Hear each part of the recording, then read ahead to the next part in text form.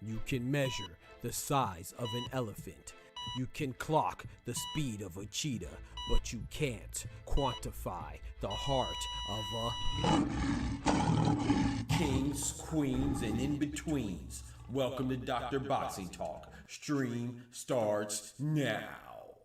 The champ is here! The champ is here! The champ is here! The champ is here! The champ is here! The champ is here! The champ is here! The champ is here! If I tell you I'm good, probably you will say I'm boasting. But if I tell you I'm no good, you know one line.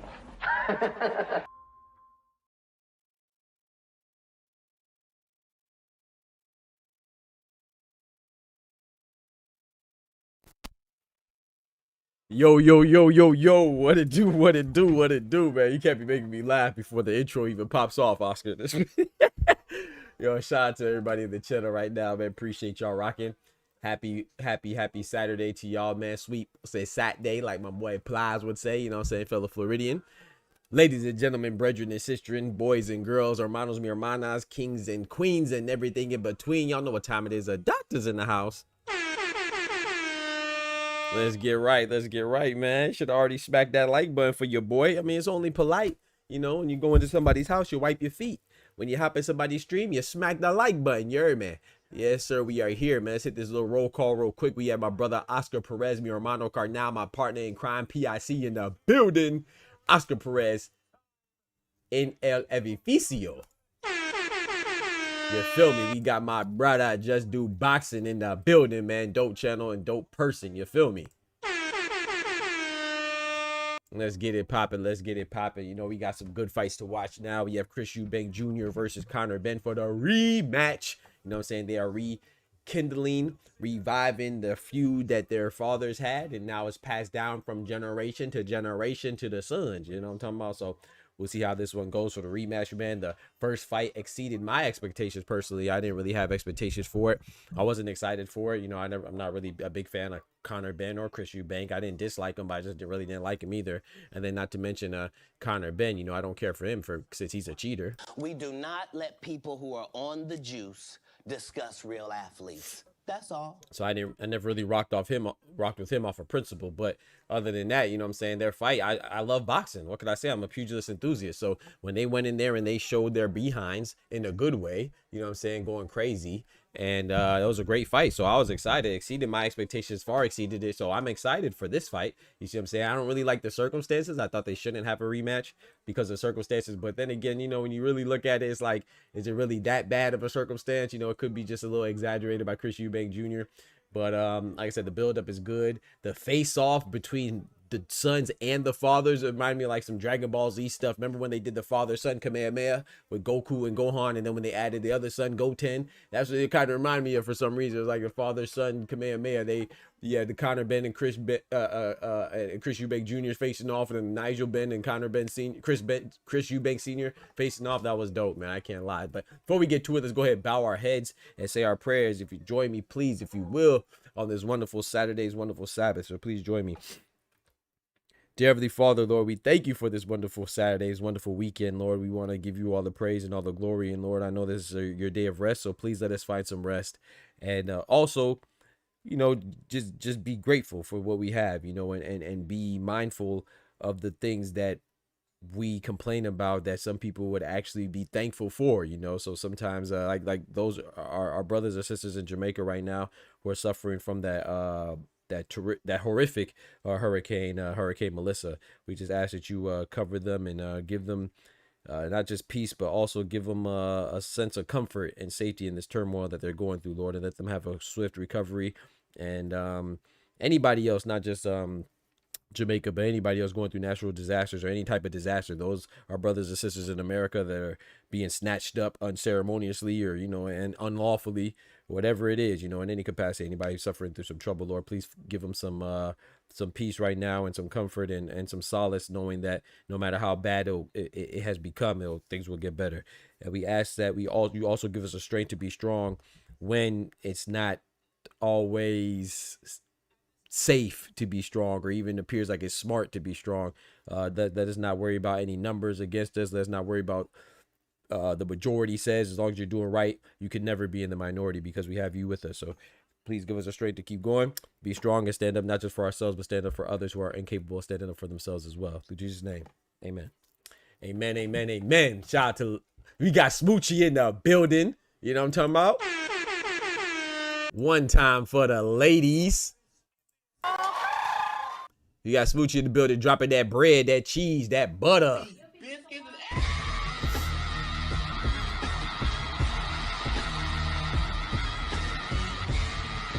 She said, yeah, Smoochie, don't you start now. She said, laughing, good afternoon, man. How you doing, queen? I said, I feel responsible for that debacle. No, you're not responsible. I'm responsible. I feel responsible for that debacle last night because I snitched on you to Irony and told you was talking smack about Kawasaki. You were, hey, do not feel responsible. If that is up to me. You know, so I take full responsibility, and I'm gonna talk about it too. But I want Irony to be here because I don't like talk about how it's anybody's back, and I want to talk to him. Not really talk to him. I can talk about it, but it's just I don't want anybody to feel like I'm talking behind their back. You know what I'm saying? But nah, don't feel responsible. Anything that goes down in the channel is ultimately up to me. You see what I'm saying? How long things draw out. So, but yeah, shout out to Smoochie for the $5. I appreciate it. Shout out to my brother Jaden the Monster. So I had to put Doc on again for another card. You feel me? Shout out to Jaden the Monster in the building. Shout out to my brother Let's Be Real in the building. Amen, my brother.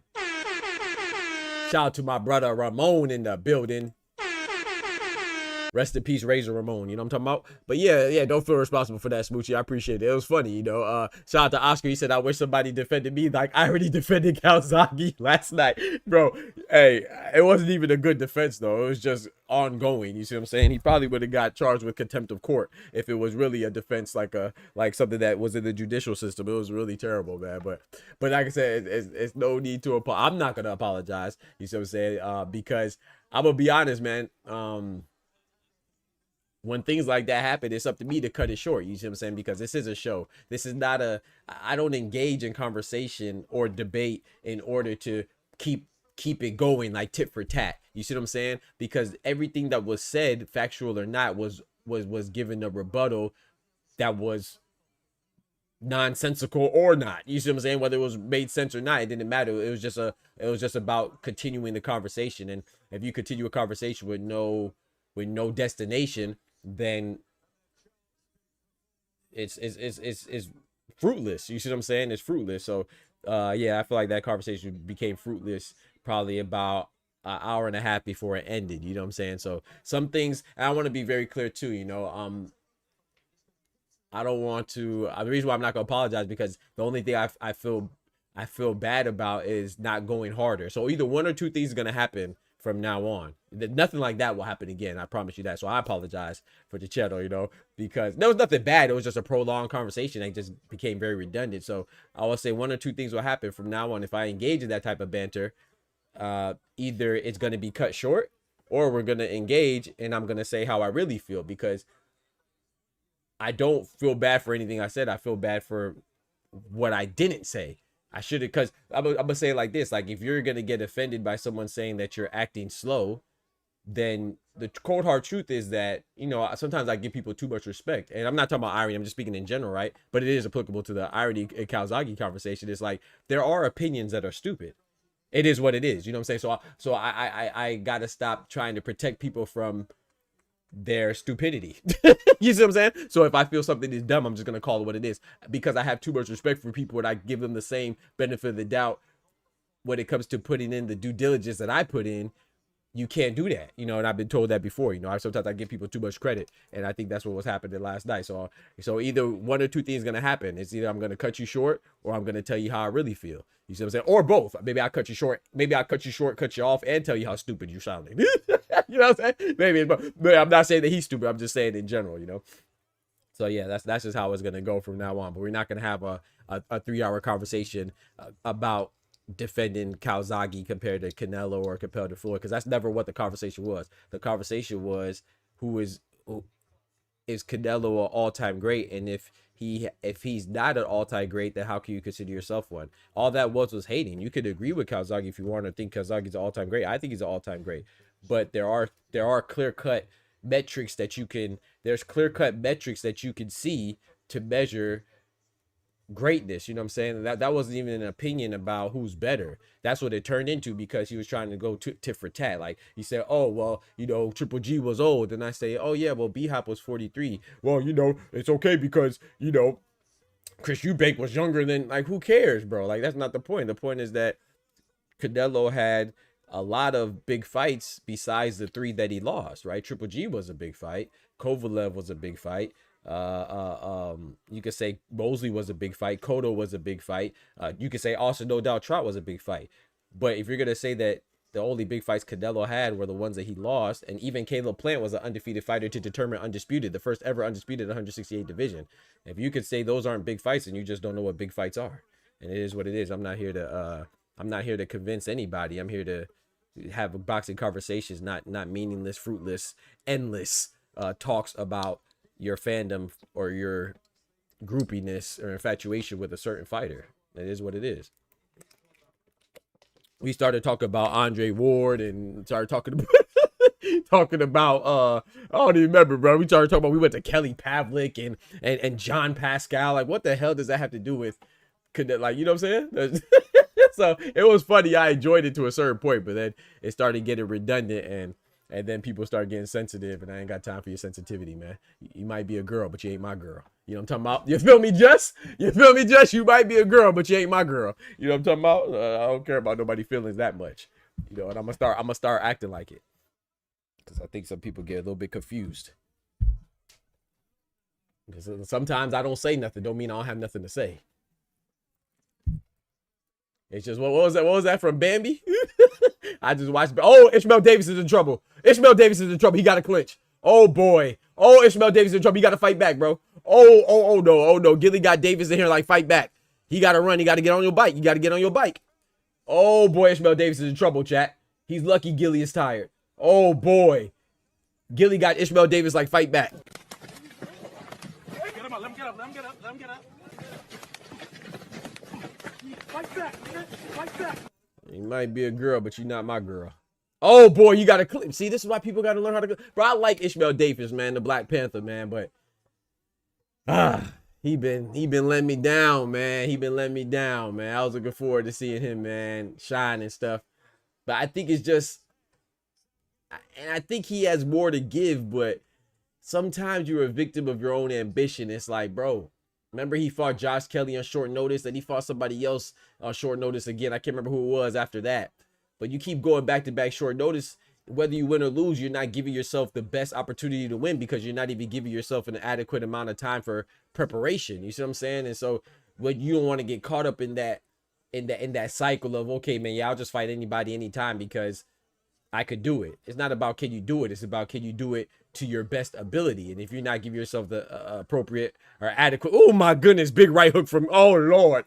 If you're not giving yourself an adequate amount of time for preparation, then you're not putting your best foot forward regardless of the outcome. You see what I'm saying? I feel like Ishmael Davis and his manager, I believe, is Sonny Edwards. I don't know. Is Sonny Edwards his manager or promoter or both? I don't know. I know Sonny Edwards wears many hats since he's retired. I think Ishmael Davis, I think he's the manager. That's his official capacity, which he works with Ishmael Davis. And I feel like Sonny Edwards is doing him a disservice, to be honest. That's how I feel. Davis had this dude hurt the round. Yeah, facts. He had him hurt the round before. He had him hurt the round before, man. That's a fact. Shout out to Heaven Sent. What's good? Sent from Pet. What's good? My brother Oster in the building. He said, you think, yeah, I think Davis is still winning the fight. He didn't win that round.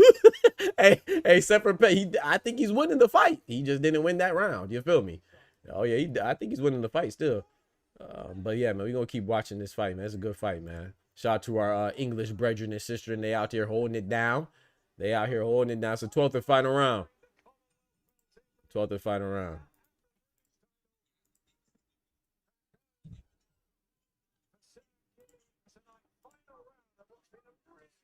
The Golden Mulligan Monster is boxing now. Let me see if I missed something else. Yes, please don't forget to smack that like button. Yes, smack the like button. I appreciate it. Smack the like button. Also, too, don't forget to check out the newsletter. The link is posted in the chat.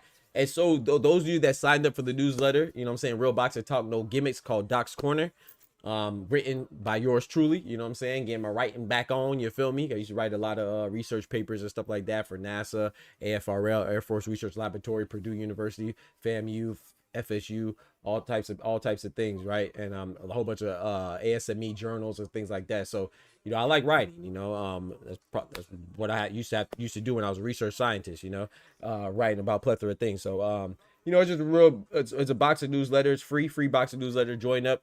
You know what I'm saying? You can be with it or you can miss it. It's up to you, but it's Real Boxing Talk. Check it out. It's free. Sign up, man. Sign up for it. And if you missed the first publication, the first issue was on Wednesday. It's a weekly newsletter. It's going to be every Wednesday at 12 p.m. Just check, sign up and check your emails and be ready for the next one. But the first newsletter is posted in the chat, so you can click on that and sign up, man. You won't regret it. Trust me. Yep, he said, what's good? Shout out to my brother Red, man. Long time no see, brethren. It seems like the goals aren't working, chat. I don't know. I can't set like the goals for the chat, like the super chat goals. I can't set it anymore. I don't know what's up with YouTube. Maybe they're going through like a update or something like that, or maybe it's just my stuff on my end. I don't know. But I can't set a goal, but I appreciate those that help me achieve them. You know what I'm saying? Dropping love in the super chat, becoming members, supporting monetarily, and in other ways too. You know what I'm saying? Advertising the channel. I appreciate that. It helps us to keep going and growing. You know what I'm talking about? We #1 in the making, man. #1 in the making. We are approaching 1 million views as well. We just hit 4K subscribers, approaching 1 million views. Hey, man, they can't stop the hustle, man. Rest in peace, Nip. Rip Nip. You know what I'm talking about? They can't stop the hustle, man. Shout out to my brother Irony, too. Like, I thought it was funny, but it started getting repetitive and redundant. You know what I'm saying?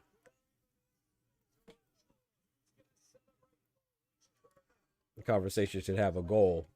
No, it's not just there just to keep on talking about nonsense. And if you're going to get upset anyway, then I might as well tell you how I really feel. And I put, oh boy, it wasn't called a knockdown. It wasn't called a knockdown. He slipped a little, you know what I'm talking about? Lost his footing. That was a good no. That was a good no call. That was a good no call. That's it right there. I think Ishmael Davis did enough to win. I'll be honest, I didn't catch the whole fight.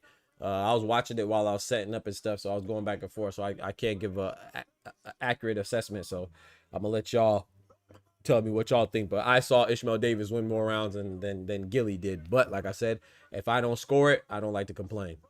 I did not score this one because I was setting up to go live. And also if you do read the newsletter, please drop comments, give me some feedback. I need that. You know what I'm saying? I like the feedback, and You know what I'm saying? Tell me what you like. Tell me what you don't like or whatever, man. Check out the newsletter. And also what's dope about it, if you don't want to read, because a lot of us don't like to read, which is bad, but, you know, let's be honest, a lot of us don't like to read. There's an option that you can click on and it'll read it to you. You know what I'm saying? With a nice, soothing, you know what I'm saying, beautiful voice will read it to you. You know what I'm saying? If you don't want to read it. And the articles are what? Probably like a 3-minute read, 3.5 minute read for the person to read it to you. But for you to read it yourself, probably take like 4 minutes, 5 minutes. So the first issue was on footwork. A lot of people have a misconception about footwork, you know, and that's a basic understanding about boxing is footwork. It's like kind of watching basketball and being unfamiliar with what dribbling is or you don't know what a travel is. You see what I'm saying? So just got to kind of know these things, man, to appreciate boxing and the sweet science. You know, it's not just hit and get hit. It's actually hit and don't get hit. You feel me? I don't mean that I'm footwork is not synonymous with moving around. A lot of people think that, oh, footwork is just moving around, and just no. That's excessive movement. Footwork is half steps. You know what I'm saying? Like you see Sweet Pea Pernell Whitaker. That's why he was able to defend so well and move his upper body, but it's also his foot placement that was very calculated as well. Shakur Stevens is a good example of footwork. Bivol, you know what I'm saying? Floyd, Usyk, great examples of footwork. You see what I'm saying? Terrence Crawford too. So there's a lot of good examples. You may not notice. You hear footwork and you think about feet, how the feet work, and think about Devin Haney, and just because people like to hate on certain fighters. But even that, well, I'm not saying that it was entertaining, but that was footwork too, because people think that you're running. Like when you're in a boxing ring, you're not on an infinite plane, right? You're in a confined space. So if he's able to outmaneuver a guy that's a former Olympian and former unified champion with one of the best trainers, you know, trainer of the year, Robert Garcia, in your corner, if you're able to get away from a person for 12 rounds, and I mean, you're doing something right, you know what I'm saying? So I think it's Devin Haney, what he did to Jose Carlos Ramirez was not entertaining, but you got to respect it too, because he landed more punches than Jose Carlos Ramirez. He landed more punches than Rolly, and he landed more punches than Ryan in their fight. You know, I don't think it was the same as Shakur and De Los Santos. I don't think it was the same as it was similar to Jermaine and Teofimo, but not even that was worse. And then William Skull and Canelo was worse. You know, to me, that was kind of running. Devin Haney was moving a lot, but you know, he was tapping him up his spots and outlanding him. And Ishmael Davis just won, and I think he deserved it. He won by unanimous decision. Shout out to Ishmael Davis, man. The Black Panther got him a W, man. Let's get right. Shout out to Ishmael Davis. Shout out to Ishmael Davis, man. Finally. Yeah, exactly, Seth from Penn. Finally, man. Because what, he just lost to the other guy, right? The other guy was named Black Lightning or Black Thunder. I can't remember his name. His last fight was against, it was funny because it was Black Panther versus Black Lightning. Not his last fight, but his fight before that.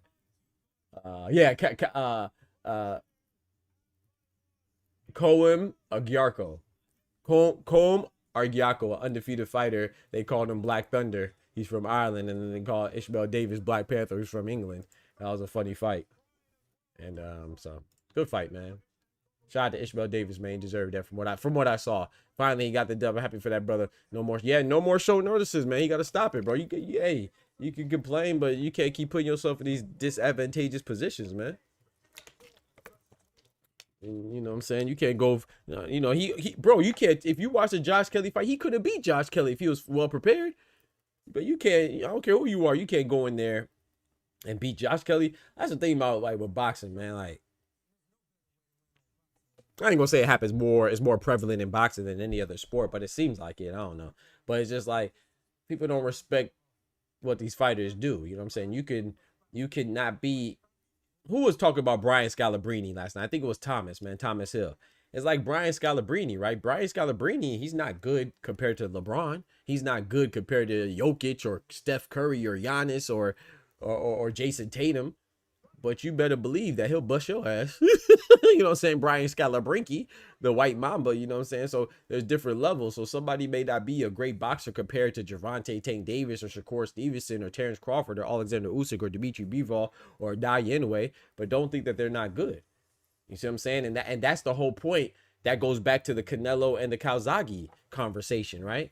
And I'm not just trying to bring it up to be petty, but that's what the point was. Is like, you can't tell me that the man is not a great because he lost to other greats. That's why I emphasize so much that Terrence Crawford versus Canelo Alvarez, regardless of who wins, it's not a battle for greatness. It's a battle of greatness. The difference is that you could fight somebody to determine who's great. And you could say that would probably been like a Canelo versus Austin Trout. Whoever won between those two undefeated young fighters would go on to greatness. The other person would probably take a major bump or a major hindrance to their trajectory to greatness, right? They might have to come down a little bit, but the winner could keep going. Canelo did that. That was a battle for greatness, you know what I'm saying, in your future. Even you can even argue that Virgil Ortiz and Jerome Butenis right now is a battle for greatness. But Canelo was already undisputed. He's already great. You feel me? Terrence Crawford was undisputed 2 times, undefeated while doing it. He's already great. So it's 2 great fighters coming together to bring us a night of greatness. They weren't fighting to determine who's great. They're both already great. So what I'm saying is that if you're a guy who's an all-time great, and you lose to another all-time great in Bud Crawford, and then you're the same guy moves up to fight an unknown Dimitri Bivol who was undefeated at light heavyweight, and then that same Dimitri Bivol that you lose to goes on to become undisputed, meaning that he's probably an all-time great. And then the other loss that you had was to Floyd Mayweather, who was just announced as the #1 fighter of the century by ESPN. Of the century is 100 years. If those are your 3 losses, I don't think that disqualifies you from being an all-time great. I just think that the person who says that, despite their greatness, they still are uncomfortable with themselves and they're hating on Canelo. It is what it is. Don't think that people are exempt from hate because they're successful themselves. Like, you know what I'm saying? So it is what it people. But when Shaquille O'Neal talks about other big men, people try to make it seem like he's hating, right? But Joe Calzaghe talk about another guy that accomplished more in his own division. That's hating. It is what it is, bro. It's hating, bro. It is what it is. And Canelo in that same top 25 list was ranked higher than Joe Calzaghe. It's funny that Joe Calzaghe's 46-0, but everybody that he beat that we known or that we knew of were at the end of their careers. It is what it is, man. So I think Calzaghe's an all-time great, but his best wins are EUBANK at the end of his career, B-Hop, 43 years old, Roy Jones, 40. It is what it is. His next best win was probably Sakio Bika and Mikhail Kessler. Nobody really knows them. I know them, but how many people really know him? His next best win after that was probably Peter Manfredo. 2 guys off a Contender. Sakio Bika and Peter Manfredo. You know what I'm saying? So even if you want to say that Canelo lost to those 3 guys, right? He beat Sugar Shane Mosley. You could say he was old, but so were Joe Calzaghe's best wins. You could say he beat Cotto. You could say he was old, but so were Calzaghe's best wins. He beat Kovalev. You could say he was old, but he moved up and did it. Something that Joe Calzaghe never did, right? In fact, Joe Calzaghe didn't fight Andre. Well, you could say Canelo didn't fight Dave Benavidez. Cool. Calzaghe didn't take part. He didn't partake in the Super 6, nor did he fight the winner of the Super 6. In fact, there's only one guy that was involved in the Super 6 that he fought. He didn't fight Arthur Abram. He didn't fight Carl Froch. He didn't fight Andre Durrell. He didn't fight Alan Green. He didn't fight Andre Ward. He only fought Mikhail Kessler. He didn't fight Jermaine Taylor. He only fought Mikhail Kessler. So, I mean, what does that tell you?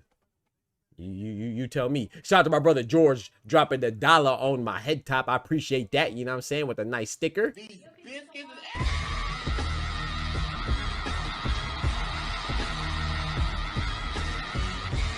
I appreciate the 99-cent sticker, my guy. I appreciate that. Shout out to my brother Jay Sharp in the building, dropping that bread, that cheese, that butter.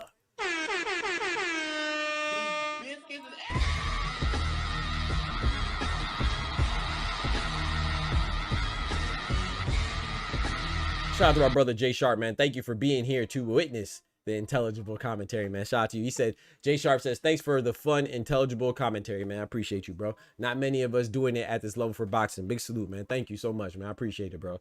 I try to give some, you know what I'm saying? I'm human. We're going to give our opinions, but I just want to say, I try to keep it honest, man. I don't really try. It just comes naturally, you know what I'm saying? But I do try to, I'm definitely going to voice my opinion and my preferences, but I'm going to keep it. I respect it, man. I don't know. Maybe it's because I boxed as an amateur as well, or maybe because I play basketball and football and I was a former athlete. I don't know. I just feel like we could talk about boxing, be critical and be complimentary and be respectful simultaneously. But some people, you know what I'm saying? We got to keep it real too. You feel me? So we got to keep it real, man.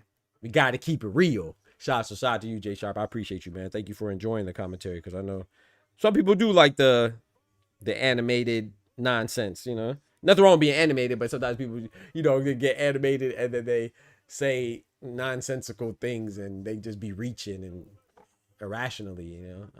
Some people like that stuff. That's just not me. Not knocking anybody do their thing, but that's just not me. Don't forget to smack that like button, man. Shout out to J Sharp. I appreciate you, bro. Shout out to George the Last Patriot. Appreciate you, man. George the Last Dragonborn, excuse me. As a white mama said, I'm closer to LeBron than you are to. Come on now, George. You know what I'm talking about. In fact, shout out to Brian Scalabrine. I call him Brian Scalabrine, but Brian Scalabrine, yeah, he said, I'm closer to LeBron than you are to me. And what he's saying is that, yeah, bro, like you might think I'm not good, but you got to remember what you're comparing me to. You're comparing me to other NBA players. So yes, you should respect the sixth guy on the bench, or sixth man for sure, but like the eighth guy on the bench, guys you never heard of, bro. To make it in the NBA is something. And you know, also too, it's like, it is about talent, don't get me wrong, but sometimes it's important to know your role as well. And I'm not saying that like The Rock know your role, but I'm saying is to be aware of who you are and what capacity that you will work and fit best in to accommodate not just your teammates, but the overall success of the team. You see what I'm saying? To be somebody that you can work with, somebody that's personable, somebody that could be supportive. You see what I'm saying? You know, and so what's my boy's name that used to dance with Russell Westbrook? It's sad that that's what I know him as, but I can't remember. Cameron Payne, right?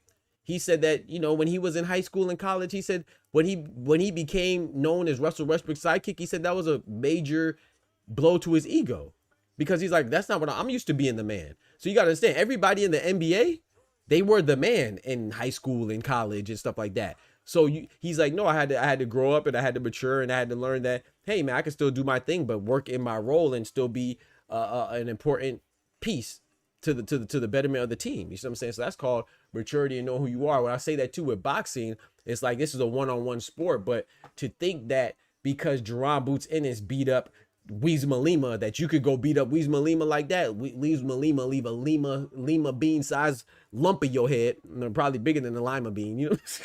But you know what I'm saying? He'll leave a whole bunch of lima bean lumps in your head. You try to run up on Weezma Lima like that. You think that you could whoop Erickson Lubin how Virgil Ortiz whooped Erickson Lubin? You're crazy. You're crazy. You call these people bums. If you wish you could be as good as Erickson Lubin is at his job, at your job. You know what I'm saying? If you could be as good as Erickson Lubin is at his job, at your job, then you'll probably be getting paid more than what you are. It is what it is.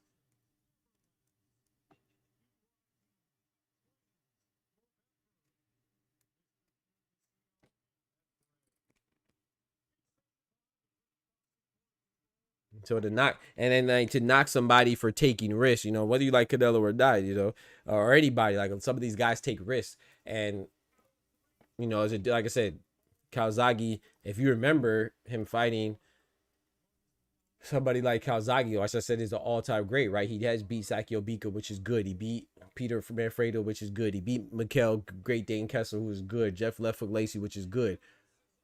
But throughout his career, he was protecting his O. You know what I'm saying? A lot of guys defend their O. Canelo, he lost to Floyd Mayweather, but he took a chance doing it. You see what I'm saying? Floyd Mayweather, people try to say, oh, he protected his O. No, Floyd Mayweather fought guys like Zab Judah. Floyd Mayweather fought guys like Sugar Shane Mosley. Actually, people say, oh, he fought old Sugar Shane Mosley. Well, you don't know your history, right?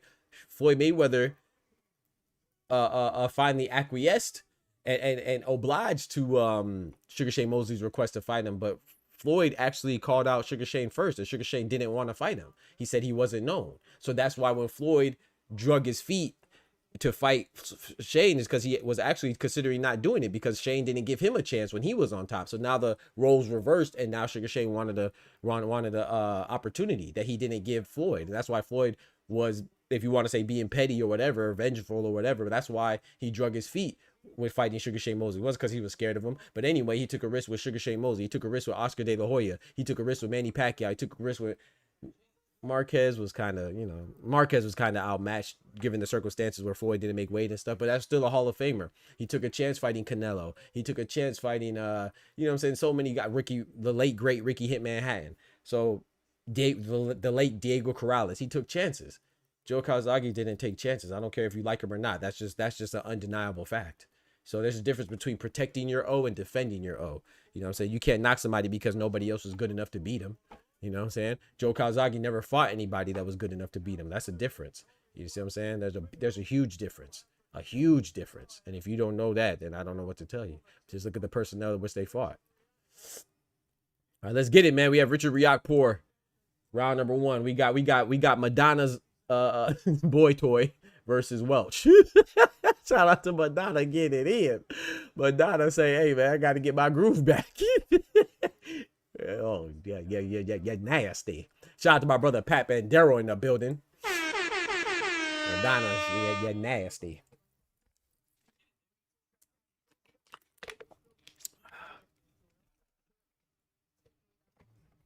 She want to ride the midnight train. That's what it's called, right?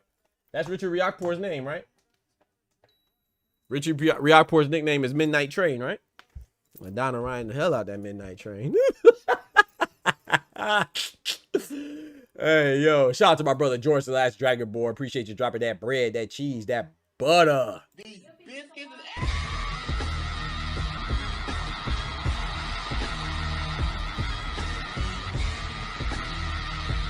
George the last, he says, you can use my old name, Doc. It's okay, appreciate it, bro. Because sometimes I'm so used to call you George the last Patriot. I just see George and put the last Patriot there. So I appreciate it, man. I ain't want to offend you. You know what I'm saying? No disrespect intended. And you feel me? Hey, Jay Sharp, bro. She ride that midnight train, my brother. Lord have mercy. Cam J in the building. What station the fight's on? DAZN, brother.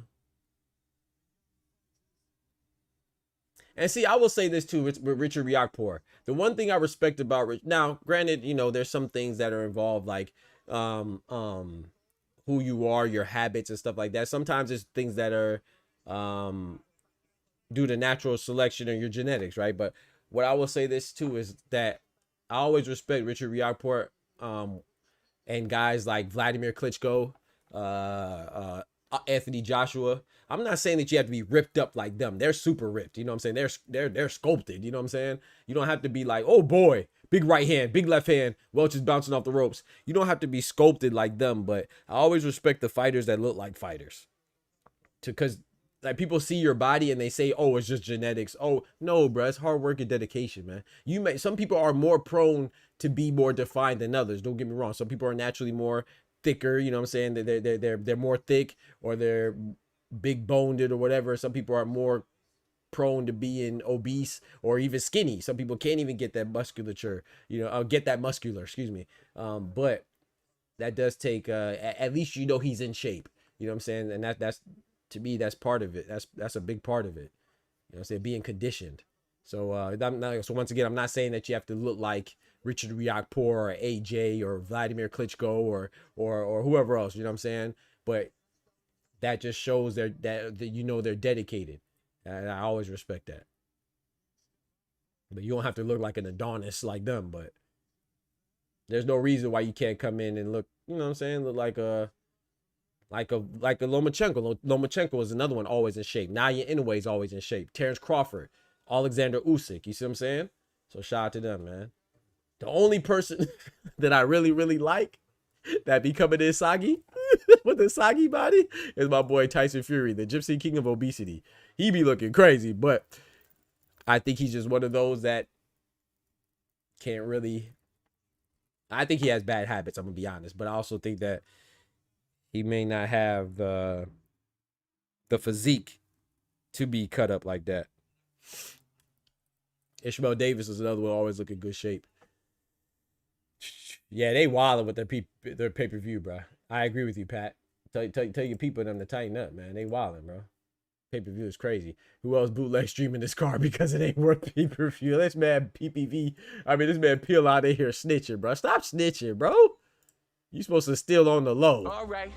I'm putting cases on all you snitching. bitches. Trying to get everybody in trouble with you, man. Where they do that at, man? Come on, man. Yeah, they've been wilding though. I ain't gonna lie. They've been wilding with these cars, man. Oh shoot, the next round started. My fault.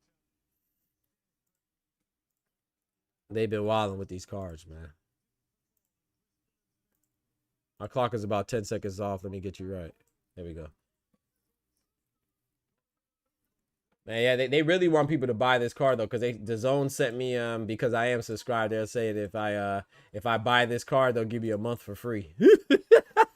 Anybody receive those emails? Oh boy, big right hand from Richard Riakporhe. Oh boy, hopefully he ain't hitting Madonna that hard. I hope he ain't hitting Madonna that hard. Yeah, man. Oh boy. Oh boy. Yeah, we gonna pause that though. We gonna pause that. No Diddy. Welch is in trouble, man. He's trying to. That's no knockdown. No knockdown. That was a slip. But what? And this is why you got to practice clinching, man. I know we don't, as a athlete, as a competitor, as even somewhat as a man, you don't expect yourself to be in a vulnerable situation. But this is what, bro. Clinching is part of the art, man. It's part of the sport. You know, you gotta know how to handle yourself in bad situations. Like, imagine what happened to Floyd. Sorry, imagine what would have happened to Floyd. Oh boy, big right hand from Richard Riakporhe. Welch is holding on now, getting separated by the ref. We're halfway through the second round, minute and a half left. There's a whole lot of time. Stiff jab coming from Richard Riakporhe, pushing Welch back into the corner. Welch is trying to fight back. He's trying to fight out of the corner. He's fighting admirably too. He's fighting admirably. Admirably. I can't say it, bro. Admirably. His effort is admirable. Gosh dang. You know what I'm saying? I don't know why I can't say admirably right now. There you go. But yeah, he's fighting back. He's not laying down. Shout out to Welch. But you got to learn how to clinch, because imagine what Floyd Mayweather would have happened. What would have happened to him if he didn't know how to clinch when he got cracked by Sugar Shane Mosley? Was that like the second round, third round, something like that? Rest in peace to late great Nazeem Richardson. Oh, big right hand from Welch in the clinch. Richard Riakporhe took it well. Richard Riakporhe is he's trying to walk him down. He's trying to be oh my gosh, big right hand. Lord have mercy. Oh no, he almost fell out the ropes. Oh my goodness. He almost fell out the ropes and landed on Ben Shalom's lap. No Diddy. We gonna pause that. We gonna pause. He almost landed right on Ben Shalom's lap. No Diddy. Oh Lord. Oh Lord. Not like this, Welch. Oh boy, in the back of the head right there. That was back of the head. That was back of the head. He waved it off. I think that was a good call by the ref. It was inadvertent to the back of the head though. Richard Riakporhe threw a big right hand and Welch tried to duck and he got hit in the back of the head. He got clipped. Is that Billy Nelson? Am I tripping, chat, or is Welch's trainer Billy Nelson? That looks like Billy Nelson. Looks like he lost a little bit of weight though. I can't tell. Billy Nelson is Martin Bacoli's trainer. If that's him, I can't really tell. You know, Richard Riakporhe is doing a crazy celebration. Bro, tuck your tongue in your mouth, man. Put your tongue in your mouth, bro. What you doing, man? Admirable. I can't say it, bro. Admirably. Thank you. Shout out to George, man. Admiral. Shout out to David Robinson, man. The Admiral. Admirably. Oh no. Billy Nelson is Richard Riakporhe's trainer. Okay, that makes sense. That's what I'm about to say. Welch is trained by Billy Nelson. Nah, it looks like it's Richard. Yeah, it's Richard Riakporhe's trainer. Okay. My fault. Those knockdowns were clean, bro. I'm talking about super clean. He cleaned him up.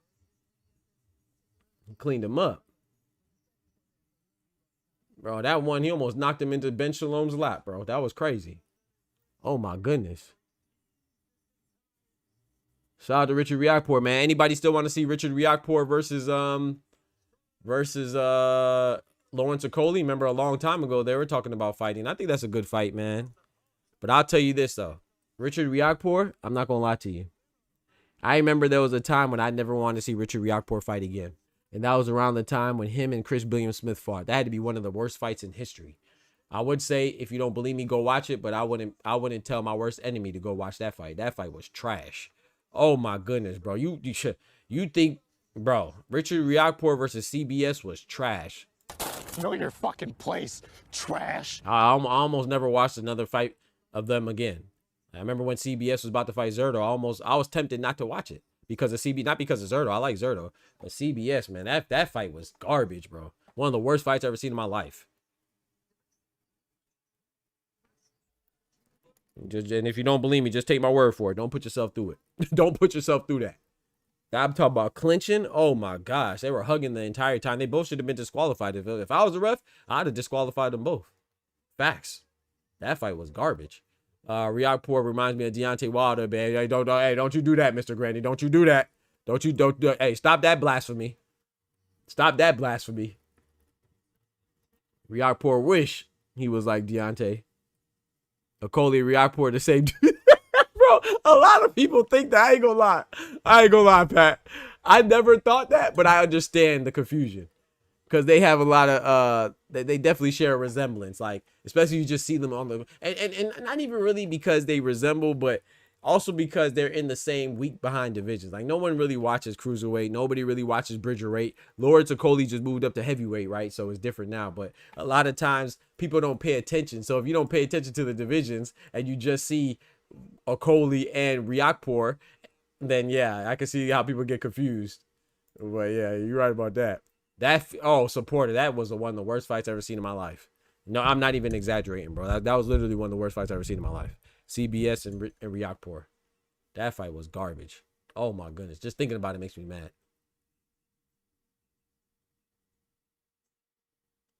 Just thinking about it makes me mad that I watched that nonsense.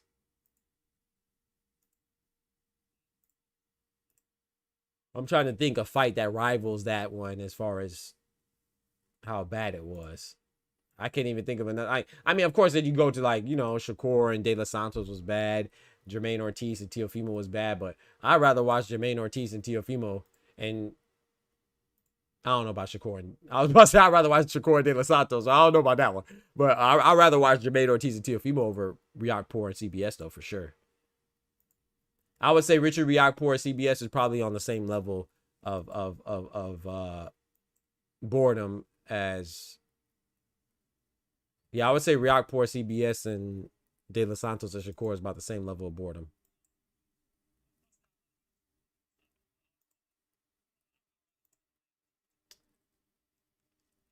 Shakur De Los Santos was worse? I don't know, man. That Riakpor CBS was up there, bro. I think that rivals it, man. I'm not sure. I'm not sure, bro. They were both bad for sure. Don't get me wrong. They were both bad. But was it worse? I don't know if it was worse. Excuse me. What I was also going to say, too. I was going to say something else. I don't remember. Oh, who got Catterall today? Shout out to Pat.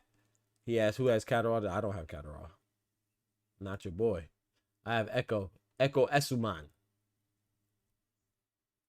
I have Echo Esuman.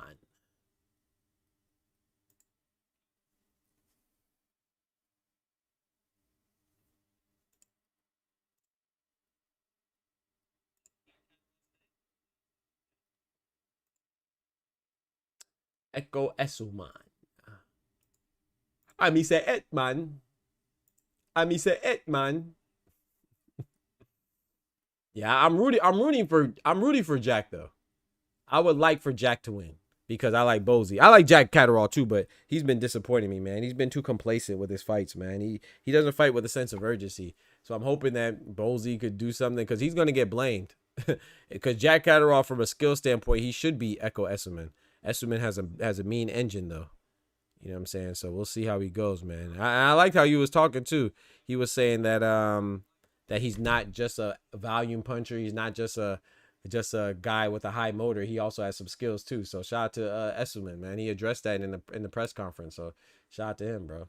I want him. I'm like I said, I think he's gonna win. I'm going with him, but I'm rooting for Jack Catterall to win because, like I said, I like Bozy, man.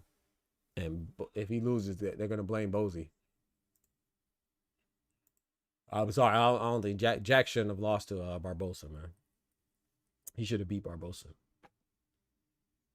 He just didn't fight with enough urgency. But shout out to Richard Riakpor, man. Shout out to Richard Riakpor for the W. And shout out to Welch, you know what I'm saying? He fought back and he didn't lay down, but he got laid down. You feel me? I agree, Grandy. I agree. I don't think anybody could change. I don't think that Catterall has a bad style. I just think that he doesn't have that extra gear that it takes. You see what I'm saying? So I think he's just, I don't think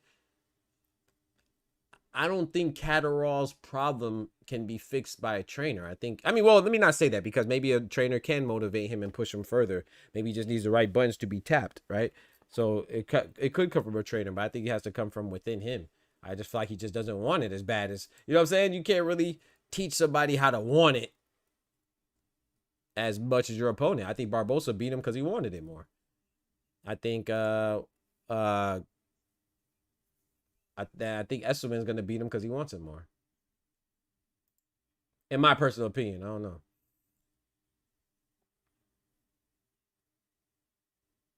Yeah, report talking. Side the pillar, he says, Doc, do you think if Boots gets rocked, how would he respond?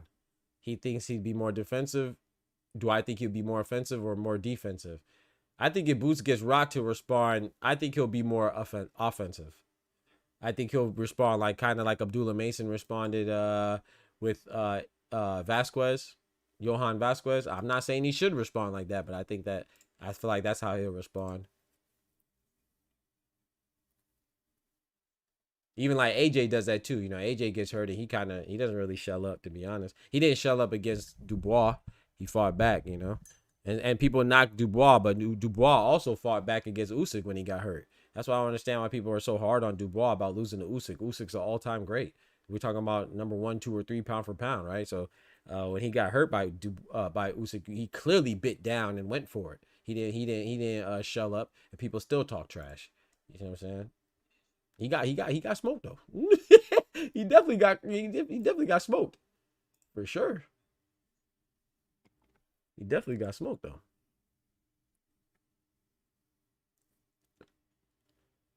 Shout out to Oscar. He said January 2026 is looking bad economy wise, but great boxing wise, man.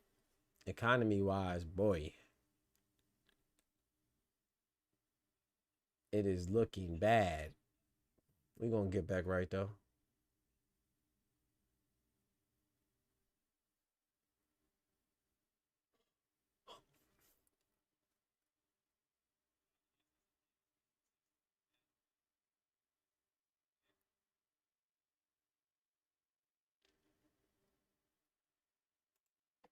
I love you, Square Biz. I'm talking Square Biz to you, baby. Square Biz. Rest in peace, Tina Marie. Said,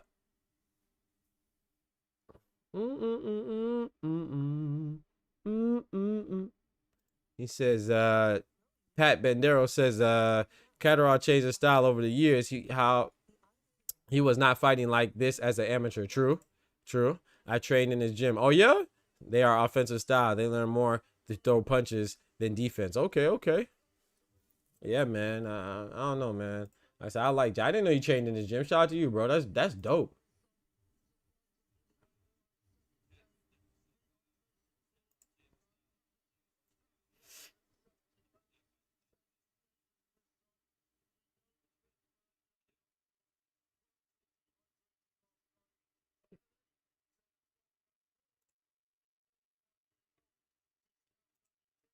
I'm talking Square Biz to you, baby. Square Biz.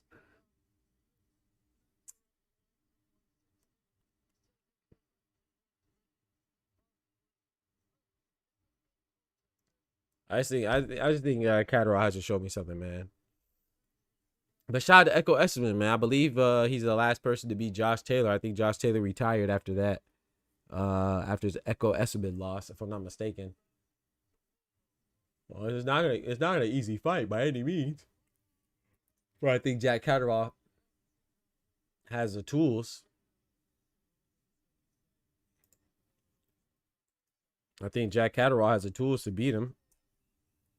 But will he beat him? I don't know.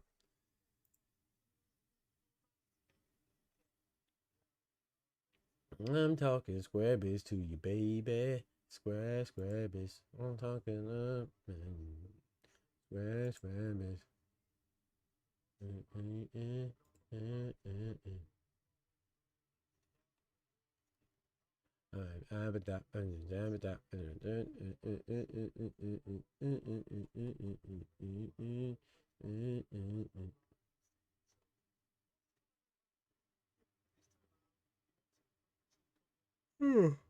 Excuse me.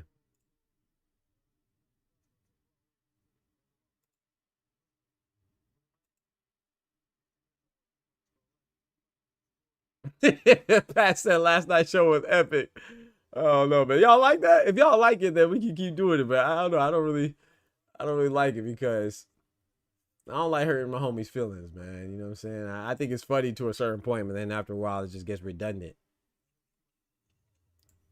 But if y'all think it's funny, then hey, I'm with it. Cause, hey, I'm telling you, bro, I ain't gonna get no nicer. I'll tell you that. I'm gonna start telling people how I really feel about their silly ass opinions. Cause I be trying to be nice, but there are such things as stupid ass opinions.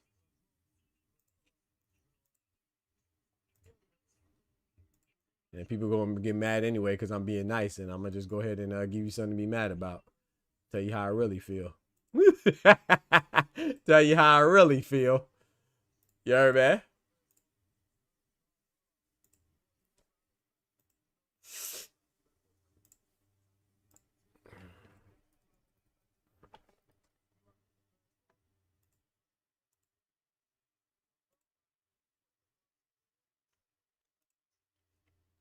Oh, that shit's stupid, bro.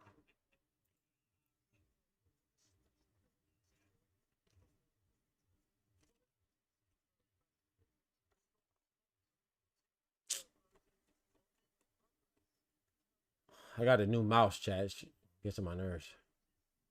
I like it. Feels good. Has nice ergonomics, but sometimes the little circle, the little scroll ball thing, and clicks down is real sensitive, and next thing you know, I'm scrolling the whole page accidentally and stuff.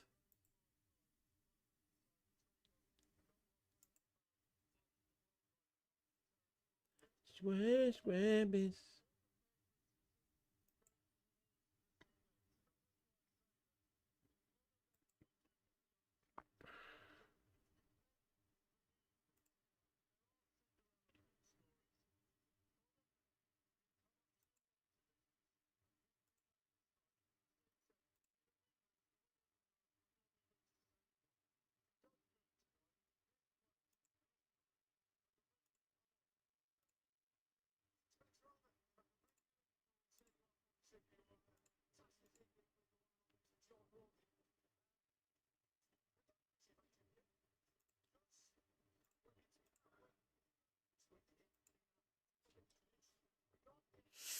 The Inouye card is also $60. What?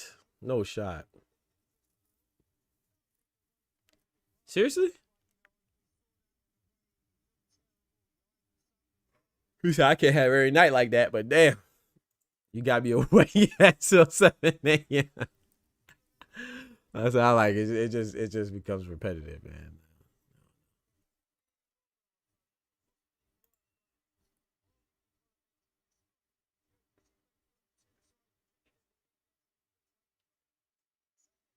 Team Junto and 5. Talk to him. I'm ready, man. I'm ready for it, bro. I just don't know. Man, I think Inouye would be Picasso. I think Sebastian Hernandez might be a little rodeo for Junto, man. Undefeated big puncher. Sebastian Hernandez, undefeated Mexican contender. That's a big puncher. I think that Junto can't look. I'm not saying Junto will look over him, but you can't. I hope we get there, Oscar. That's what I'm saying.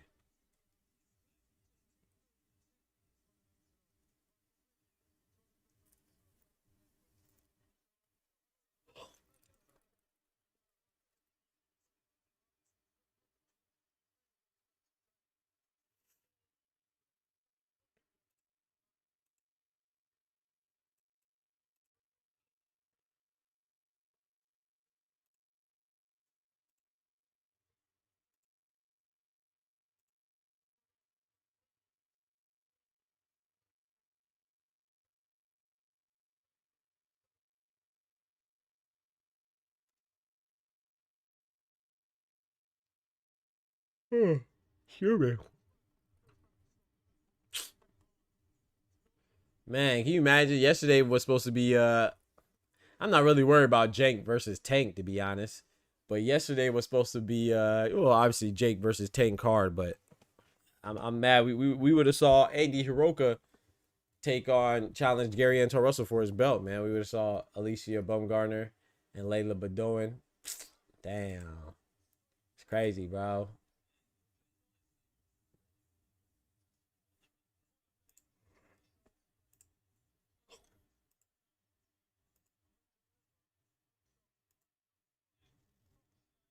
I'm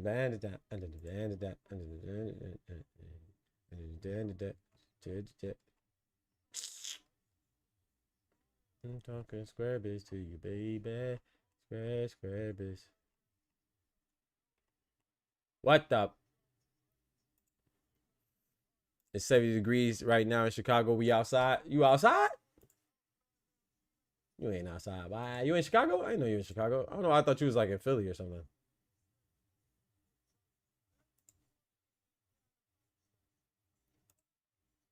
Real outs in Chicago. Shaw City. Okay.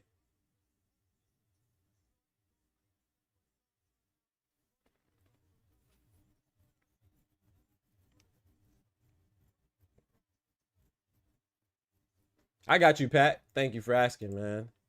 I got you, bro. Oh, it's right there. Check the comments. Can you see that it's pinned at the top of the comments? Can you access that one or no? Does that one work? Appreciate you asking, bro.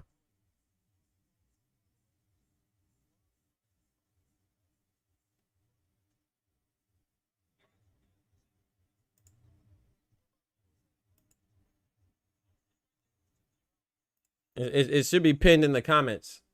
I mean, it should be pinned in the chat, in this chat right now.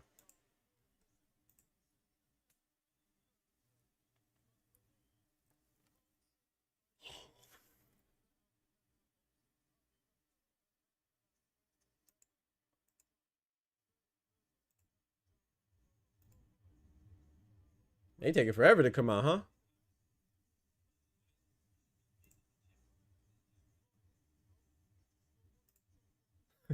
This man already funny, bro. This man Irony's in the Discord too. Yo, Irony is funny, bro. Shout out to Irony, man. That's my guy, man.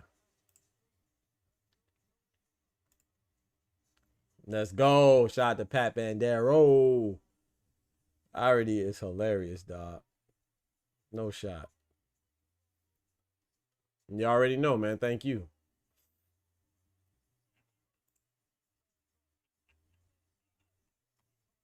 I'm looking at the Discord now. I see Irony in there. Anubis in the building. What's good?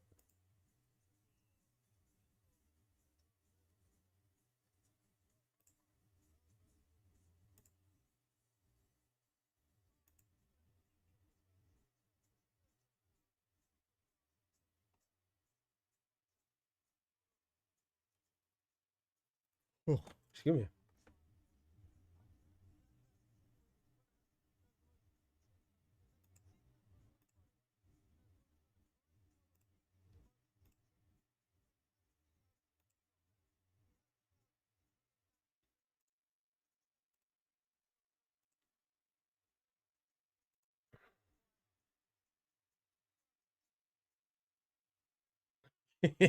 Already raised. Already crazy, man. Already crazy, man.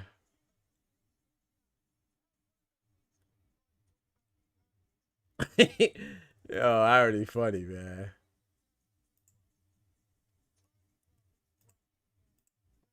It is what it is.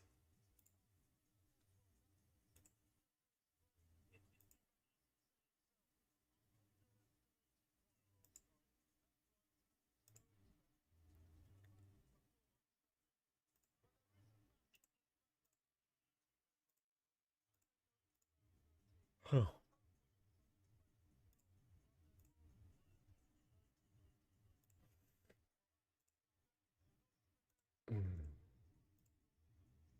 Bruh.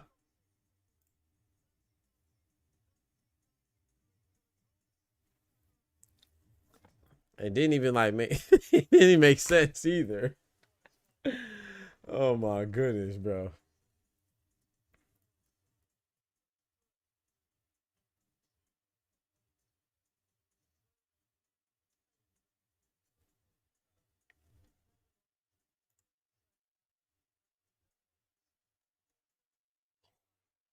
Chris Eubank Jr. and Chris Eubank Sr. are here.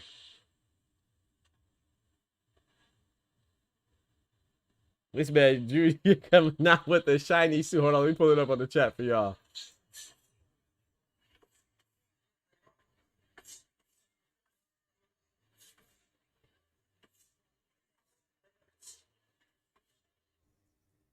Let me pull it up for y'all.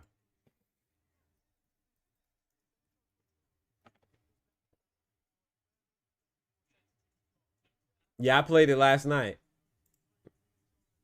I played it last night when you got off. Yeah, we were laughing about it.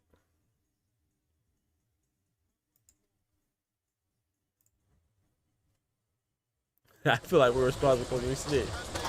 We are not responsible. This boy Chris Eubank in a shiny joint.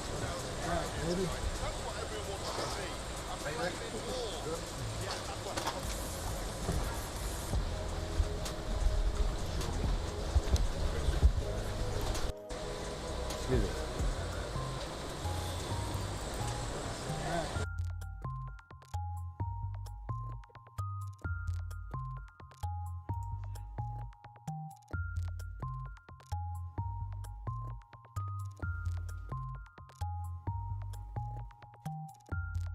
They should start a new fight. Yeah, I don't know what's going on with the Eubank and not Eubank.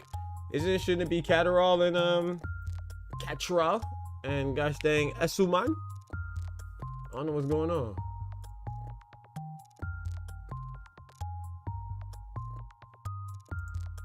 I don't know what's going on, bro.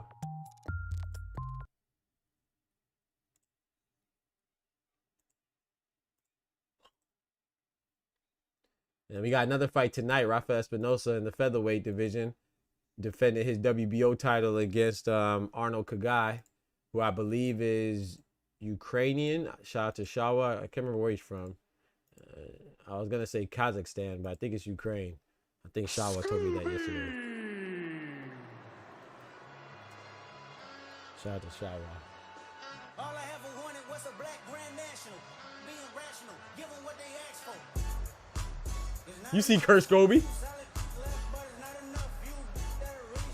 I forgot about the Kurt Scobie fight against Adam Azim.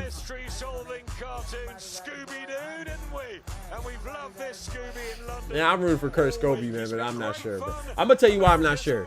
Because Adam Azim, to me, doesn't really like challenges yet. Oh shoot, good looking out, good looking out.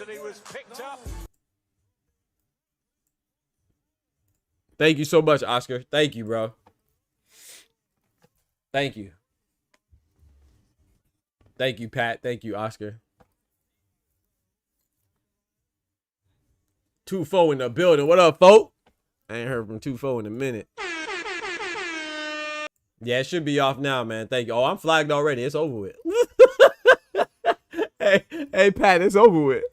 I'm flagged already, bro. They hear one piece of sound, boy. They be on my head top, boy. The feds be watching me like I did something wrong. Like I'm not a God-fearing red-blooded presidential voting American. They be on my head top, boy. If they think I'm doing something wrong, I'm flagged. You would think I have a whole record out here. I ain't got no record, bro. I have a clean record, bro. I'm a law-abiding citizen, man. They be on my head top, boy. You think I'm moving weight through the YouTube? You think I'm Joseph Parker through the YouTube? You think I'm Joe Blow through the YouTube? Skiing on them slopes on the YouTube. Yeah, it is Scobie versus Adam Aziz. That's what I'm saying. I don't trust Adam Aziz. The reason why I think Adam Aziz is going to win because I don't think their team wants any true challenges. So I feel like they will only take a fight that they know they're going to win. You see what I'm saying? But maybe I could be wrong. I just don't trust Adam Azim's team or him to want any real challenges.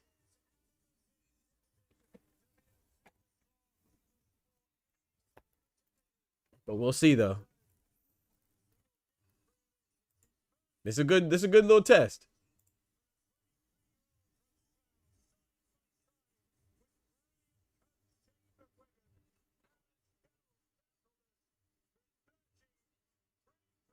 We got Dub in the building. Long time no see, Dub. He said, chat, biscuits are down. I tried to give, what the, bro, YouTube be hating on me, man. Try that again, bro. You know what I'm saying? Or send it through the Cash App. You feel me? Show some love, bro. I appreciate that, Dub. I don't know why. So what did it say? You know how many times I hear people say they're trying to show your boy some love and it doesn't go through? Like, I don't understand, bro. Azim has he does have fast hands. His chin's never been tested. That's a fair assessment, Mr. Grandy.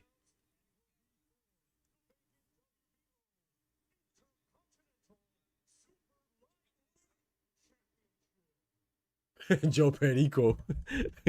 I didn't hear anything about Deontay Wilder yet. Not to my knowledge. Deontay Wilder gonna be like, see, that's the second guy I fought that cheated. Joe Parker and Tyson Fury. And they're from the same camp? Hey, if he says something, I don't blame him. Where Kurt Scobie's from, like, where's he from again? Scobie, he's from, like, Texas or something, right? No, is he from Texas? No, he's not from Texas. Where's Kurt Scobie from again? He's from the U.S., but California. Born in California, but he lives in Pennsylvania. That's what it is.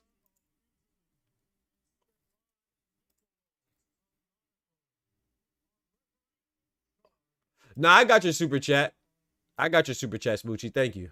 Nah, I got it. Well, it's showing that I got it. Dub saying that he can't access it. I don't know why. Does anybody in the chat think that Fury cheated Wilder?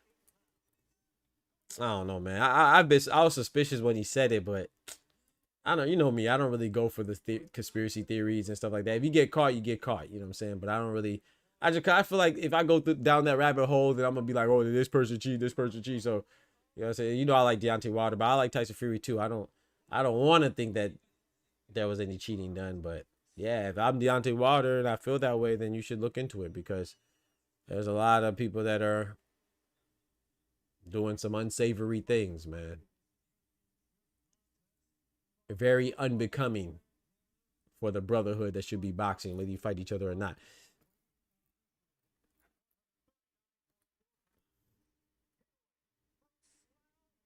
He said he didn't even try with that walkout outfit. It's crazy. I can't say Fury did, but I would not be surprised. Yeah.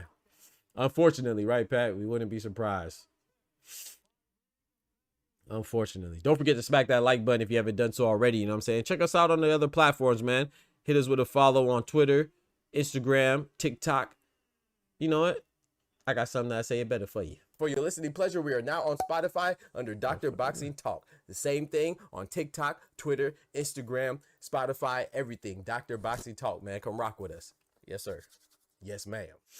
On all the platforms, man. Check us out. Check us out. We need that support, free support. Scobie got to come with it, man. He was talking spicy now.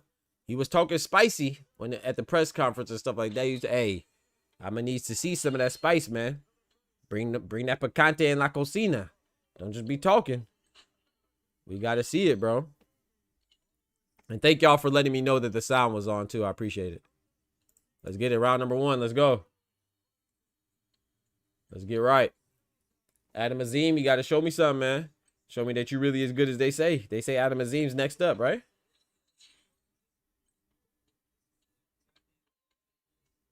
They say Adam Azim is next up, right? Shit. Hey, Chad, if I have to get up sometimes too, I have some family over too. So I have some family visiting. So if I have to get up and, you know what I'm saying, check on them and stuff like that, then forgive me. But they good right now. They sleep. Nice jab from Adam Azim. He's coming forward. Scobie's coming back. Double jab, triple jab from Adam Azim. I like how he's using his range, putting his jab out there, man. It's a good measuring tool. And always give your opponent something to think about. Ooh, right hand to the body from Adam Azim. Followed up by a triple jab again. Scobie tried to come in and throw a little elbow. I don't know what that was. Yeah, shout out to Pat Bandero. Yeah, them boots look crazy. He got on cowboy boots. Nice jab from Adam Azim. He is showing off those fast hands. The Amir Khan-esque fast hands, right? Both representing Britain.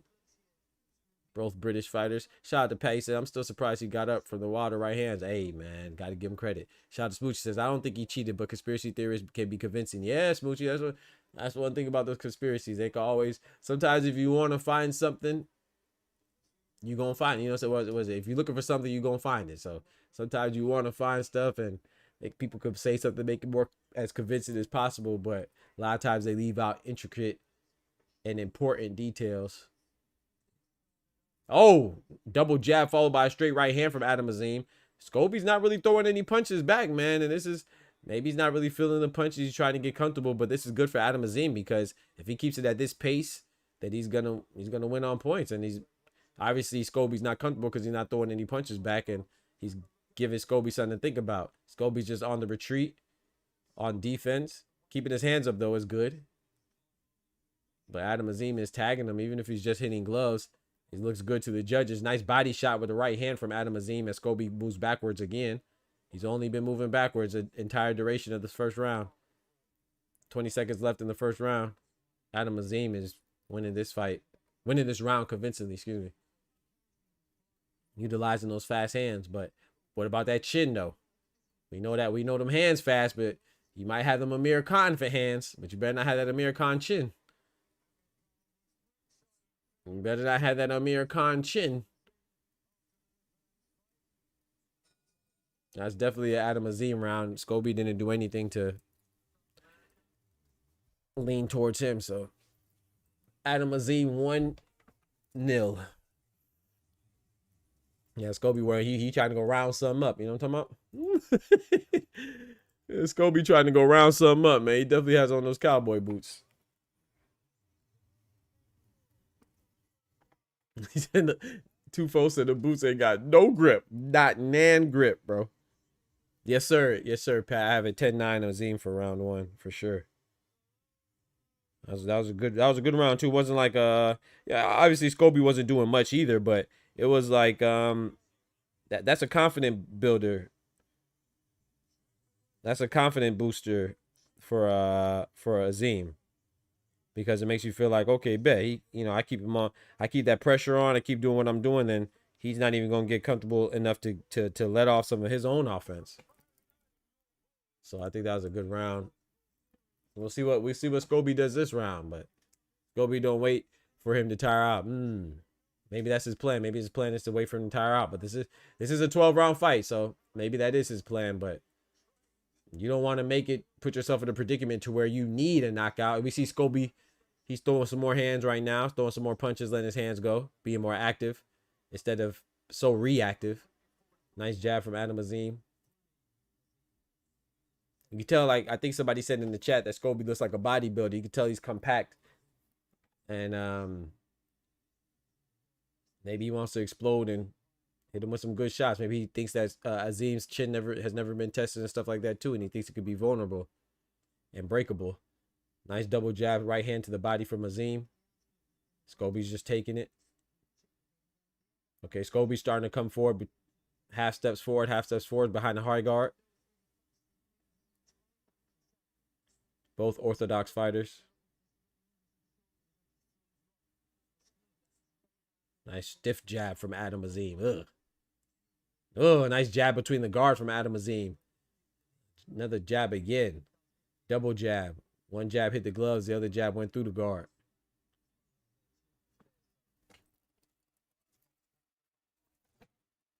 Hey, man, you see Ben Shalom and Mike Coppinger? Nice right hand pushing Azim back. And Rick Reno. And one day we going to be out there like that, chat. You know what I'm saying? We're going to be in the front row at the fights. You feel me? But we going to be live, though. I'm going to put in my in my terms that I got to bring the chat with me. You feel me? Got to bring the Boxing Talk family with me, man, because the Boxing Talk family going to get me there.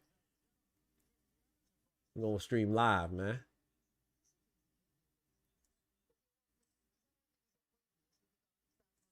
Nice right hand. Looked like Scobie was complaining to the ref about it being low or something. I'm not sure. Said something to the ref, it looked like, briefly.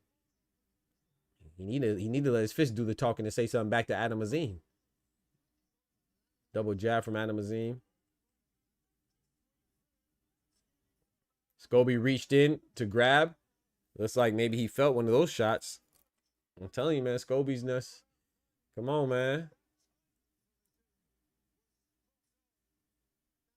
Yeah, Scobie, he can't keep at this pace, because this pace is just being, Adam Azim is just dictating the pace. He's dictating everything. The ring generalship, he's pushing him around. Ooh, nice exchange right there. Of jabs from Scobie and Azim. Look like Scobie got the better of that, but still Adam Azim is undeterred through another jab and through a left hook, where Scobie put his hands down and responded, talking trash. But he acknowledged that punch, though. If they talk trash, they shake their head no or shake their head yes. That means they acknowledged the punch. That means they felt it. So that's another round for Adam Azim, man. It's another round for Adam Azim, man.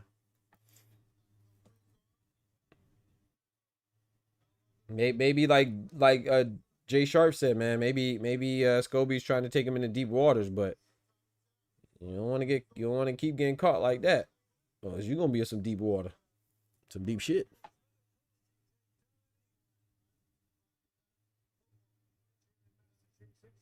Shout out to you, bro. Let's get right, Pat. Good Lord willing, amen.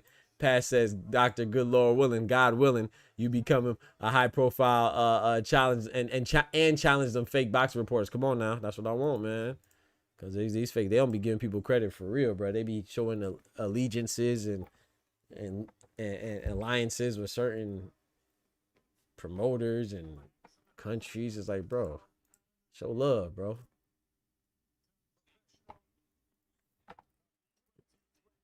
Adam Azim's coming out firing again. He threw 3 punches already. Scobie threw 1. Okay, there we go. Nice 1-2 to the body from Scobie.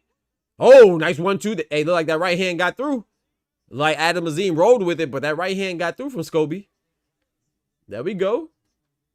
You can't keep on. I mean, defense is cool, but man, you gotta give Azim something to think about too, because right now Azim just thinking about offense, and his fast hands are definitely taking advantage of Scobie's inactivity, man. Oh, nice jab, double jab from both exchange jabs, both exchange right hands. Neither one of them really hit, but nice from Scobie.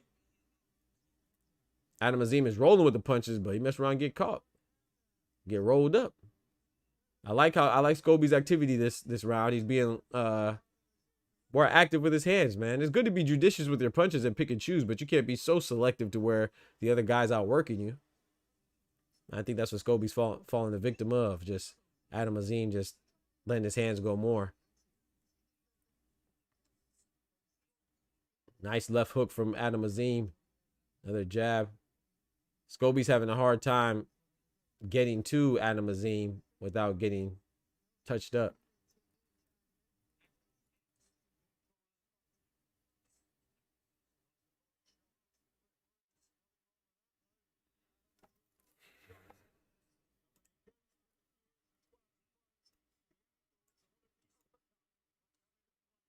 Yes. Yeah, Azim right now is too quick, too sharp.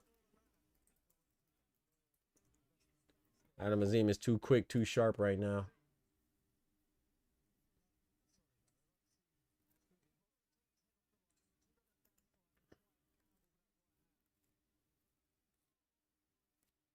Become a member and look like Scobie is crazy.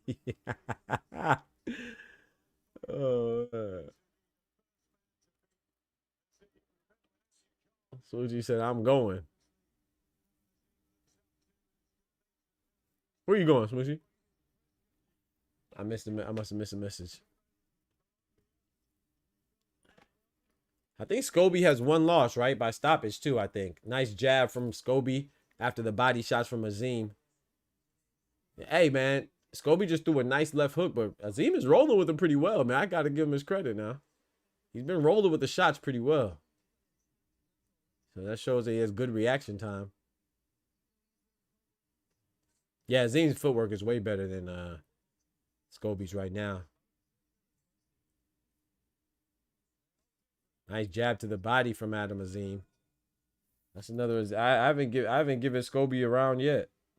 That was a better round. I think that was the best round for Scobie, maybe. That's still a Azim round. A better round doesn't mean that it was a better round. A better round for you doesn't mean that it was a better round than your opponents.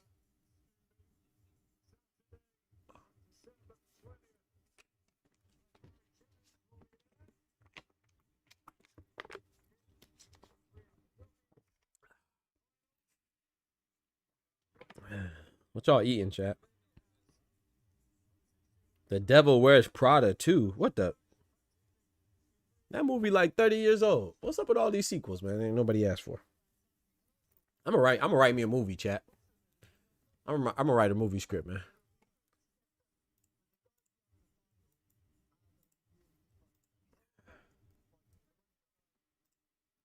I know a lot of people like Devil Wears Prada, the first one, but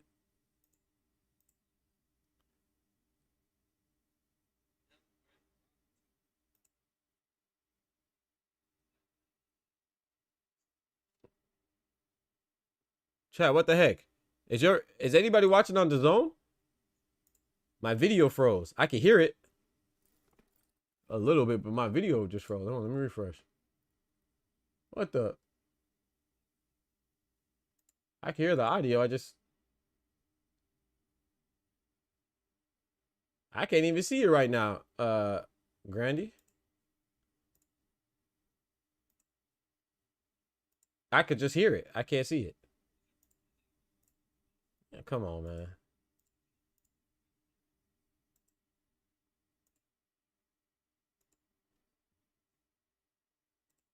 Come on, man.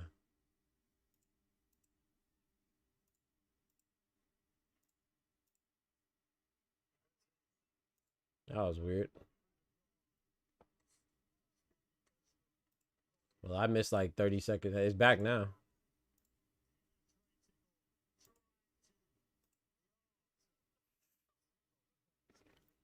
I'm fire sticking this thing. I can't help you, doctor. Shout out to Pat. I'm back now.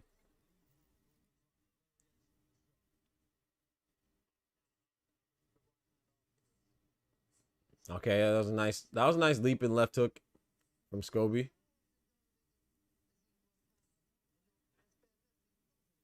I just feel like what Scobie's doing is just,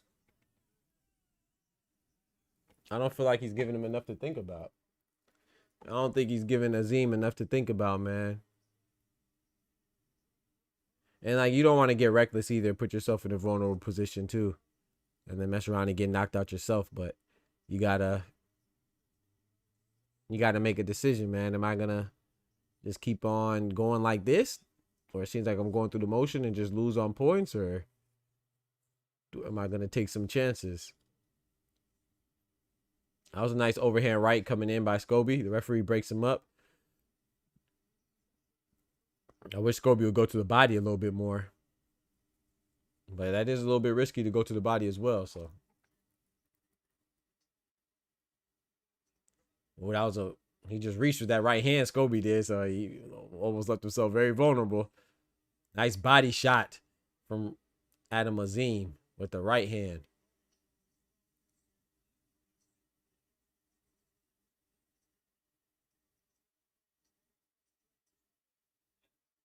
Referee warned Scobie about, was he warning about hitting the back of the head or something? I didn't really.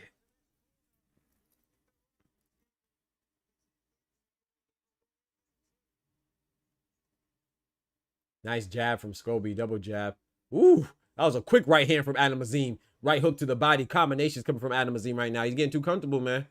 He's getting too comfortable, man. He's getting too comfortable, man.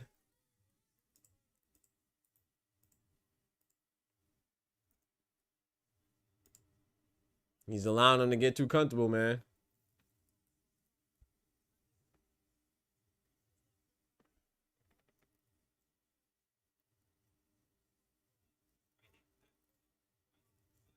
Dirty ref. Slip the dang jab and counter Scobie. Sound like sound like Rocky.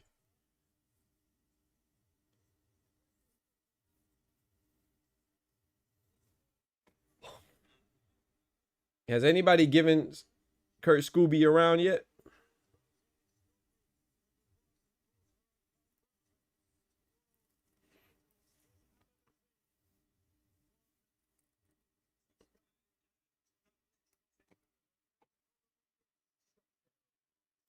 Let's get it. Round number 5.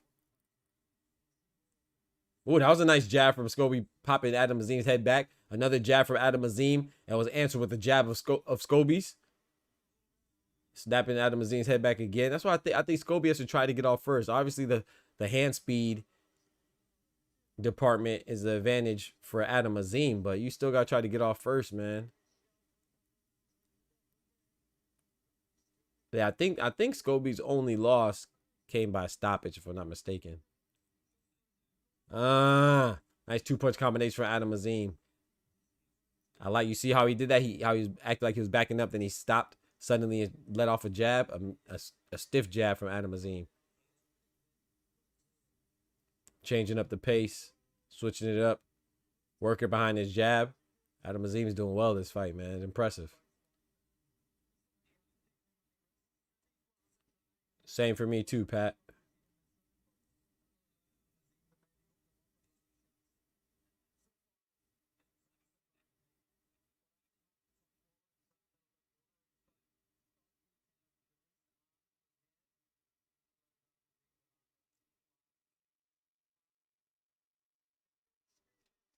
Shout out to my brother Dub getting that work in.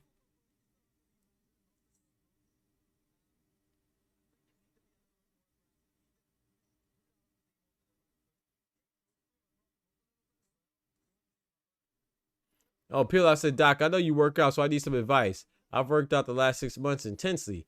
I feel like I've reached peak shape. I'm finna let myself go this winter and start back up in April. Bad idea? I think so. I think the winter arc is it depends. I mean, I don't think it's a bad idea. It depends on what your goals are. You know, I don't think you should. I think you should work out year round.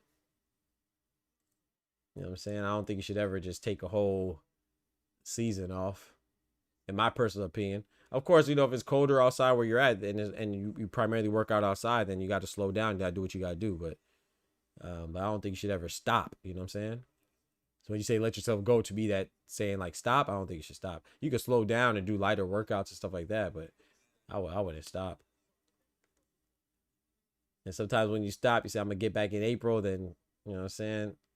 Then April turns to May. Then May turns to June. Then, you know what I'm saying? Next thing you know, you back in the whole another winter. And you don't want to work out again because it's cold, like you said before. So I wouldn't stop.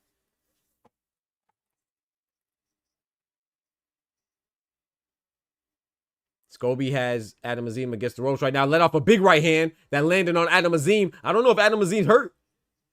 I think he rolled with it again, but yeah, he rolled with it. He's straight. That's exactly what Scobie wants to do. Have him against the ropes and try to trap him, and then that's when he takes off. That was nice, but still not enough, man. I don't have Adam Azim losing a round, bro. He washing him right now.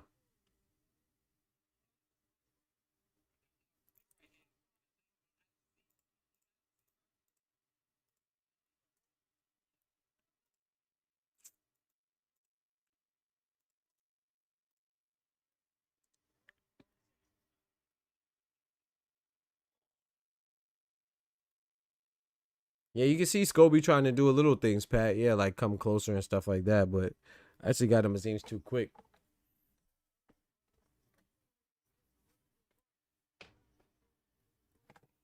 That should be a good fight too on December 6th. Good Lord willing, Masood and McGrail. That should be a good one. I don't know if it should be the headliner, but it should be a good one. Let's get it. Round number 6. I think Scobie has to press the issue, man. 12-round fight. You got to press the issue now. You almost halfway through. At the halfway mark now, so.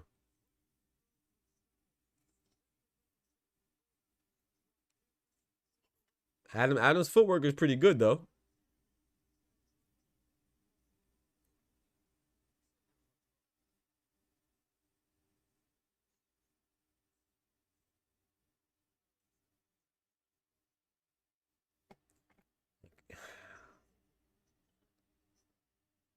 Oh, you can't put your forearm in his mouth now. Oh, he might lose a point, chat. He might lose a point. The referee's warning him about the forearm. Hey, shout out to the ref. The ref is being nice. I thought he was gonna take a point right there.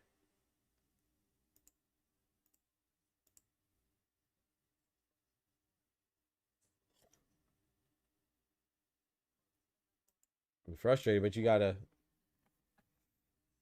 try to be more active, man. Overreaching. Adam Azim has some pretty good footwork.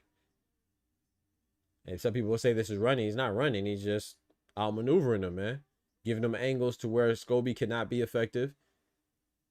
And meanwhile, maintaining his balance and allowing him to still get off his execution and be effective himself. So this is good work, man. Nice jab. Quick jab from Azim. Left hook missed wildly from Azim. Scobie evaded that by ducking. Scobie tried to throw a left hook of his own that missed, came up short.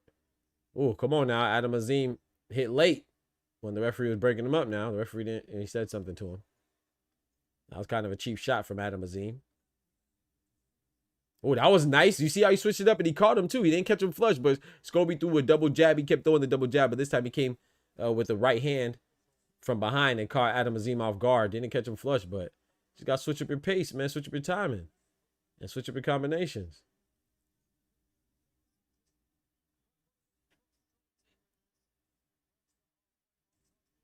Nice body shot for Adam Azim with the left hand.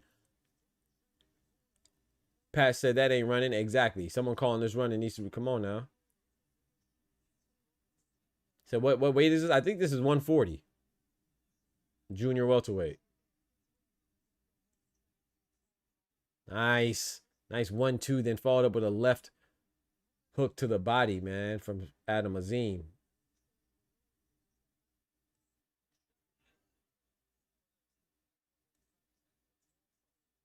Nice right hand to the body.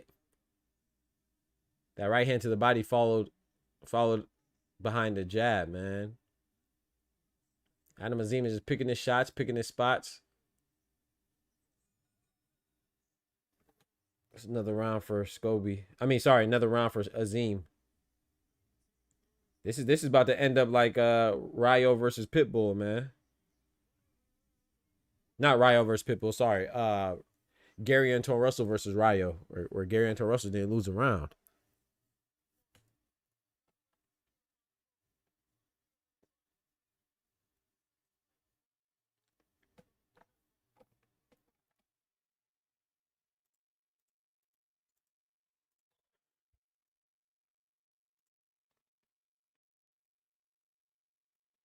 Kids out there playing. Team Scooby. I always call him Scobie because it looks like Scobie, but I think it's Scooby.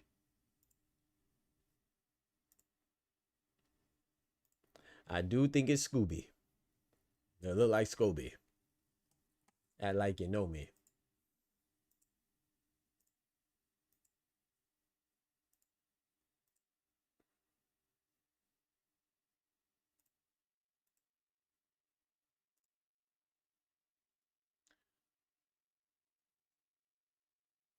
Bro, what the heck?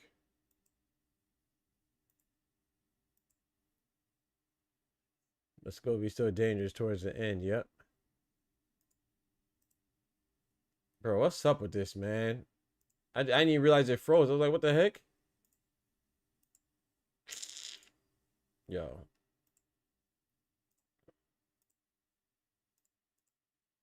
Yeah, we might have canceled this subscription, bro. I might have to invest in the Fire Stick like my boy Pat, man. Because they wilding right now. I done missed a whole minute of the round, bro.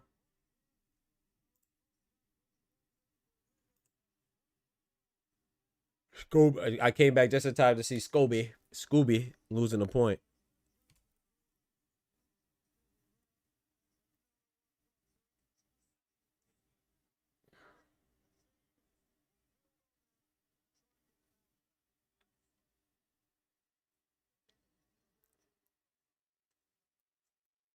This is round number 7. Oh shoot, I didn't put the round count. My fault.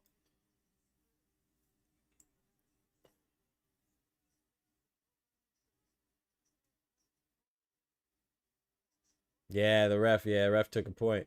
Yo, Unity in the building. What's good, brethren?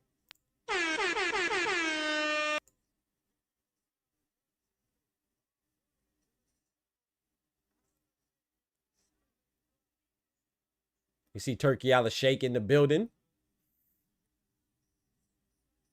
Nice left hook from Azim. Jab from Azim.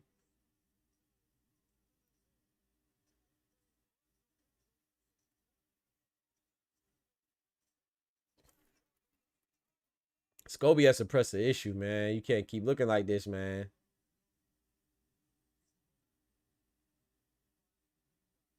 You gotta adjust a little bit, man. What you was doing. To me, this just kind of screams that they didn't have a plan B. Or maybe they're incapable of a plan B. He's taking a lot of shots right now, though. Scobie's back against the ropes. He's not defenseless, but Adam Azim is throwing some body shots, throwing some combinations, going body head, letting his hands go. Nice left uppercut to the body. The referee warned Scobie to keep him up. The referee warning Scobie to keep him up, man. Adam Azim took the low blow and wanted to go right back at it.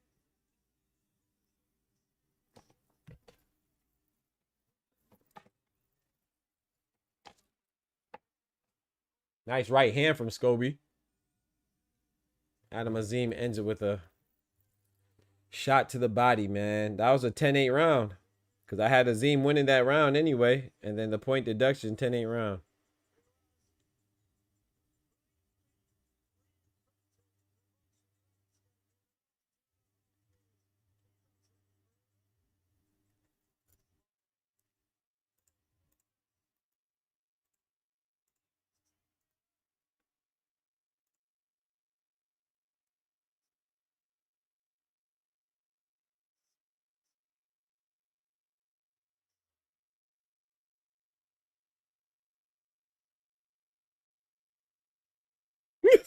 Bro, I ain't gonna lie, bro. Chris Eubank Sr. and Jr., bro. They funny, man. Yeah, his game plan's not working at all, man. You gotta switch it up. You gotta switch it up, man, Pat. It's not working.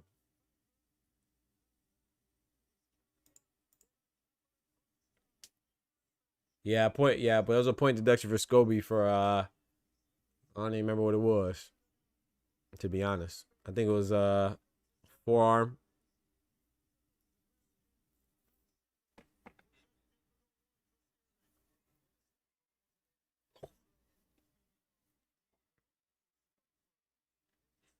Scobie's just not good at measuring his distance, man. A lot of punches that he throws are just coming up short. So I gotta give Adam Azim some credit for having good footwork and knowing to take a half step in or a half step out and working behind his jab. He has a longer reach. And also got to critique Scobie on not, not being good at measuring distance. Don't forget to smack that like button for your boy. Keep us going and growing. Nice jab from Adam Azim.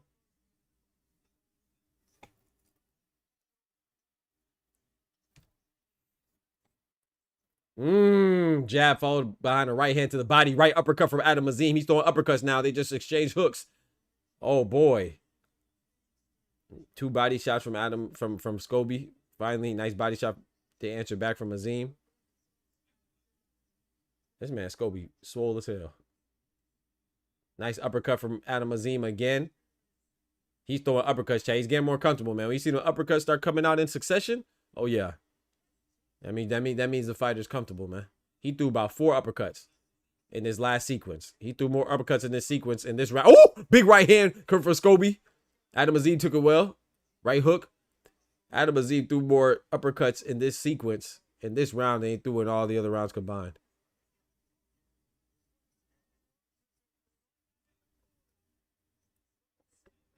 You would think that the phone booth fighting that might have been a little low from Adam Azim. I don't know.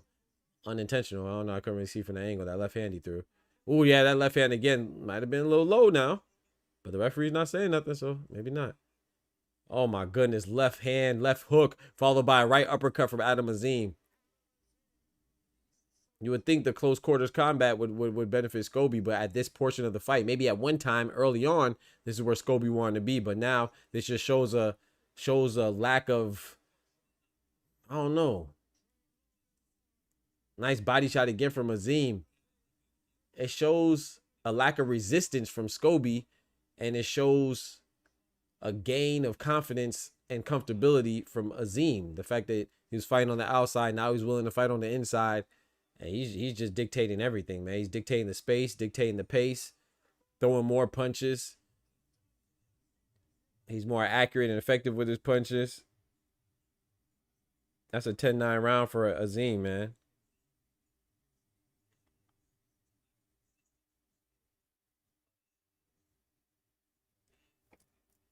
Scobie will throw the kitchen sink soon. He better, Pat. That soon better be now. Not now. Not right now. Not now, but right now, I'm saying. You need to throw that right now. Ahora mismo.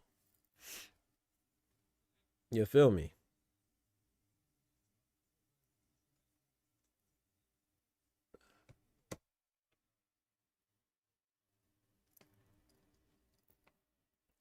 Yeah, that's exactly what you said in the corner. That's what he said? He said what? Pat says Eddie took some body shots too. That might slow him down the line. Yep, yeah, exactly what you said in the corner, doctor. Yep, footwork is not only being fast, but controlling the distance. Exactly. Azim's doing that well. Yeah, I got to give him credit, man. He's actually looking impressive to me.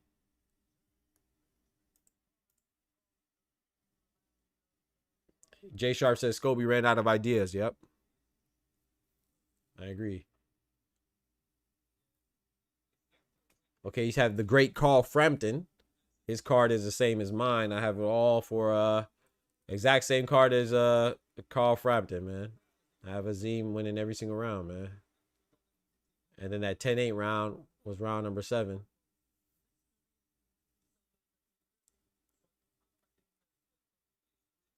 Adam Azim is coming forward with alacrity now. He's just coming forward, man. He's not even taking small, so he's taking big steps now. Trying to walk Scobie down. Scooby.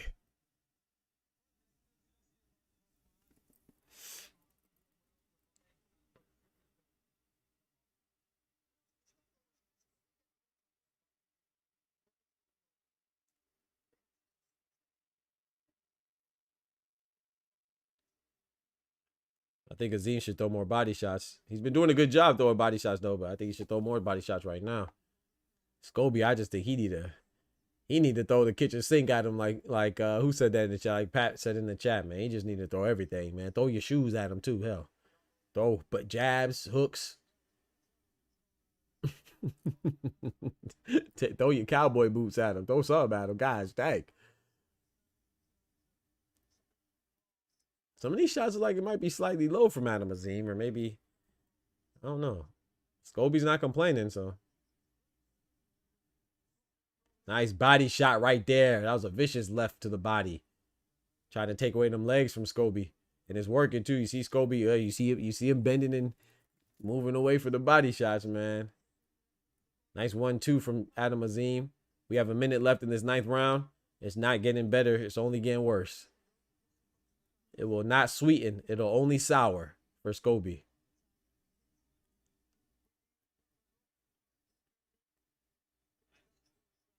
You feel me, Pat? Throw your shoes. Throw something, bro. What you throwing ain't working.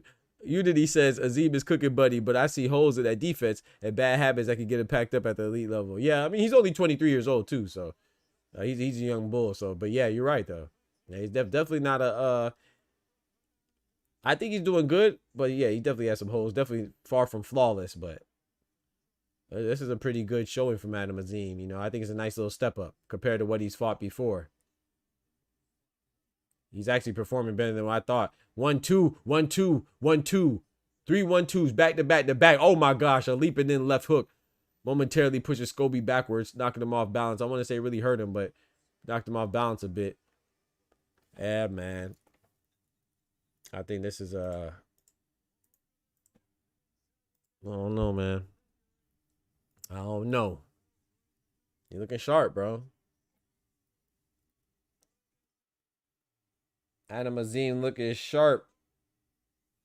Scobie not looking sharp.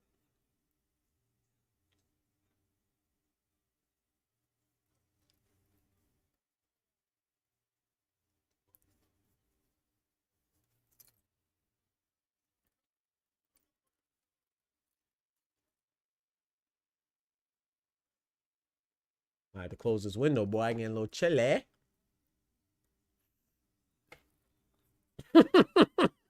Yo, Set from Pet said, I'm disgusted. He said, Scobie. Know your fucking place, trash. Hey, that's crazy, bro. So I'm disgusted.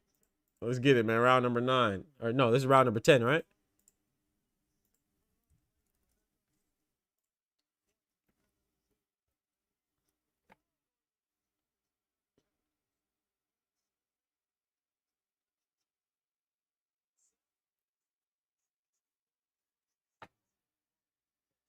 Kendrick, you missed the show last night, bro. I had to shorten it. It was 5 hours, and 2 of those hours were nonsense. I just went and shortened it. Because, you know, I watch all the shows back so I could get clips out of them. Oh, Adam Azim is letting his hands go now. This is Scobie's best bet, man. His best bet is to get in a firefight at this point. You lost every round, so your best bet is also your most risky option as well, just to get in a firefight and hopefully you win the exchanges. Because at this point, man, you're just gonna coast to a loss.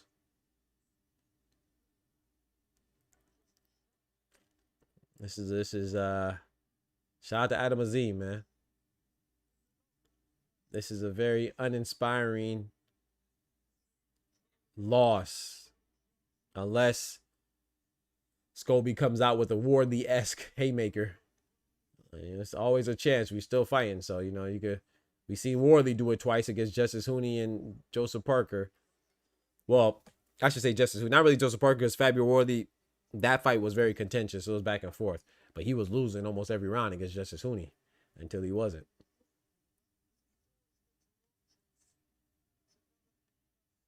Shout out to Unity. He says, yeah, I work late, then play some Battlefield. Hey. I never played. I don't think I've ever played Battlefield. I wouldn't mind playing a shooter. Oh my goodness. You know what I've been looking at, Kendrick? I don't know how somebody just popped up on I was watching an interview. I want to say it was Eddie Hearn or something. Maybe it was Devin Haney or Brian Norman. I can't remember. And afterwards, somebody came on because I didn't click off of it. I think I was doing dishes or something. And then a video came on and it was a 2K guy that was live. I was just like, bro, I miss 2K, bro. Back when I used to play for real. But, oh, nice uppercuts. Oh, man. Scobie tried to throw a hook, but Adam Azim got off first. 3-punch combination, 1, 2, 3 from Adam Azim. 1, 2, 3 is a jab, a straight, and then a left hook. So a left jab, a right straight, and then a left hook if you're an orthodox fighter. That's a 1, 2, 3. Classic 1, 2, 3. The referee's warning them about their heads clashing and coming together. Man, we in the 10th round, Playboy. Let them ride. We in the 10th round, man. Let them ride. Oh, my gosh. Double jab into a 2. 1, 1, 2 from Adam Azim to end the round. Yeah, man. Scobie, shout out to Scobie, man. He's going to be very disappointed with himself. He's going to leave this fight and wish he would have taken more risks. He's going to leave this fight and wish he would have taken more risks. And that's a terrible feeling, man. To feel like you could have done more. In any aspect of life, though. You know what I'm saying? Your job, your occupation, opportunity, relationship, whatever. Sucks to feel like you could have did more. I feel like that's what Kurt Scobie gonna feel like. He gonna feel like I could have done more. But maybe not. Maybe you couldn't have done more because you probably would have went to sleep. If you want to be real. Scobie being outperformed. Facts, Pat. Seth from Pet says, Doc, you know about Flight Reacts and Soul Lumina? Yeah. The OGs and 2K content? Yeah. Yep. They played on Xbox back when I played, though, so I never really ran with them. I'm lying. Flight was on 2K on PS5, and I went to go play them, but they had so many people trying to play them. I said, man, forget that. I played a couple of them. I never played Flight or Soul Illuminati. I'd have whooped both of them, though. I'm not saying that to be funny either. I'd have smoked them. Shout out to them, though. They're better content creators, all right, because their content isn't based on their gameplay, solely on their gameplays. They're both good, but their content's mostly based on their reactions, like you said. Their reactions and interactions. So has more monetary value. than just being good at the game. So shout out to them. But I'd have bust their ass though. You better believe it.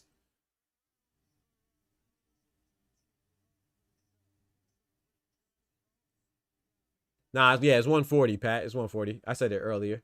Remember Adam Azim and Dalton Smith were talking about fighting. They're both at 140. Dalton Smith about to challenge Subra Matias for his WBC belt. Yeah, this is 140. They look like some big 140s though. I ain't gonna lie. They definitely look like some big 140s. Oh man, nice combination from Adam Azim. Nice body shot from Kurt Scobie to stop some of that momentum from Azim he was gaining. Once somebody starts ripping off 3, 4, 5 punch combinations, man, you already know what time it is. It's a sparring session from that at that point. Oh, nice left hook into a right uppercut from Adam Azim.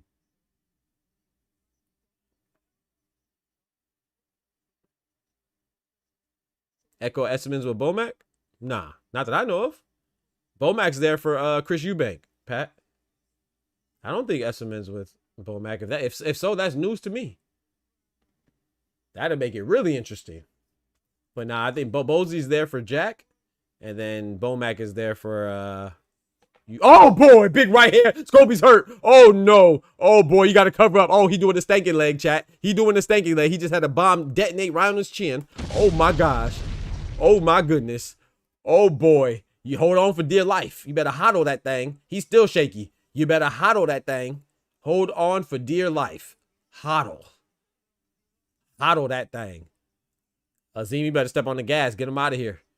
Oh boy, Kurt Scobie, you got to grab something. Hold something. Grab his arm. Grab his wrist. Grab his neck. Hell, grab something. Don't grab his waist, because that'd be a pause. But grab something.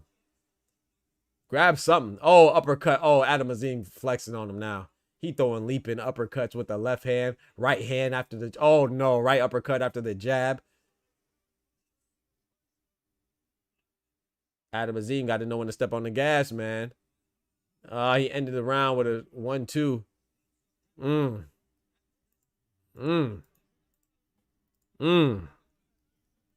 that's a 10-9 round, but if somebody gave that a 10-8, boy, I would disagree, but you wouldn't get too much fight from me. I'll tell you that. Boy. That right hand went boom on his chin, boy. Sheesh. Jeez, I'm peas. Jeez, I'm peas. Oh, Lord. You don't need to see a chiropractor for a year. He just snapped all his necks. He ain't got to see a chiropractor. No more, boy. He snapped all his necks. He took that flush. That's a fact. Yeah, we going to pause that. Yeah, we definitely going to pause that. No, did he? 12th and final round, man. Good fight from Adam Azim. Good fight from Scobie. Better fight from Adam Azim, though. Kurt needs to get a new team. Maybe. I don't know, man. He need to do something.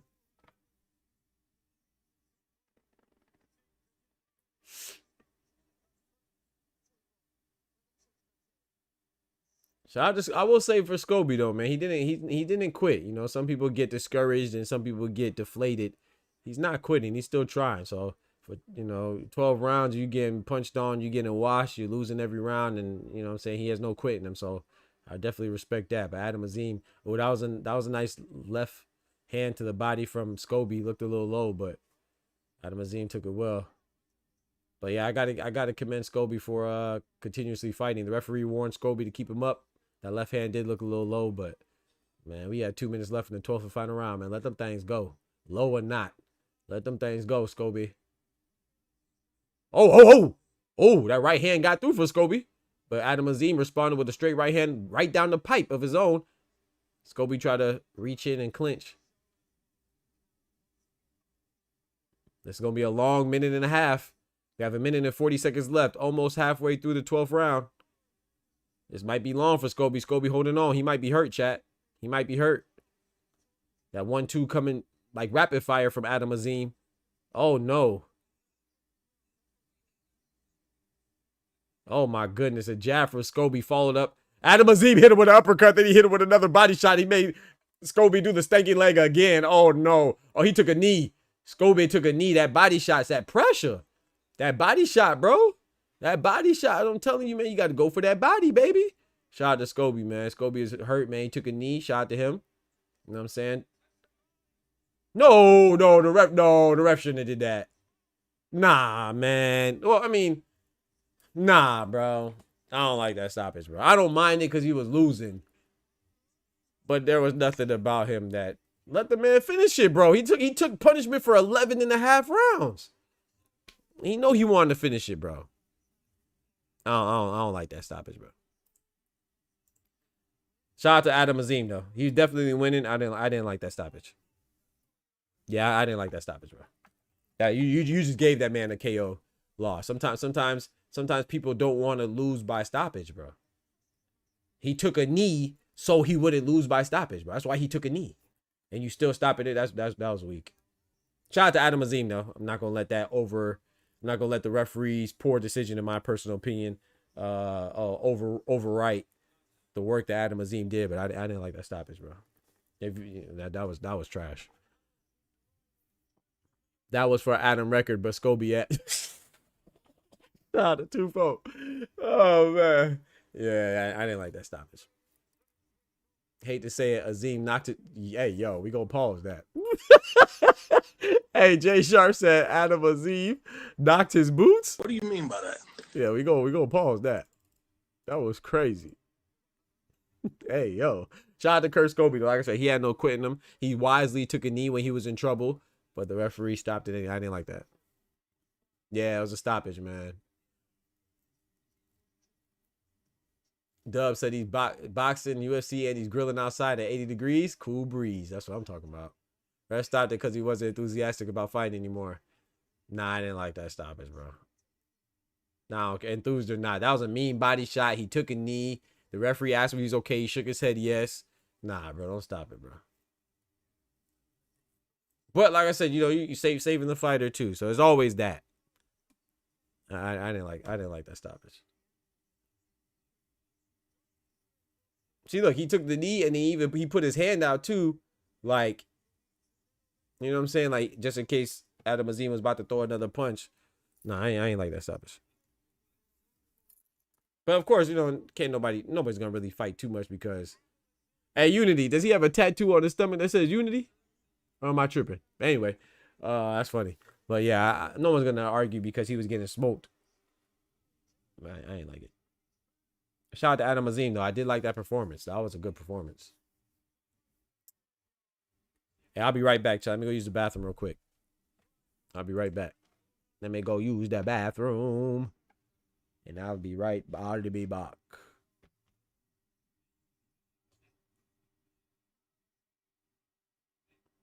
Yo, Doc here from your favorite boxing channel, Dr. Boxing Talk. And I want to officially welcome you as a member to the Boxing Talk family, aka BTF. So I want to thank you.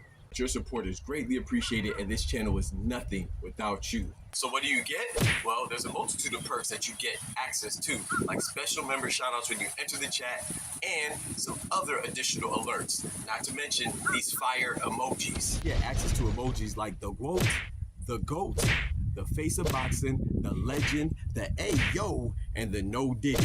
Not to mention, you know, the GTD chain. You got to bring them out, and it wouldn't be the same if we forgot about these biscuits.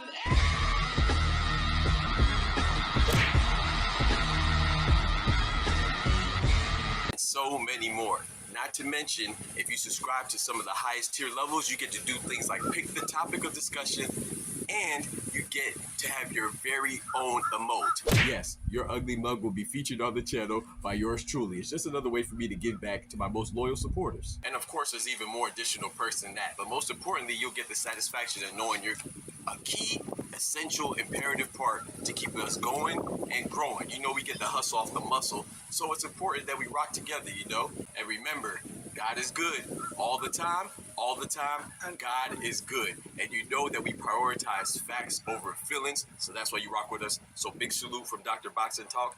And yeah, can't wait to see you in the next stream. Thank you for the support. If I tell you I'm good, probably you will say I'm boasting. But if I tell you I'm no good, you know I'm lying.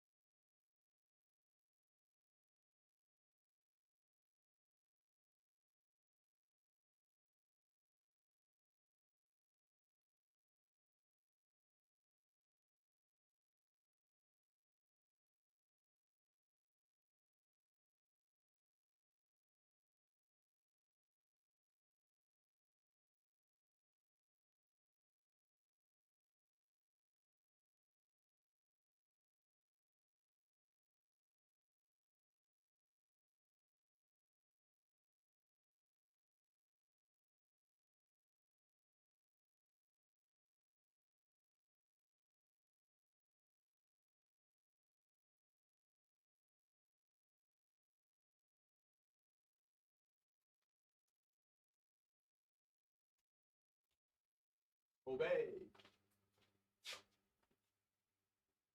That man says Scobie sucks. That's crazy.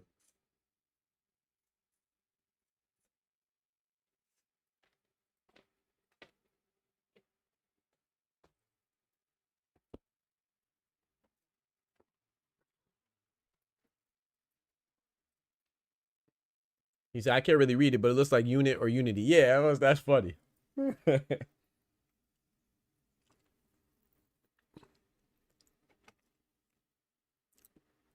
That's funny, man.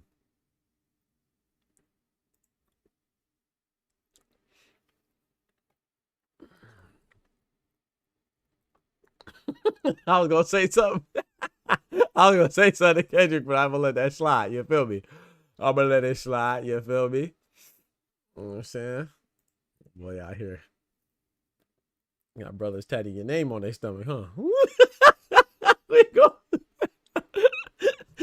Unity got him tatted name on his stomach, huh?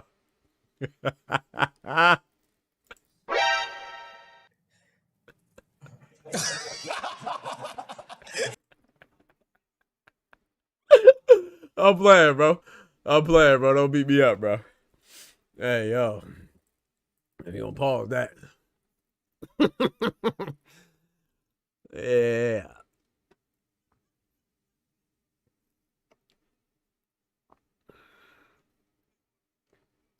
Like I said too, man, if you want a true breakdown of a fight, man, check out Doc's Corner, man. No internet messy nonsense, no fanboy or fangirl stuff. Check out Doc's Corner. You feel me? For a weekly newsletter. Link is in the chat right now. It's pinned to the chat. Free boxing newsletter. Check it out. You feel me? Rock with your boy. Rock with your boy. Yeah, man.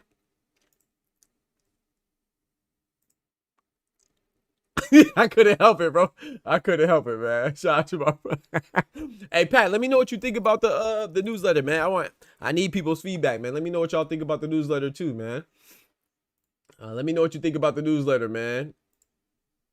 And share it with your with your wife or your girlfriend or your boyfriend or your husband or whatever it is, you know what I'm saying? Your friend, anybody that likes boxing, share it with them. I want to know their feedback.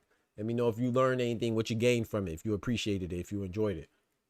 Like I said, it's once a week, every Wednesday, 12 p.m. If you're on the email list, it'll be emailed directly right to you. The first issue wasn't emailed to you if you know what I'm saying, because it was sent out Wednesday. So if you weren't signed up by Wednesday, then you wouldn't have received the email. But the link for the issue is in the chat. Excuse me, it's pinned in the chat right now. Man, what y'all eating out there, man? I know my boy Dub said he grilling something. I'm trying to, you know what I'm saying? Trying to get me something good too. Trying to get me something good too. What's there to eat, bro? I don't want something healthy but juicy. Ain't it hard to find something like that, healthy and juicy? Unless you're eating like a fruit or something. You're eating like a nice juicy mango or a kiwi or apple or something like that, or strawberry. But I want something juicy like a rib, like a half a rack. Give me some rib and be on the stream. Be on the stream, boy. You feel me?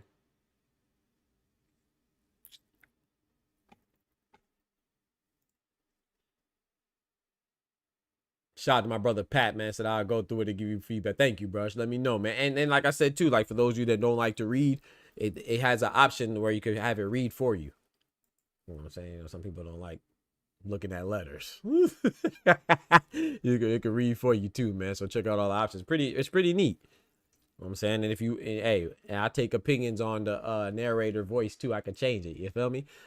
Peel said, damn, that's fire. I'm past my prime, so I can't do all that. I definitely could do some things. Wait, what Peel say? Peel said, sometimes I be running up hills and shit too. My cardio days low key. I feel like I was overtraining. Yeah, I feel that. Yeah, man, take your time. Pat Bandero says, yeah, doctor, I will go through it properly. I appreciate that, man. Facts over feelings. Order me some food, man. We got the fight tonight too, man, on the featherweight division. Rafael Espinosa defending his WBO featherweight title, 126, going against Arnold Kagai. So you have the Mexican champion, Rafael Espinosa, defending his WBO title against the Ukrainian contender, Arnold Kagai, who's ranked number 9, I believe.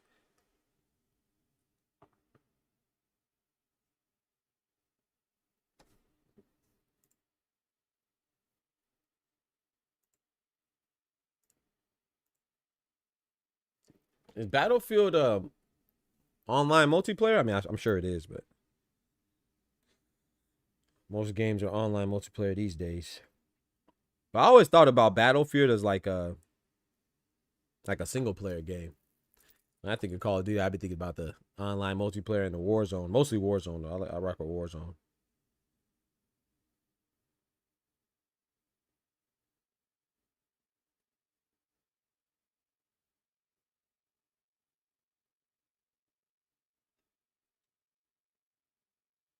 What did I eat today? I think all I ate was some cereal, bro.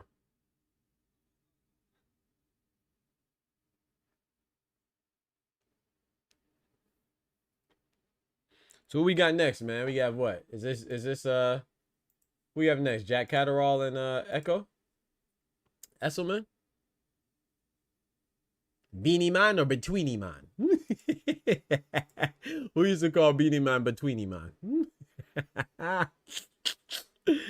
Was it Vibes Cartel when they was beefing? Beanie Man, Betweenie Man. Saying that he like boys and girls. He bisexual. He betweeny man. But yeah, I rock with Beanie Man. Up here, gal run me down. Gal old and gal young. Gal wind up and go down. Make them bumper touch the ground. Pack it up and make it come. We want to beat it like a drum. Yeah, I rock with Beanie Man. Yes, sir. Jay Sharp said, when turkey's in the building, it's always Thanksgiving. Talk to him.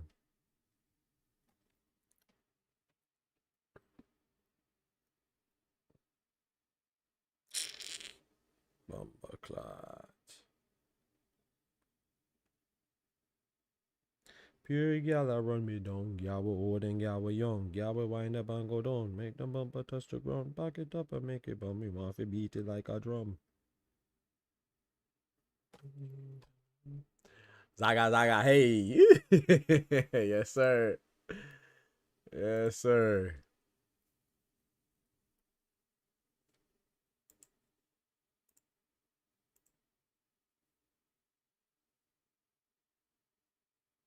Shoot, be honest with you, Beanie Man, a lot of people probably heard of Beanie Man in America when he made the song with T.I., but actually that song with T.I., the fact that he made the song with T.I., that was my first time hearing about T.I.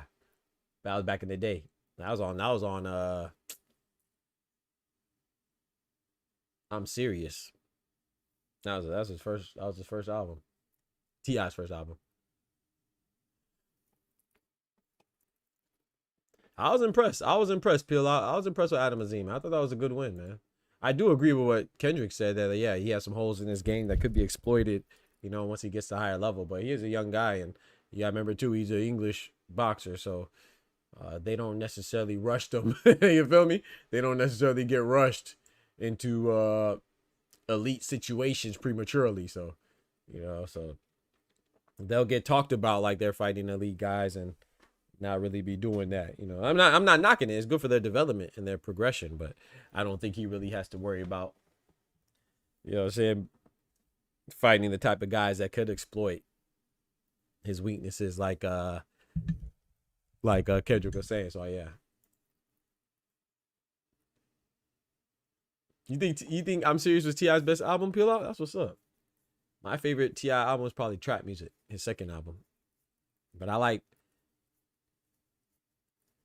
Urban Legend was probably my second favorite album of his. Trap Music, his third album, Urban Legend, was my next favorite. And then what do I like after that? I like Paper Trail a lot. I like King a lot. T.I. vs. T.I.P. was good. I'd say his top two for me is Urban Legend, Trap Music, then Urban Legend. And my third favorite might be King. T.I. has a lot of good albums, actually. At least in my opinion. I'm from the South, though, so.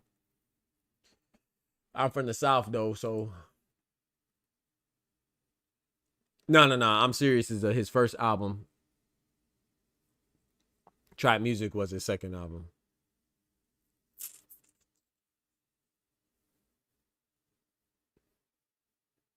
Third album was Urban Legend. Fourth album, I don't remember, was fourth T.I. vs. T.I.P. or was his fourth one King? I think the fourth one was King. I think the fifth one was T.I. vs. T.I.P. I don't remember the order, but definitely his first three was I'm Serious, Trap Music, Urban Legend. I think it was King, then T.I. vs. T.I.P. And then I believe was Paper Trail. And then the next one was Dime Trap or Dime Tap or something like that. I don't remember. Okay, Trap Music. Yeah, to me, Trap Music was his best album for sure. In my opinion, at least. Yeah, the I'm Serious song was on the I'm Serious album, which is his first one, his debut.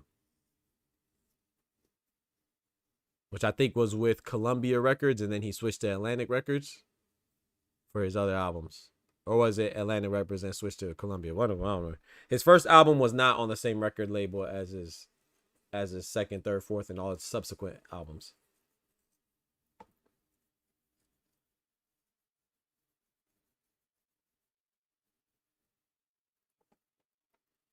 Rubber Band Man was what it called? Rubber Band Man was Urban Legend.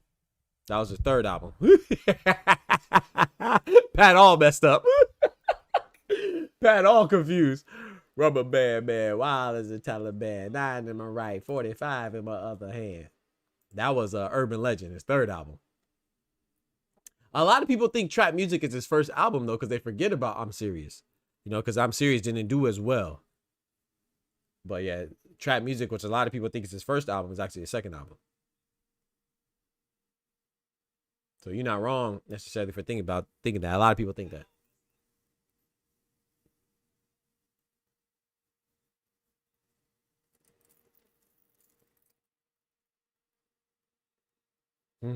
I'm looking for food. Someone let me know when the fight start, please. I'm just trying to look for some food right now.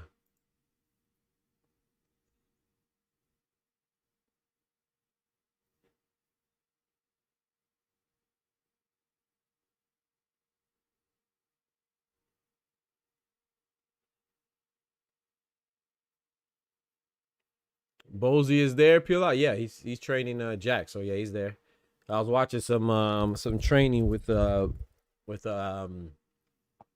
his gym in Philly with Jerron Boots Ennis and his brother Pooh Ennis, and they were leading it because Bozy is in England with Jack. Simple ass Jack. Stupid ass Jack. Y'all remember that from Tropic Thunder? Simple Jack. Oh, yo, you just stupid ass Jack. You just simple ass Jack, huh? You just stupid. Bro, Chopping Thunder is funny, bro. That movie's too funny, dog.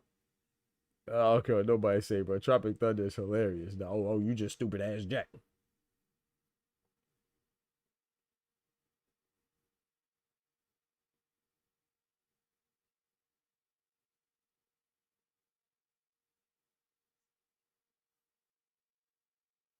Kung Fu Jack.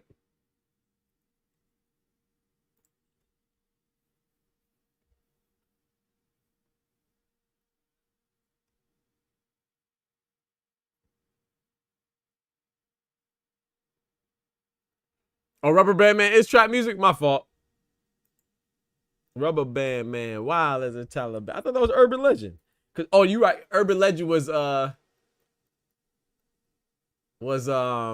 ASAP. ASAP.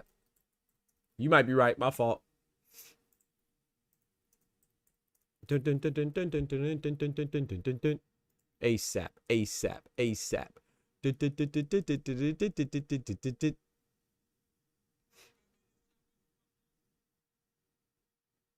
And you don't know me, and bring them out. Yeah, bring them out was Urban Legend. You right, my fault. You right, brother. You right. I'm thinking about it now.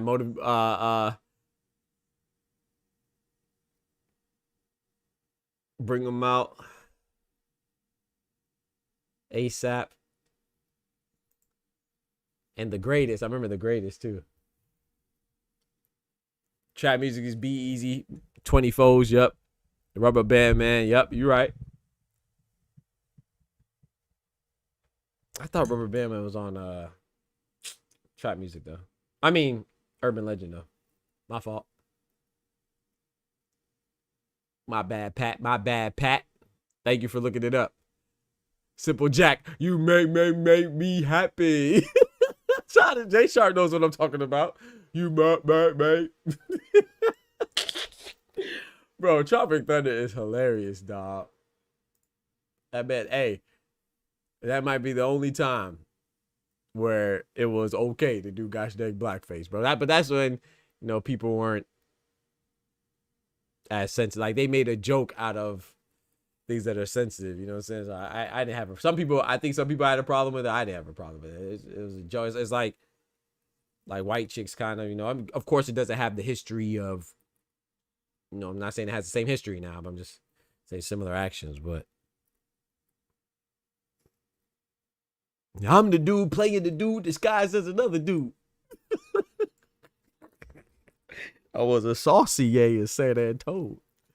Bro, hey, man, Robert, hey, that joke was funny, bro. Who was that? Robert Downey Jr., Ben Stiller?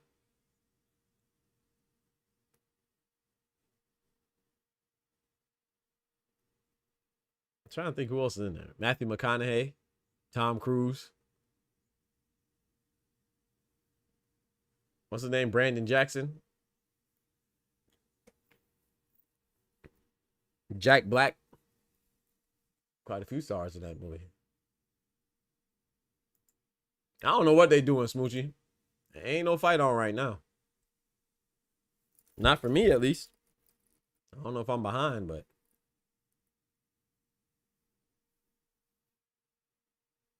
Oh, yeah? Pat said, bro, when I was living in France, I was the only one of the only ones listening to Dirty South music. Everybody was on New York stuff. They don't realize the South has something to say. Come on now. Talk to them. They ain't, you know. My bad, Pat. Shout out to you, man. I appreciate you correcting me, too.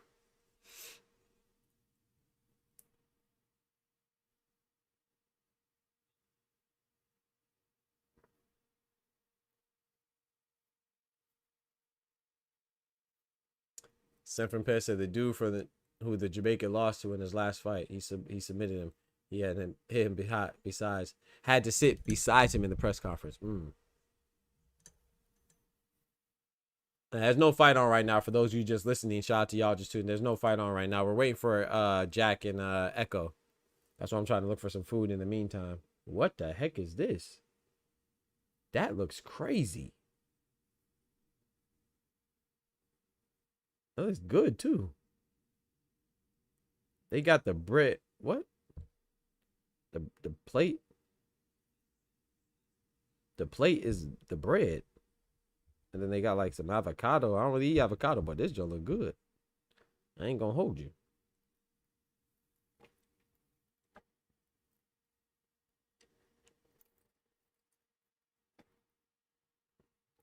Jack finna be fighting like Boots? Stop it. Stop it.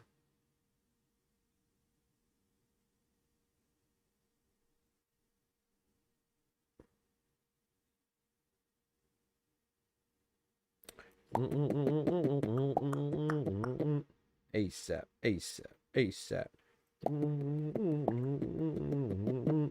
ASAP, ASAP, ASAP. ASAP.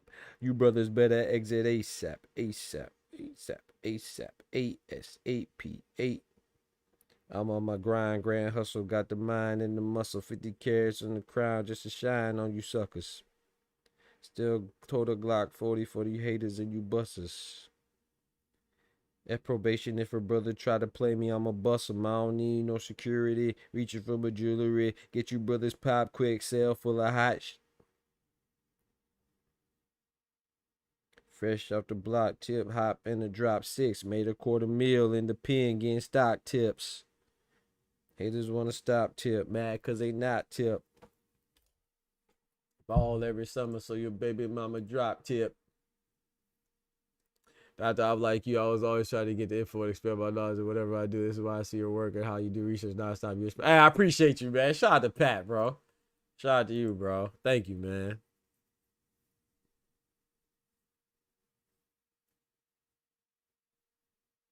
Shout out to you, bro. He said it started? Bro, it ain't start for me. Nah, bro. Hey, bro. Hold on, bro. Shout out to Peel Out. It didn't start for me yet. Bro, you might have to send me that link, man. You might have hooked your boy up with the link, man. See how many dots is crack? You the only one I know. Hey, man, I used to have a mixtape, man. I used to drop a mixtapes, man. Me and my boys back when we were younger. I used to have me a mixtape, man.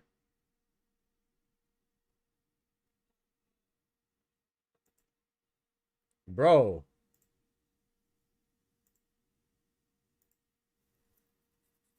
Smoochie said, me too, I did it too. I'm telling you. What the heck? Nah, bruh. I don't think it's the links then. Maybe it's DAZN, because my DAZN, it ain't popping right now, B. No, let me pull it up on my TV, bro.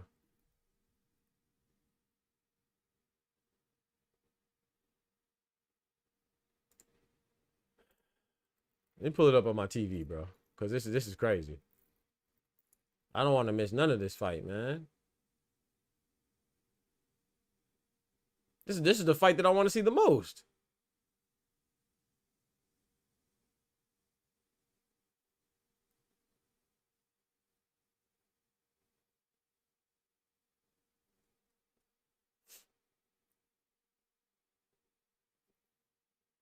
Dr. Thumbnomics. John Cena is crazy. John Cena.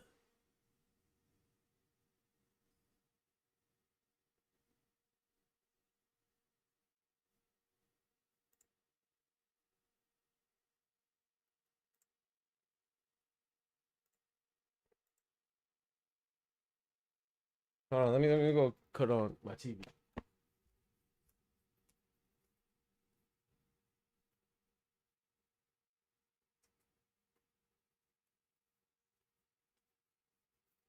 Maybe it's just tripping on my computer. I'm gonna pull it up on my TV. Yeah, because I don't see anything, chat. Not on my computer, at least. That's crazy.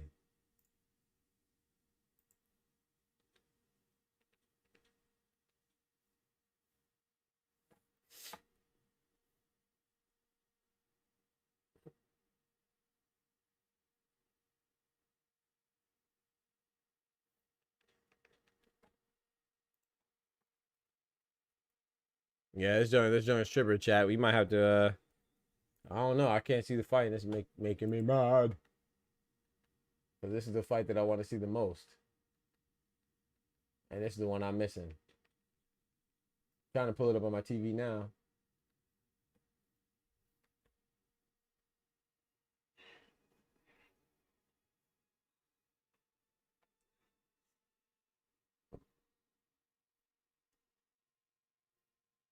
Smoochie said, "Pet, don't do that." Uh-oh, what happened, Smoochie? Yeah, mine's not working.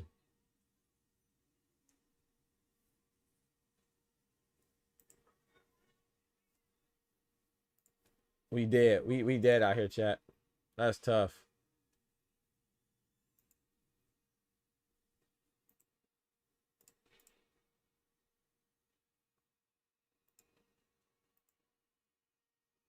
We dead out here, chat. All right, I'm in the second round now. Smoochie said, check your Discord. Oh, shout out to Smoochie. Thank you. Hey, I'm over here trying to look at my TV. Thank you, Smoochie.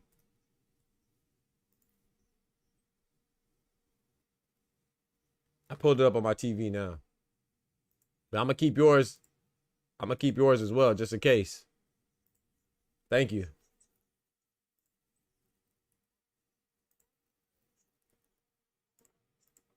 It might be better for me to keep it on my TV anyway, too. Make my computer, won't slow down my computer as much. Shout out to Smoochie, though. Thank you.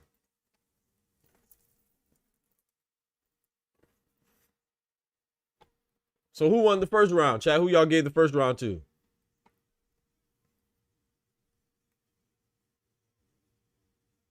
This man peel out trolling, talking about Doc Jack dropped him. Stop it. He dropped him for real? That's cap. I know that's cap because they would have said it. It would have been tweeted already on the ring.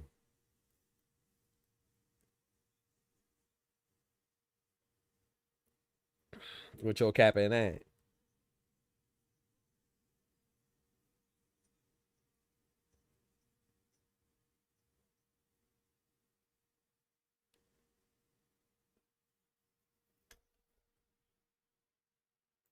All right, let's get him in round 3.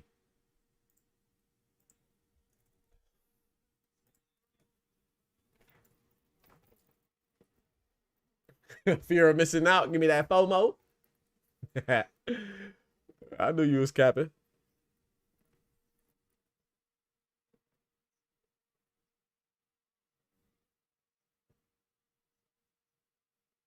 Essuman is bouncing around. Jack Catterall tried to go to the body. Essuman responded with a right hook over the top.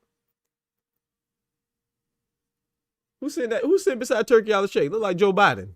Who that looking like Joe Biden, man? The former POTUS.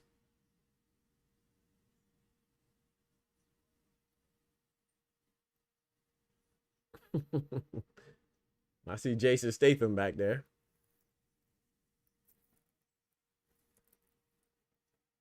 Two old Jacks. All right.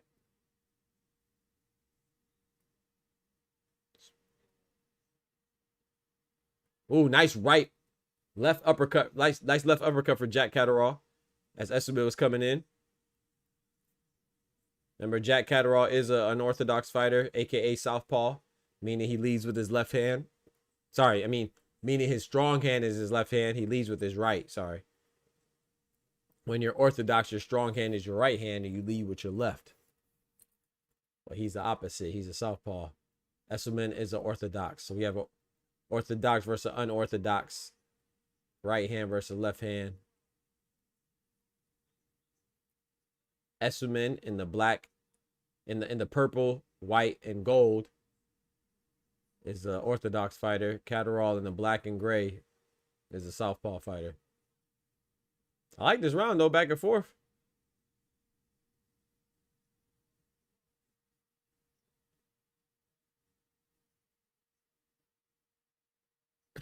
Nah, it's not Joe Biden, bro. When he was talking to Turkey, you just saw a side profile. He looked like Joe Biden, but then now he's turning forward, and I see it's not him. Which I figured it wouldn't be him anyway, but.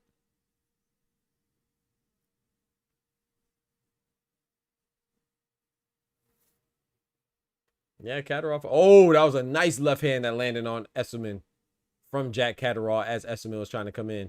You see Bosey back there.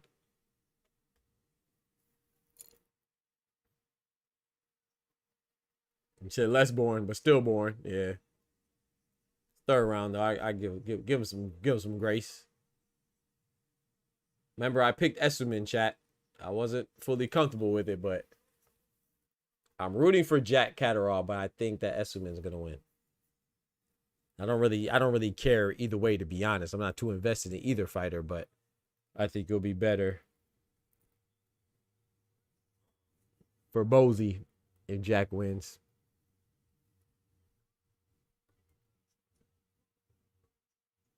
Oh, my phone about to die. I still couldn't find anything to eat, chat. Like, what the heck?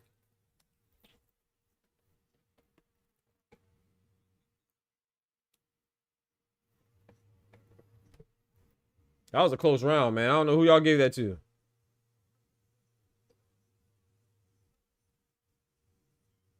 I gave that to Jack, man. I thought he won that. Landed the most significant punch in that round.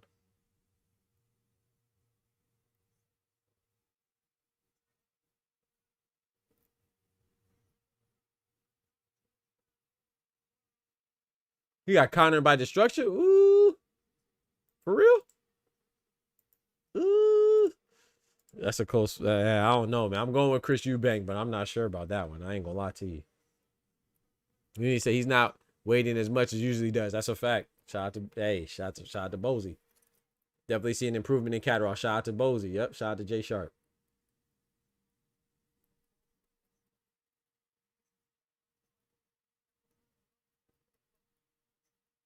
Conor by destruction. You got Conor the Destroyer destructing. Gosh dang Eubank.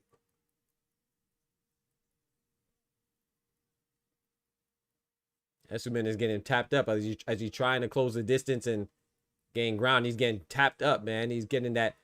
Oh my goodness, he's getting that left hand landing right on him at will, man. As soon as he tries to come in, Jack Catterall's letting go that left hand like a cannon. Boom! Every time he tries to close the distance.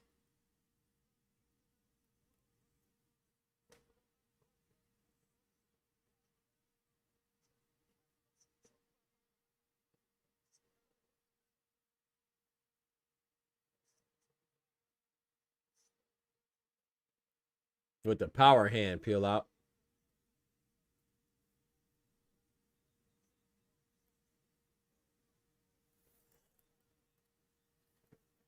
What time does a Espinosa fight start? Hopefully it starts at 8 and not 6. If it starts at 6, boy, we're going to go all the way through. Sheesh. Oh, who's leaking? Esselman leaking. Yeah, Esselman got his nose leaking. All on Jack Catterall's back. Got blood on his back. And it ain't from Jack. That left hand is landing too freely, bruh. Esselman got to do something about that. Jack Catterall just got to keep ripping him.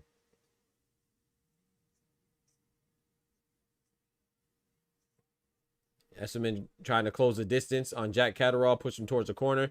Jack Catterall uses those reflexes, El Gato, the cat, and getting out of the corner. Now he's wrapping up. The referee breaks him up from the clinch. Back in the center of the ring. Esselman wants to pin Jack against the ropes or pin him against the turnbuckle in the corner. Oh, boy. Oh, boy. Oh, boy. That was a sneaky punch. I ain't even see it. That was a sneaky shot. 20 seconds left. Jack Catterall's going all out on him. Oh, my goodness. Oh, Lord, that was a sneaky shot.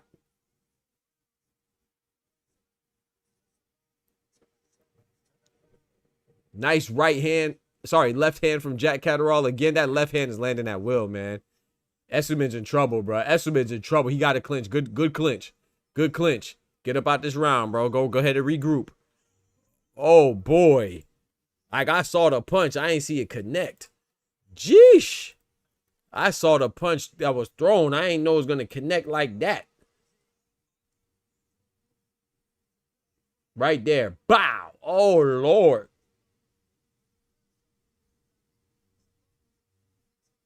That was a nice follow through by Jack Catterall too. The right hand with the left follow right behind it.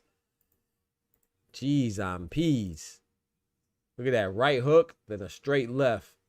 Right behind it. Jeez, I'm peas. He been working with old Catty Cat. Tay says, see what happened when you go trade with Bozy? Come on now. I was hoping that Bozy would do it, but I didn't think he was gonna be able to pull it off with old Jack. And he cut right on the bridge of his nose too. Ugh. That's a nasty one. Yeah, it might be over, chat. Oh, nice left hand from Echo Esserman.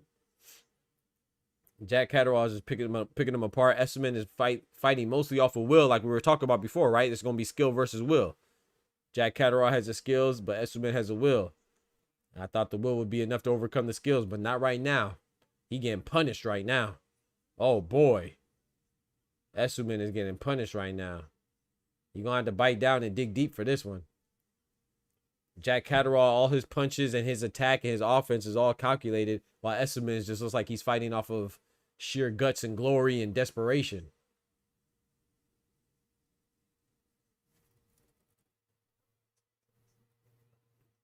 Jack Catterall is just a sharper fighter. Oh boy.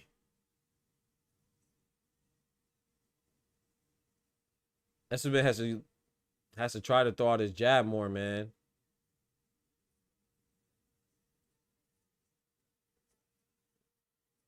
Is that Daniel Dubois back there? Looks like Daniel Dubois back there.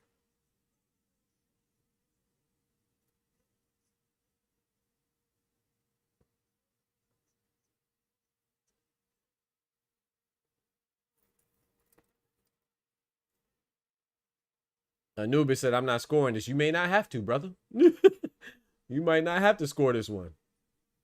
We're halfway through the 5th round.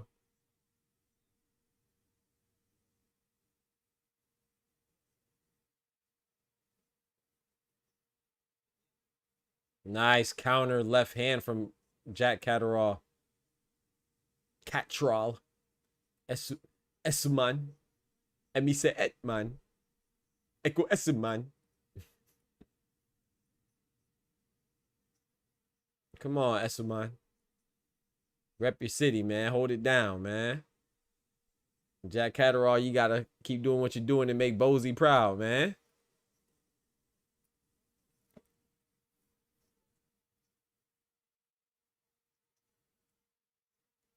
Esman is definitely not going to quit. I'll tell you that. He is not going to quit. I will tell you that.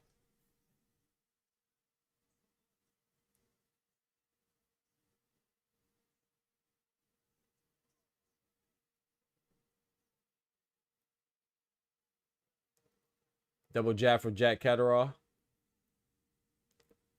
I will say this, though, for what it's worth right now, Esman looks like he's gaining a little momentum. I'll tell you that, chat.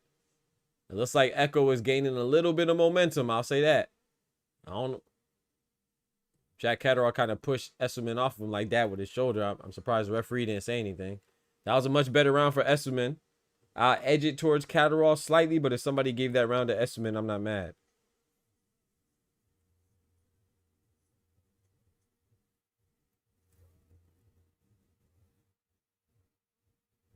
Yeah, that's a fact, Pat. He definitely got off the canvas to win the fight before. It's not over. It ain't over till it's over. It ain't over till it's over.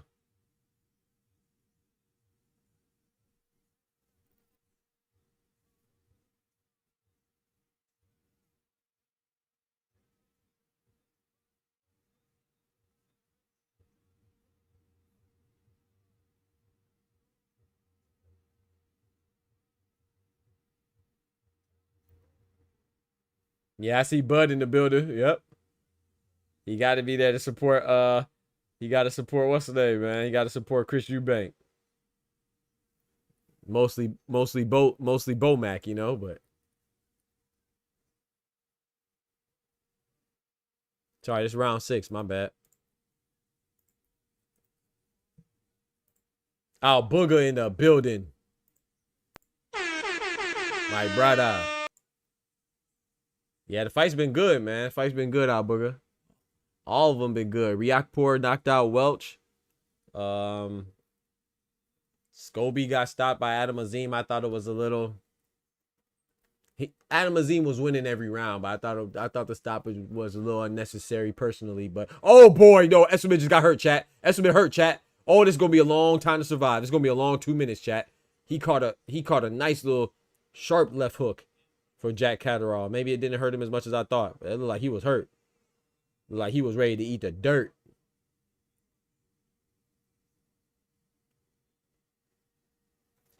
Tay said Bun been all over the world this last month. Hey, he deserved it, man. My boy on his victory tour, man. Victory lap. A lot of work, man.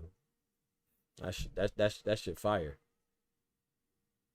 Essuman, that's dangerous. Essuman just threw like a flurry of punches all to the body with his chin up. You got to be careful, man. Those are shots you get hit. You get hit with those shots you don't see coming. Those are the ones that hurt the most. Essuman is still coming forward. Landed a nice right hand on Jack. Jack threw a nice body shot on Essuman as he was coming forward. This is what Essuman's good at. Remember we said skill versus will. The will is on Essuman's side. You see him, he's running down Jack Catterall despite being knocked down. He's still running down Jack. Even despite being on his back, he's still running down Jack. Essuman has the will on his side. Jack has a skill on his side. Oh, that was a nice counter left uppercut from Jack Catterall. Nice 1-2 to follow up behind it. Subtle movement. You can see Jack Catterall with his hands down, getting more comfortable, anticipating Echo to come inside and ready to pounce on him like the cat with the quick reflexes. Tay says that he predicts a 9th round TKO for Catterall. Hey. Catterall has power now. Maybe it's a snack. Let me see. I'll just play. Yo, we got 2 sets in the building. What's good? One time for the ladies.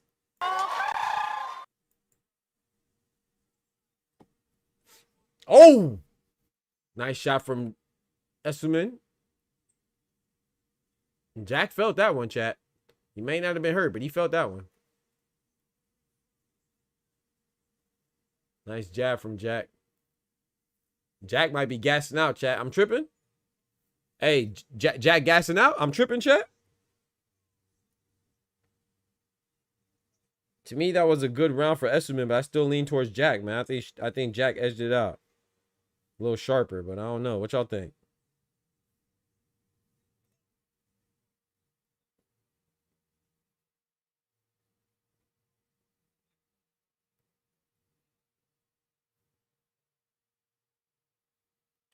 I missed the first 2 rounds, man. Damn. Sent from Pitt said, Doc, I thought about snack. No, I was joking, man. Y'all chill out, bro. I was joking, man. I was joking about the snack, man. Come on, man. Stop it, man. Y'all stop it, man. I was just joking. Might be that snack.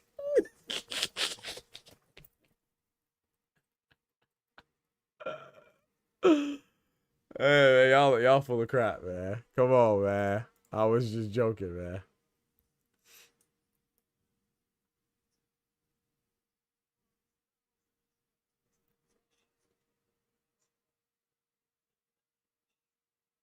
We're around 7.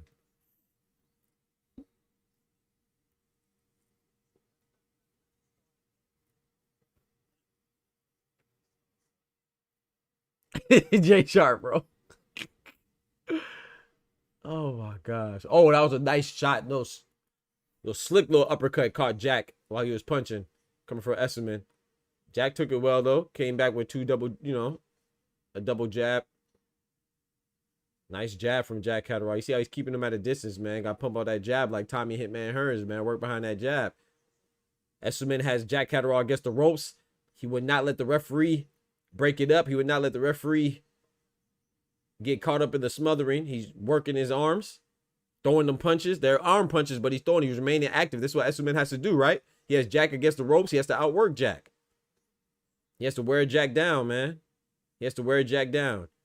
Jack wants to clinch when Essuman closes the distance, but Essuman's keeping them hands going, not allowing Jack to get to catch him in that clinch, man. Nice body shot from Jack Catterall. Oh, they rumbling now. They rumbling now. Referees letting him work out of it too, man. The referees letting him fight and work out of it. Essuman's coming forward. He caught a mean uppercut for Jack Catterall. I don't think it landed flush, but he caught it. Jack Catterall snuck in a nice little hook in there as well. But Essuman's continuously coming forward. It looks like Jack is cut. I don't know if that came from a punch or a clash of heads, chat. But Jack is fighting back while he's leaking. Leaking out the side of that right eye. This could change. This could change. This could change the the momentum could slide in Essuman's favor. The tide might be the ebbs and flow of the tide, chat.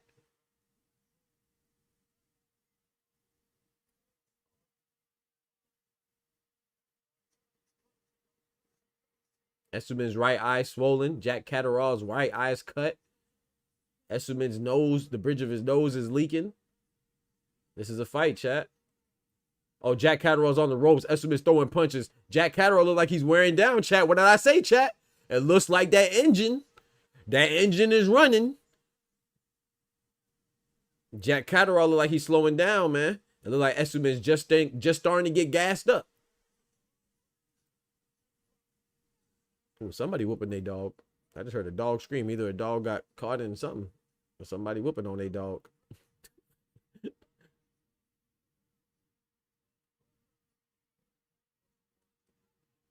Shout out to my brother Pat. I appreciate you, bro. He said, Doc, I see what you're saying, champ. The outcome of the fight, like, come on now. Hey, skill and will, man. I gave that round to Essuman, chat. What say you? I gave that round to Essuman, Pat.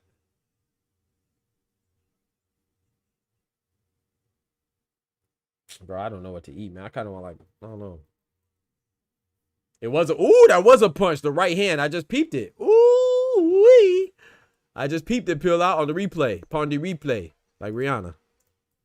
Shout out to Rihanna, man. I think she's the first something to have $2 billion companies. I don't know what it is. The first artist to have 2 separate $1 billion companies. Something like that. She just broke some record.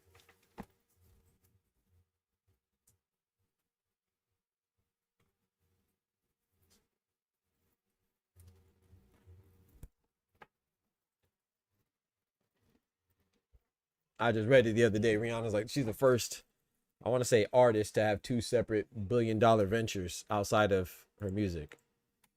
Something like that. Shout out to her, though. Round number 8.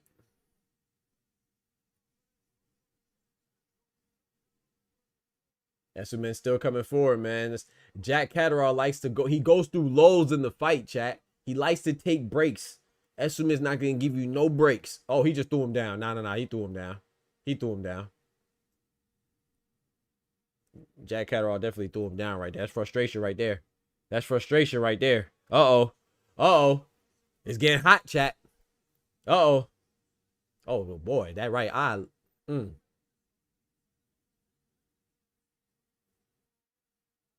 That left hand tagging that right eye of Essuman. Essuman swole. He's swollen. He's swollen. Jab to the body. Stab to the body from Jack Catterall. Jack Catterall's on offense right now. Letting his hands go a little bit more to Essuman. Essuman's trying to find a way to infiltrate that defense. Try to get in there while taking minimal damage. You know, that vision's starting to get a little compromised. Because that eye, that's a nice little mouse under that eye. Essuman still coming forward, man. No quit, man. Shout out to Pat. Like he said, Essuman has got off his back to win before. So this is not exactly foreign to Essuman to be down and rally to win. That fight got to come from within. Bars.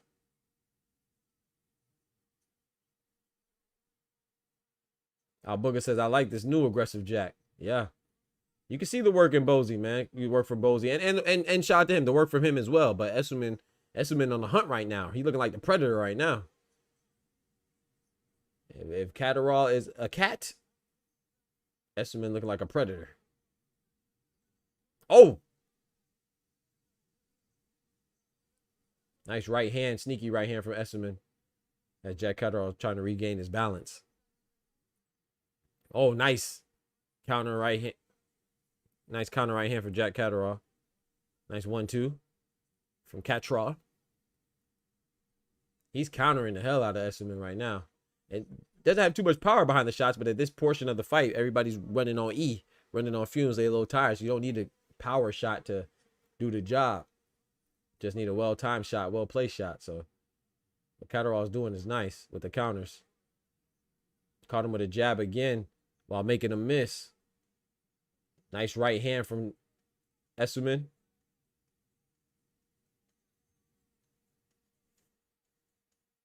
I was thinking that too, Unity. Unity says it might get stopped because of the, it may get stopped because of the eye. Yeah. Hopefully not, but that's definitely a possibility, especially if they can't get that cold compress working. And that was a good round right there, man. I'm leaning towards Catterall in that round. That was a close round, though.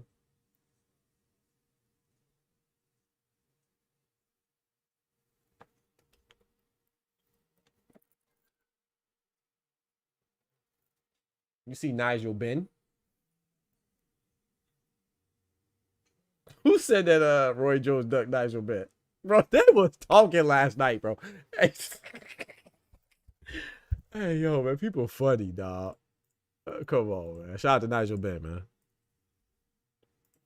Jit told me Roy Jones ducked Nigel Benn, man. Come on, man. What are we doing, man? What are we doing, chat? What are we doing, Pat? Come on, man. That's no disrespect to Nigel Benn. I'm not, ain't no disrespect to Nigel Benn, but come on, man. That's what we doing. That's what we doing. That's what we doing, J Shark. Come on, man.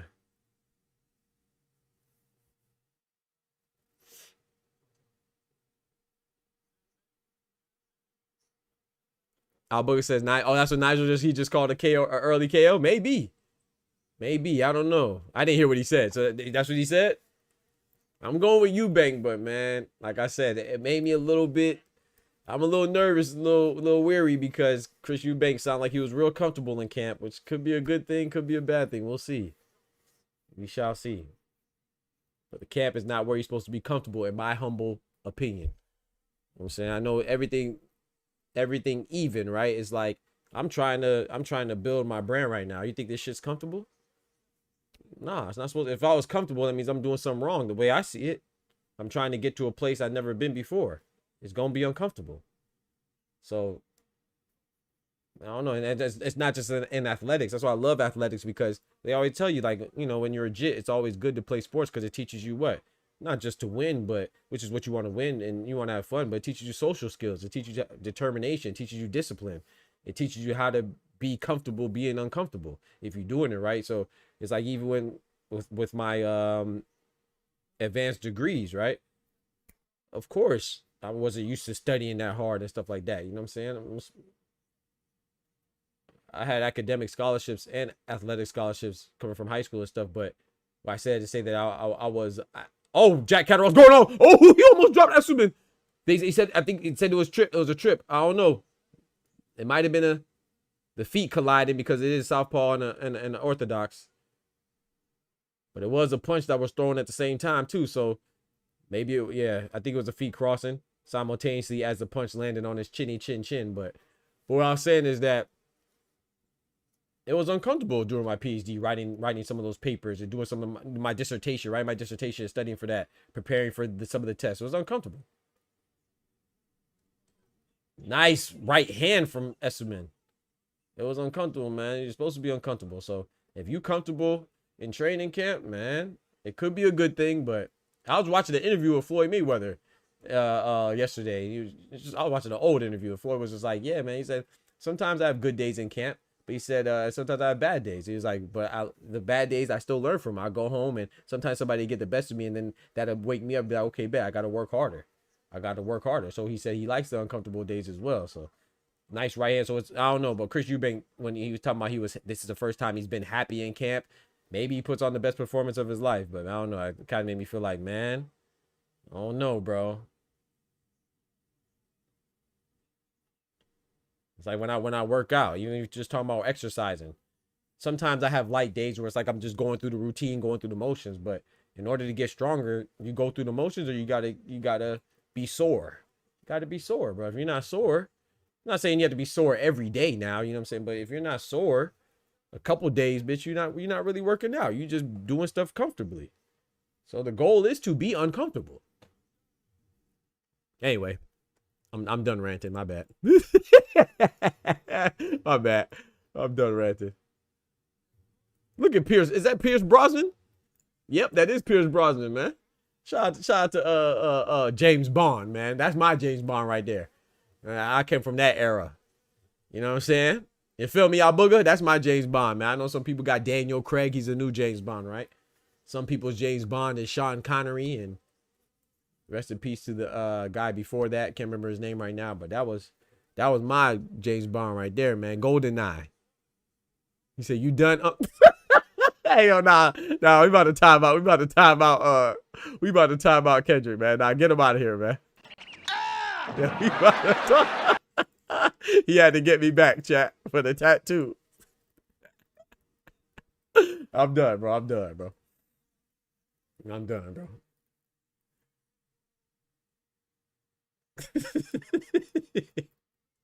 That was a good one. You done, He said, "Yep, Pierce Brosnan. Pierce is my James Bond for sure." Talk to him about Booger. No disrespect to the other James Bonds. That's the one I tell you this though, Booger. They mess around to get the Idris Elba. That's gonna be my James Bond. You know what I'm talking about? It's gonna be Pierce Brosnan, and I ain't gonna forget about Pierce, but it's gonna be Pierce and Idris. I think that'd be dope. Never talk about Idris Elba taking on James Bond for a while though, so I don't know if it'll ever come into fruition, but I think Idris is smooth enough to don the Bond. I don't know who y'all gave last round to, man. I gave the last round to I don't know, man. That last round was tough. I kind of edged towards Jack, but I feel like you ever score a fight, chat, and you feel like you may not be giving the other fighter enough credit, but I just feel like Jack has been doing enough to win him. You know what I'm saying? Like I have Jack winning comfortably, but it's a close, comfortable fight. You see what I'm saying? Like these rounds are close, but Jack is just doing enough to win. Even though oh boy, he gonna fall out the ring like that? Bozy ain't gonna help him? Oh, you can't. My bad. Bozy, help your man. Bozy can't help him. My bad. I almost got him disqualified. You saw Bozy wanted to help, but then he caught himself. You can't touch him, bro. No interaction, man. You can't end up like Tank. It's funny I say that though, because remember that the last person that had the interaction with their corner was actually Jack Catterall against Harlem Eubank. He went and got his face wiped down just like Javante. Nobody said nothing. So actually, Jack Catterall actually did that illegally too against Harlem Eubank. He went and got interacted with his corner, and he didn't lose a point. But you know, Tank is a more popular fighter, so people are going to notice more. I have Esserman winning this corner though. I have Esserman winning this round though.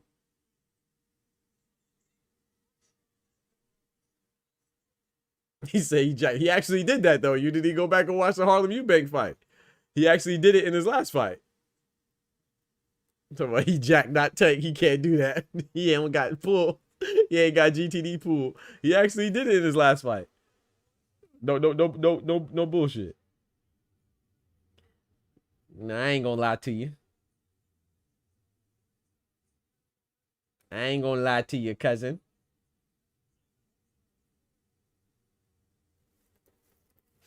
Is that Thierry Henry, the soccer player from France? Yeah, that is Thierry Henry. Come on, bro. I used to play football, man. I mean, I used to watch football. I used to play FIFA. I thought, nah, hell no, the ref didn't allow him to. Hell no. unless I'm mistaken. Nah, that's not how I recall it. I don't remember the ref. I think he did it, and then the ref like said something to him about it, but he didn't take a point, which is cool. I don't, not saying he had to take a point, but I don't think the ref allowed him to, bro. Not if my memory serves me correctly. Esserman closed himself. It's a new Esserman this last few rounds, says Pat. Yep. He bulldozed him through the ropes. That's what he definitely did, Pat. I mean, peel out. Round 11, man. Good fight.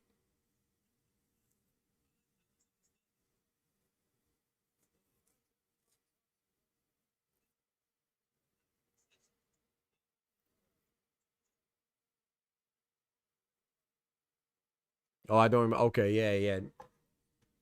Whoa. Whoa. Yeah, I don't know about that. Think he should lose a point? I don't know about that. Jack knew. I don't know. Maybe that's the ref's fault. Maybe he didn't get in there fast enough, but I don't know. I feel like Jack just got off. Yeah, Esserman's hurt, bro. He's hurt.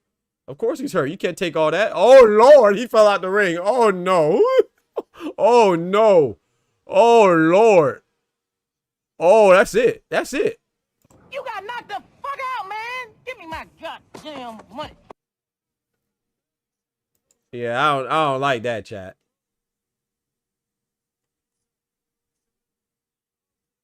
He said that's a knockdown. That's a knockout. I don't know about that, chat. I feel like the ref should have gave Esserman some time.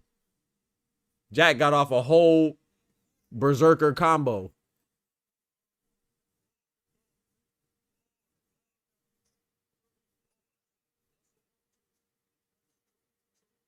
Yeah, I don't know about that. Yeah, I don't know. I feel like the referee should have gave Esserman some time after he got knocked down because he slipped and then Jack tore off. He slipped and then Jack let off like an 18-piece combo with the biscuit. Honey packs on the side too. And then the referee saw it. And then I get not call. Okay, bet you don't want to call anything on Jack. Cool. But give Esserman some time to recover. He just let him stand up. Okay, time. Nah, man. Nah, I don't know. That was kind of, I don't know about that. Yeah, he should have gave him some time. It's not funny. God forgive me. How you gonna do that, bro? You just go back.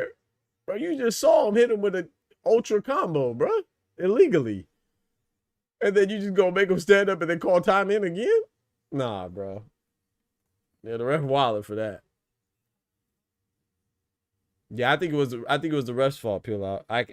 I mean, obviously Jack could have showed better sportsmanship, I guess, but I can't blame Jack for, hey, you do what the ref allows. It's like, remember with Rafael Espinosa when he had that rematch with Robeisy Ramirez. Remember he was throwing some bowls like Ludacris. And it's like, yeah, I could blame Rafael Espinosa for not having better sportsmanship, but at the end of the day, it's the ref's job to establish order and maintain decorum in the ring. So at the end of the day, even if a fighter is throwing excessive low blows, it's on the ref to deduct a point, or if he's being dirty, he or she's being dirty, it's up to the ref to, maintain the order. So that was Jack's fault. And I think it was cheap. I think it were some cheap shots, but that's on the ref. In my personal opinion. I thought Jack was gassing out, but I guess he was I guess not, he was reserving. I mean, hell, if you see somebody on the ground with a neck exposed, of course you're gonna take off. I think he was gassing out, but he had an open face. He's thinking, bing, bing, bing, bing. The man was on a knee, bro, and he just tore off on him. Bing, bing, bing, bing, bing. The man straight up slipped, bro. He just dove on him. He slipped and he said, Get him up, let him get up, let him get up. nah, bro. Nah, bro. Bro, the man slipped and he just dove on him. They got to show that again. Oh, hold on now. Bro, that might not have been a slip though, chat. Oh. Oh, no, it's a slip. I gotta see another. Okay, the first angle from the front looked like it was a slip. I mean, it looked like it was a punch. But then the second angle from behind looked like a slip. Look at that. And then the referee just makes him get up and just calls the fight in again. Nah, bro. You got to give him some time, bro.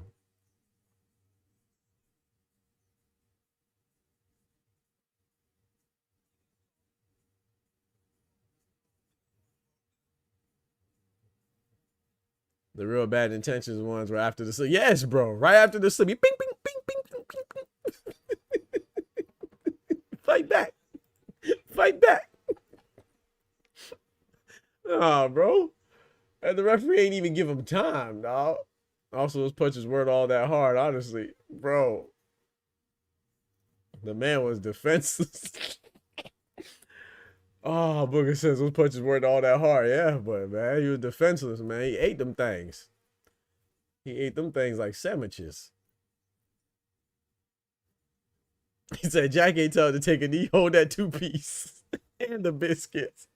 Nah, bro. The referee, I think the referee messed up on that. In my humble opinion, man.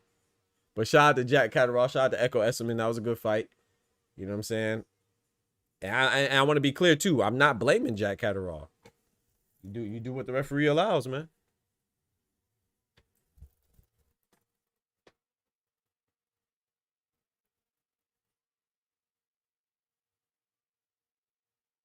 Protect yourself at all times, even when you're slipping.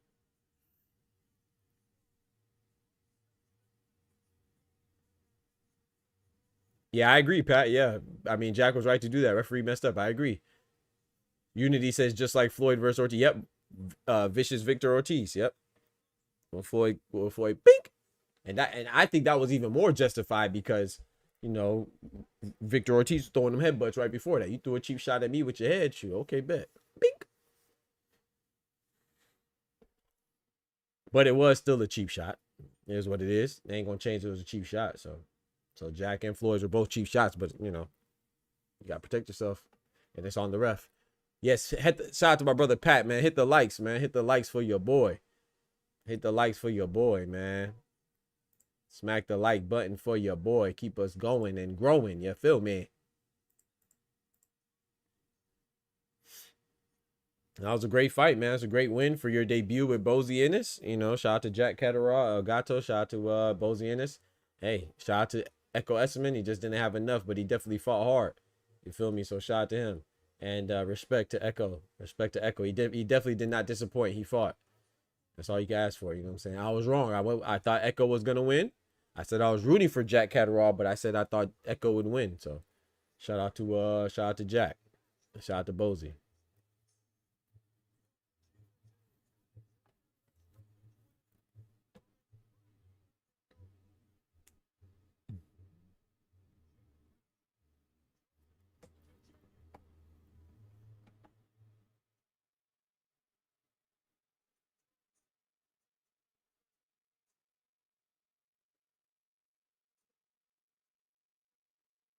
Since he got that, bro, I don't know what WBO belt that is, Unity.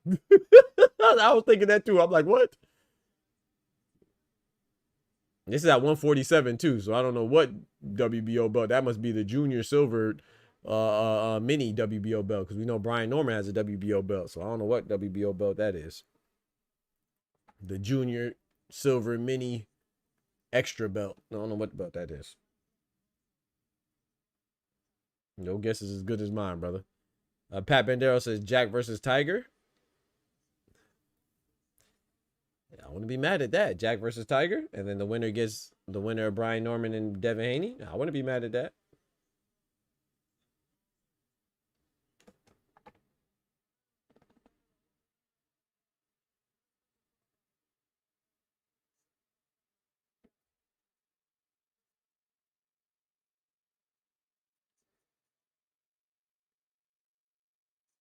I'm gonna start presenting fighters with their belts. I'm gonna start presenting fighters with some belts, man. All these gosh dang belts floating around.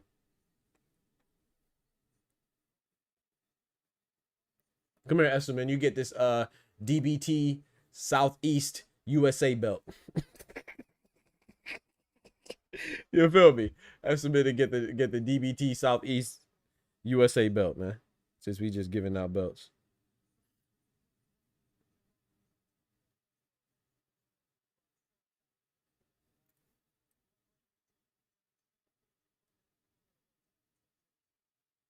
Who they called out? It said global belt? Okay. The global belt. Not the world belt. Unity. The global belt, huh? That what's up. Not the world belt, the global belt, huh?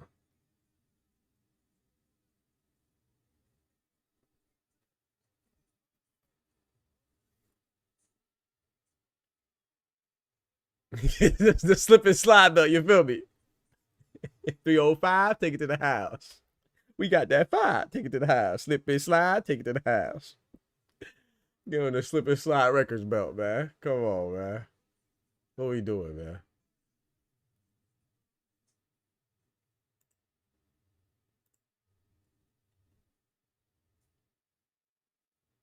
People forget about Romero all the time, says Pat. Disrespectful. Who forgot about Romero? Oh, they want to get Jack versus Rolly? He called out Rolly? I don't know, man. I know that people said it's probably not going to happen, but I still think Rolly's going to fight Pacquiao, man. Remember, it's the WBA, man. President Gilberto Mendoza, WBA, they'll say they're going to do something and then not do it. Like, look at them. They just said that Moses Atama was supposed to be fighting Kubrat Pulev for the WBA regular heavyweight belt. They said they ordered that fight, right? What happened?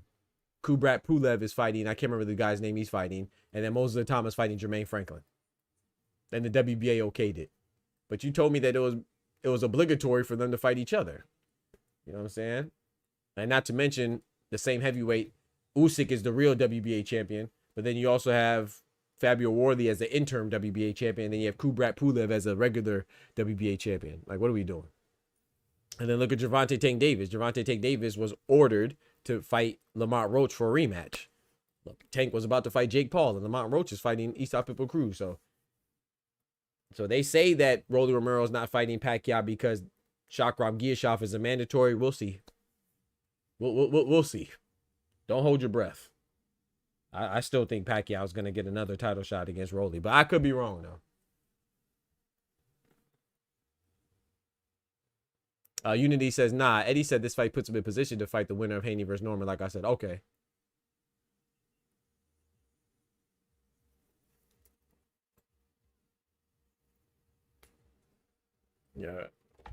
Yeah, fighting Rolly. Rolly got to fight somebody too. When's the last time Rolly fought? Was it Ryan Garcia? Was his last fight? Yeah, Rolly got to fight somebody too. But I think it's gonna be Pacquiao, like I said.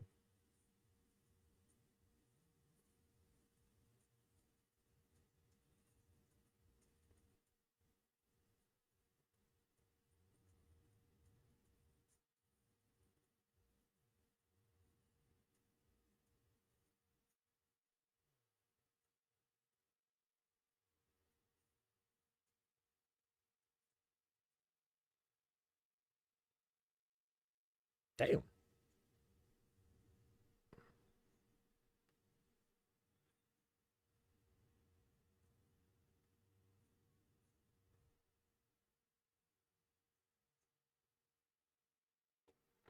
Trying to order some food, chat. Give me a second. Looks like Barrios versus Garcia. Bro, don't even remind me, bro, if I get mad.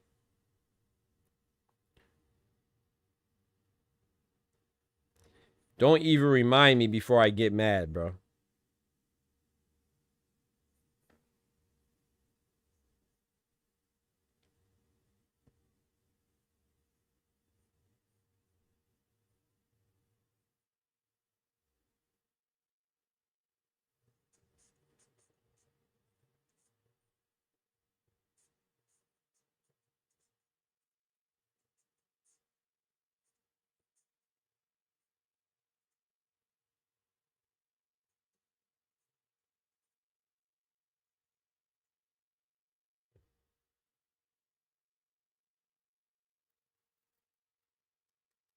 Crocker versus who? He hasn't, to my knowledge, there has not been a fight announced for Lewis Crocker yet. I'm hearing that he could be fighting the winner of Paddy Donovan and Liam Paul. That's what I've heard, but I don't know. I haven't seen anything substantiated yet. Unity said, yeah, Rolly's last fight was in May. He was supposed to be stepping stone, so I wonder what they're going to do with him now. Yeah, I still think Pacquiao's coming. I think so, but I'll be right back. Let me see if my people want some pizza. I'll be right back, chat. I'll be back. For your listening pleasure, we are now on Spotify under Dr. Boxing Talk. The same thing on TikTok, Twitter, Instagram, Spotify, everything. Dr. Boxing Talk, man. Come rock with us. Yes, sir.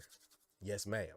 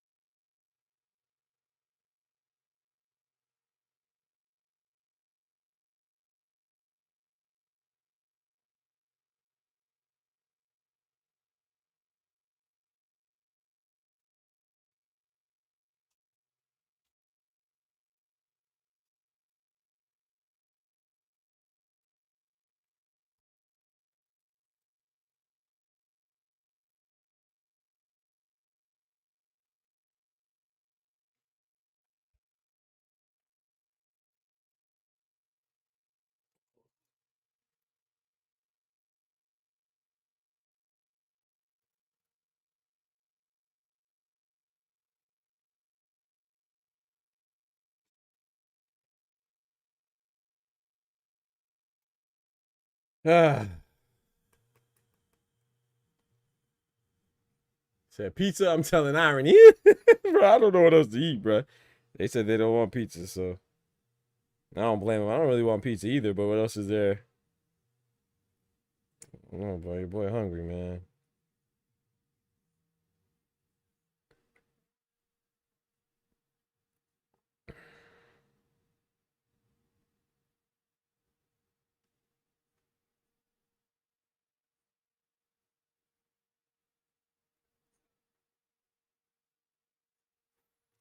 Life is crazy, man.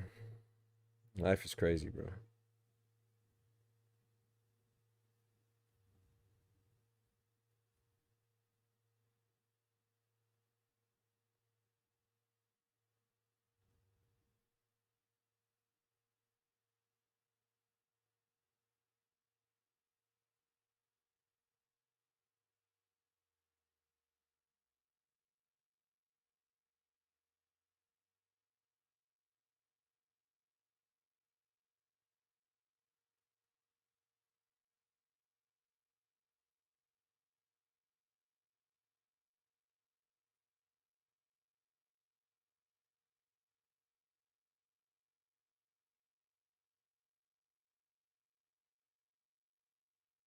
Shit, fucking annoying, dog.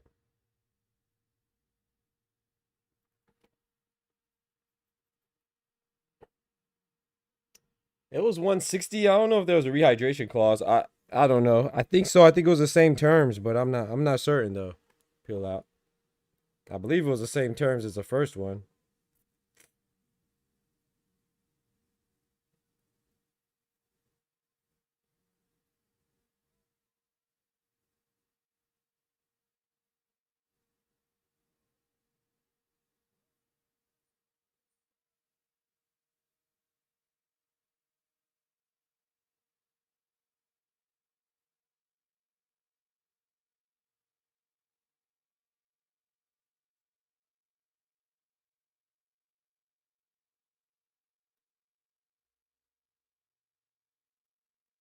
Oh, this man coming out to ready or not. Hold on now.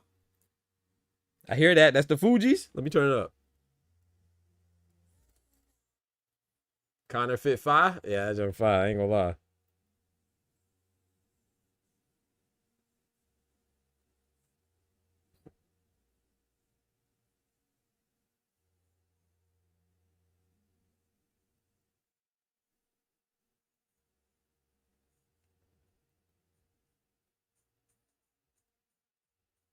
Ready or not, I steady the Glock. Red beam on your head like a cherry on top.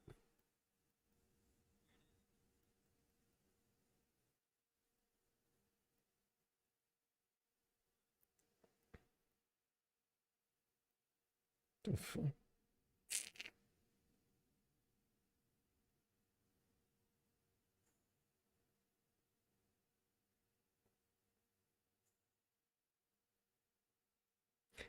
Ready or not, I steady the Glock. Red beam on your head like a cherry on top. You probably married to the. You know I'm married to the mob. You probably married a thought. I leave you 6 feet deep like a pair of new socks. If you out there in the streets and you're looking for me, I'll be with the peach of syrup like cookies and cream.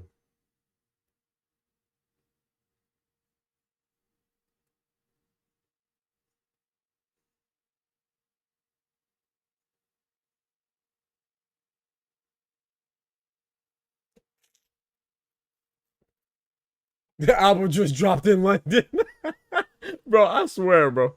I swear, bro. I swear they be acting like these songs be brand new, dog. That's crazy.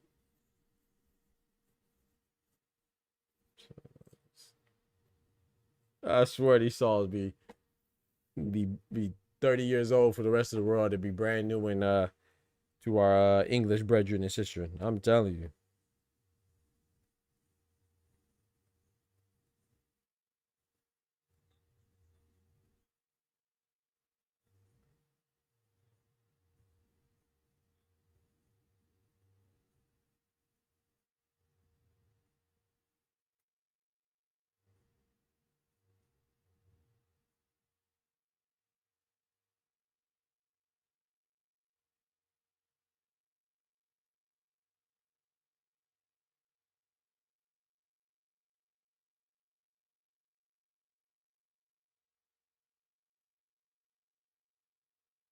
My bad, chat. I'm still trying to find some food, man.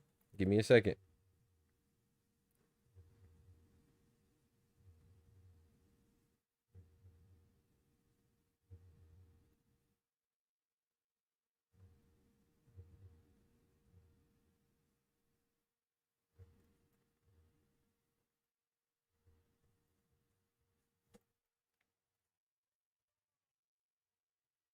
Hey man, this is about. Hey, I'm not gonna lie, man. I'm excited for this fight, y'all.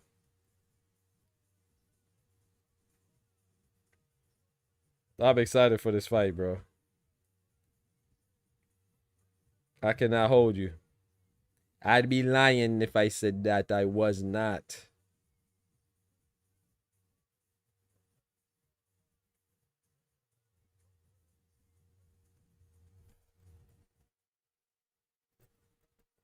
I still got Chris Eubank, man, but like I said, I was just nervous about, you know.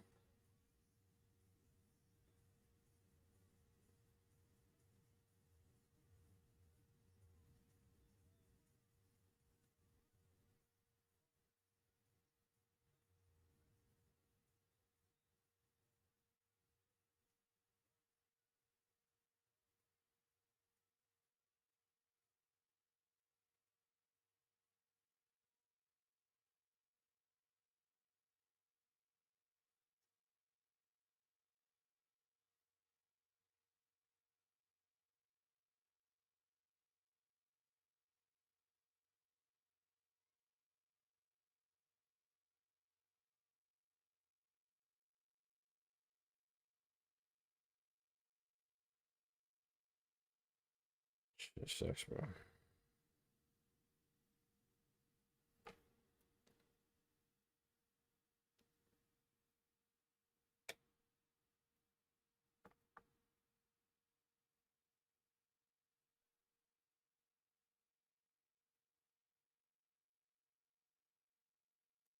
Pat says it won't last long, bro. Conor gonna win. Eubank still recovering. Ooh wee. You talking spicy?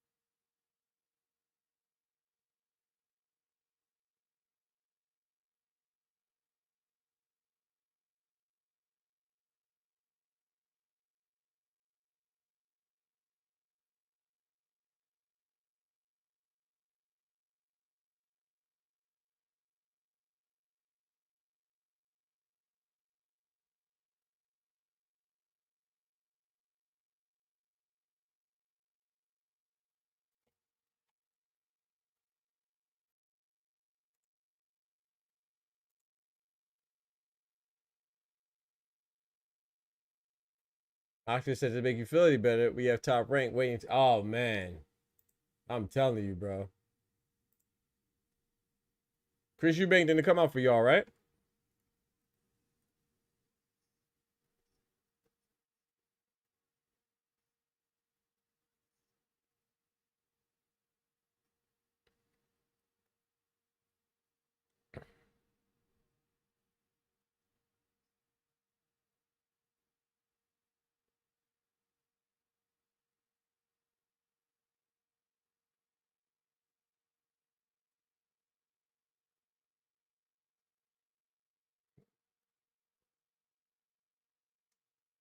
Chris Eubank coming out now for me.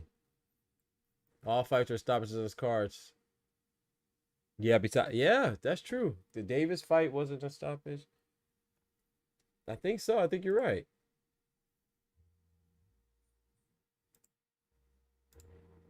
Bro, Eubank, what is that? He got on the mink?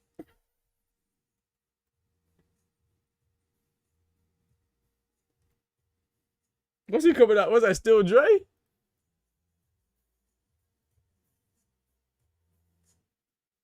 It said toilet paper drip.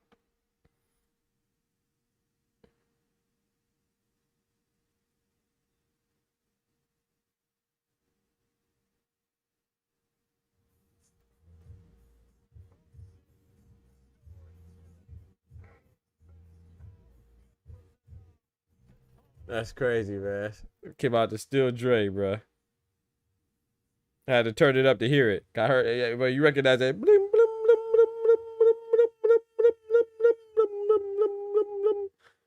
Recognize that anywhere.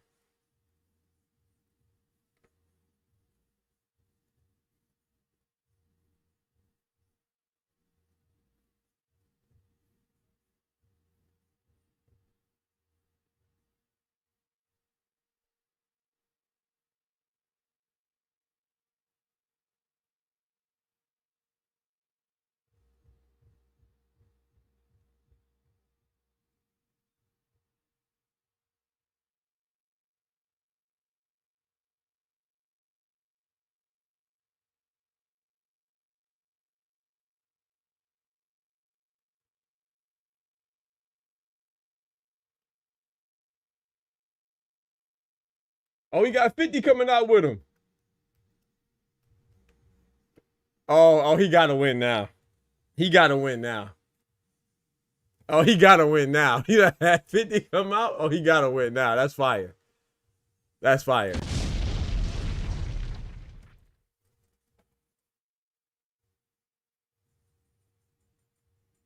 Hey, Chris Eubank Sr. is funny, bro. He too smooth, bro. He too cool, bro. Chris Eubank Sr. too cool, bro.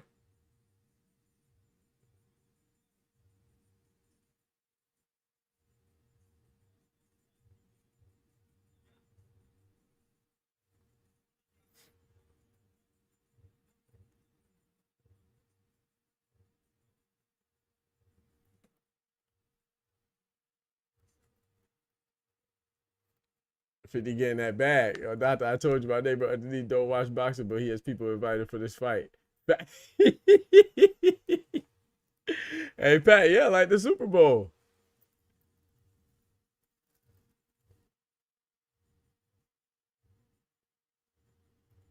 Hey, it's funny. You notice, right? Boback was with Bud, right? And Bud came out with Eminem before. And then now Boback with Chris Eubank. Chris Eubank come out with 50. Boback's the one that's getting all the Boback connected with 50 and Eminem and them, man. That's funny.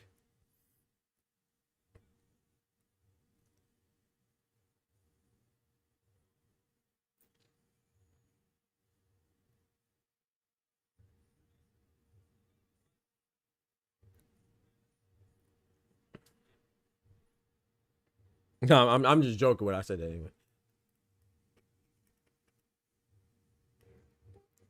Whoop your head, boy. Exactly. That's what I'm saying. That's the pattern right there, right? So boom.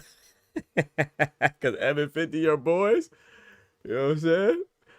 Next Boback fighter gonna come out with Dr. Dre. Head ass.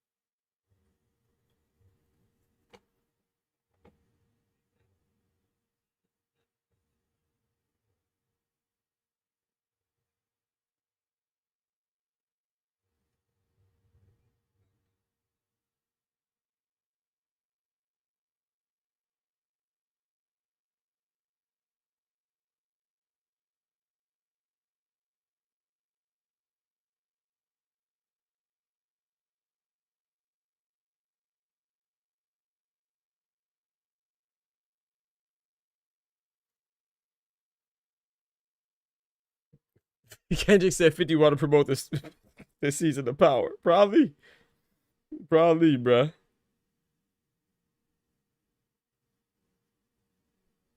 I would not put it past him, dog.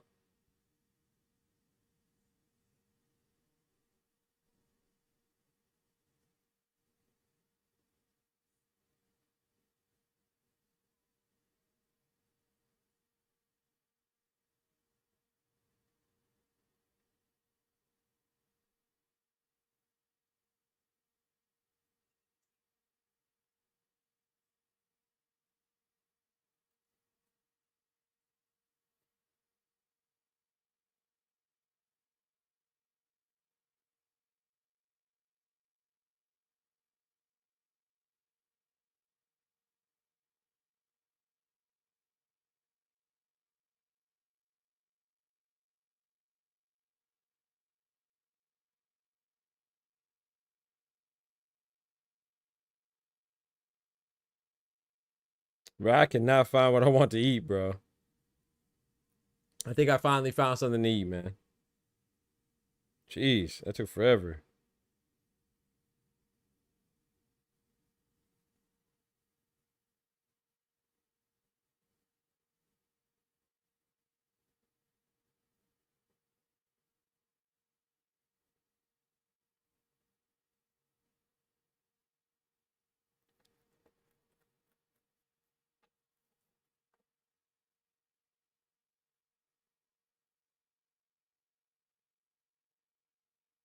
You crazy?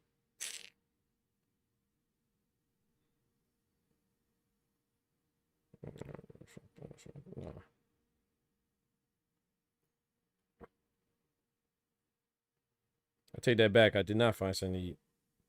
That thing too far. Fish and rice. I just ate some chicken and rice.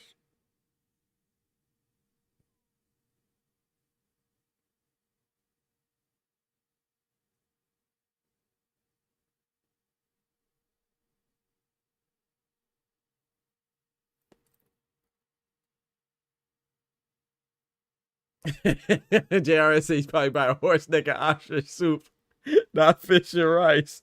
Bro, I was about to get a burger, man, but I really don't even want no burger, to be honest.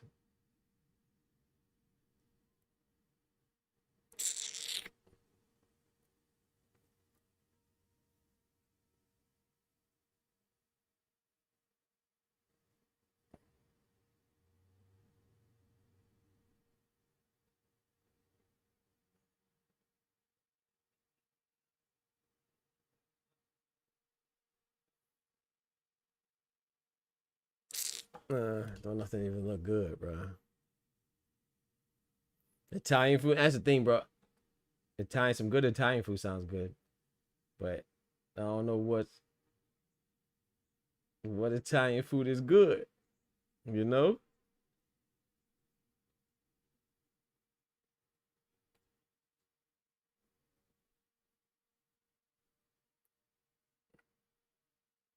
Just don't look. I don't know, bro.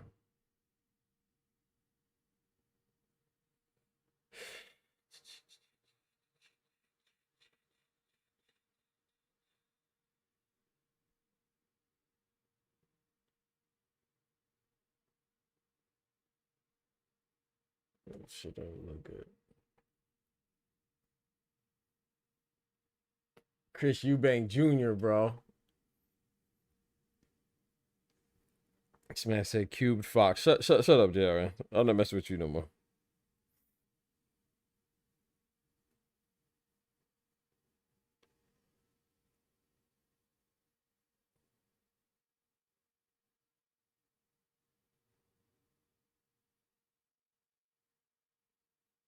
This man said get some cubed fox. The hell is you talking about?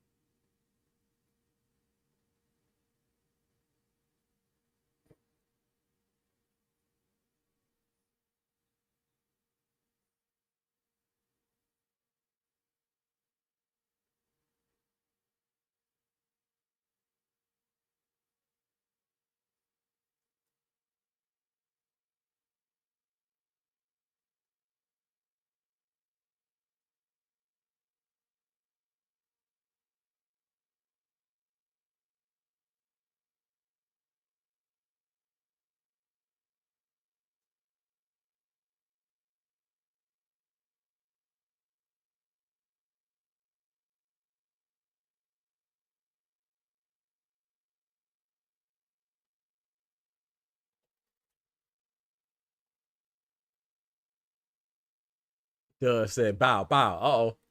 I ain't gonna, bro. You know what Conor Benn looks like to me? Conor Benn be looking like those. Conor Benn looks like those creatures off of I Am Legend, bro. The people that were, I don't even know what they're affected by. Were they affected by radiation? I don't even remember what they're infected by. I don't know if they're infected by just some virus or it was radiation, excessive radiation. I don't remember what it was. That's what Conor Benn looks like to me, man. This might be a draw.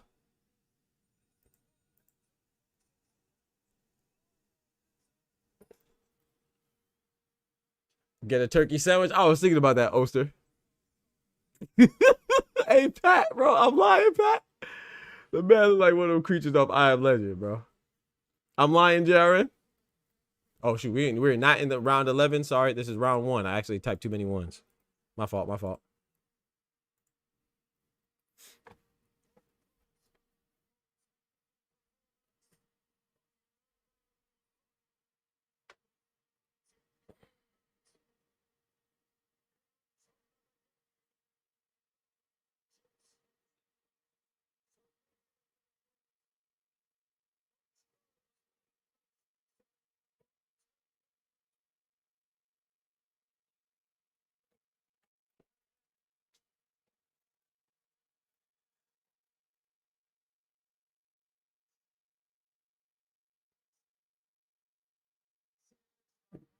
Now, 53 Octane says Eubank's corner has some powerful aura. Facts. Bomac 50.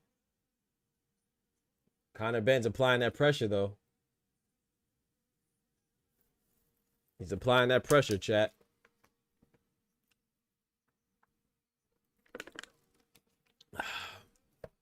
Oh, big right hand for Conor Benn. Chris Eubank hurt already?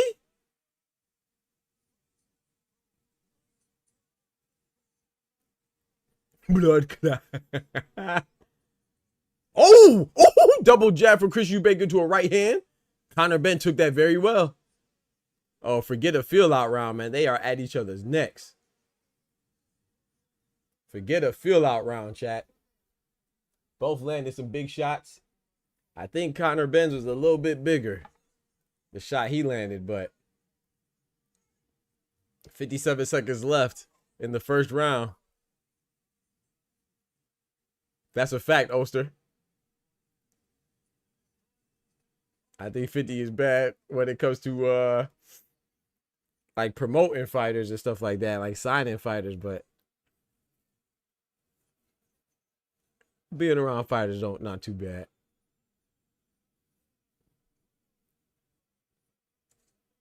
Man, I don't know, man. See Terrence Crawford back there too, sitting by Eddie Hearn. He's in favor of Chris Eubank, stablemate with Bomac.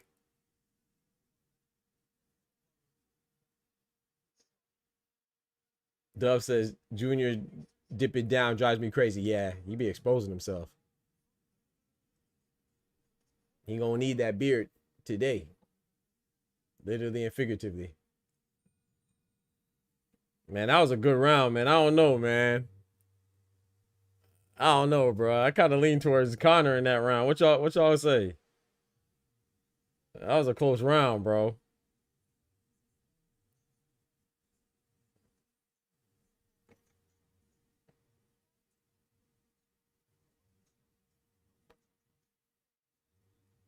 Round 1, I'm going with Conor, man. I'm going with Conor to edge it out.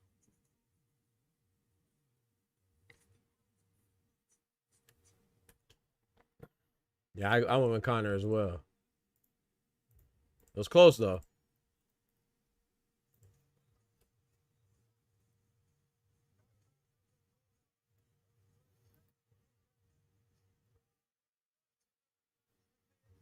Get that out. The Conor way for everybody, says Oster.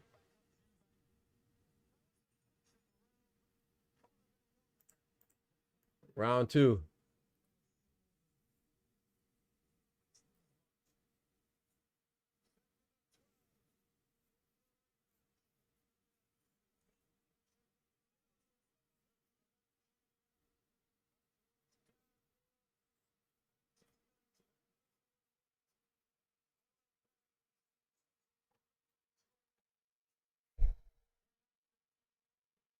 Oh, nice straight right hand from Chris Eubank, as Conor Benn was trying to dip and dodge the jabs.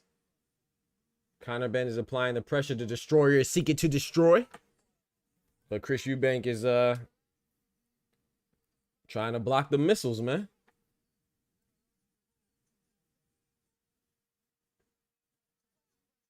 Looks like Chris Eubank talking to him. Ooh, got jabbed right in his mouth from Conor Benn. Chris Eubank tackles Conor Benn, puts him on the ground. Conor Benn said, "What's up with that, bro? What's up with that, bro?" Hey, yo. He just straight up tackled him, man.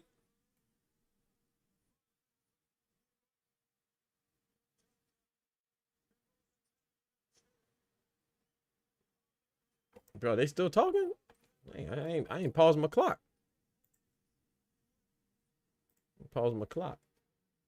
Pause my clock for about 20 seconds. I didn't know that there was gonna have a whole dialogue in the middle of the ring. That was an ugly behind jab to the body from Chris Eubank. Left his chin exposed. Oh boy. That was a nice body shot. Body shots and another one. Bro, jab to the face and a straight right hand to the body from Conor Benn. I don't like the way Chris Eubank's looking, man. He's looking surprised. He's looking surprised, man. Nice jab from Conor Benn, snapping Chris Eubank's head back. Nice 1-2 from Conor Benn. I don't know, man. Chat, I don't know now.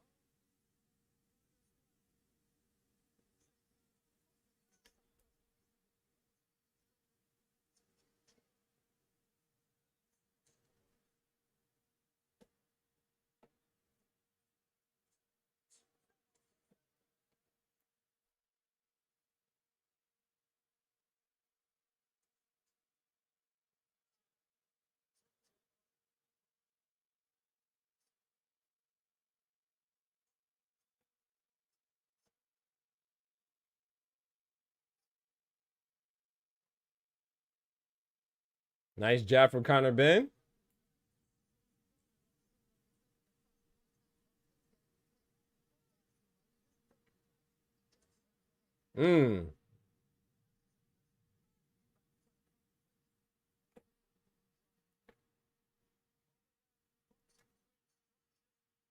Jab to the body, jab to the head from Chris Eubank. Man, I think that's another Conor Benn round, chat.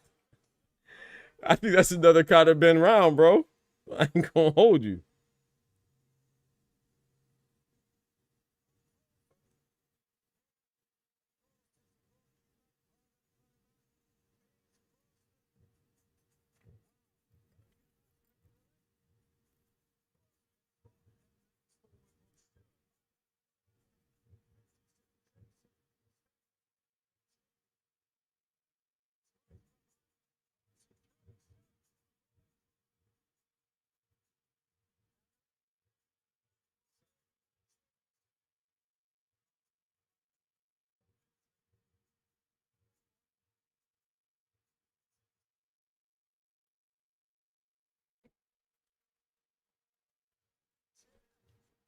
Wasn't that Rod Stewart? Didn't Rod Stewart's son just get the beats put on him?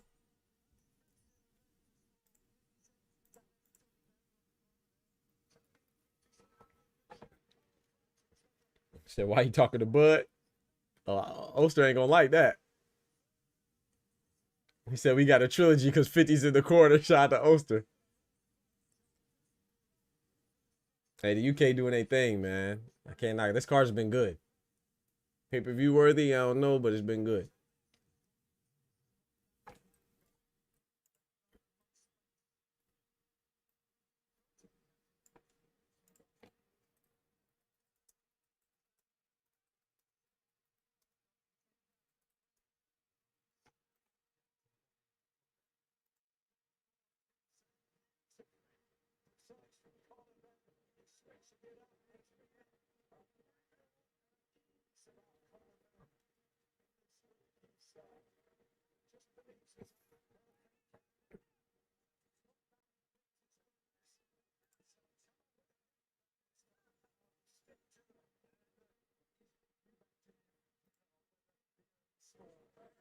Nice double jab.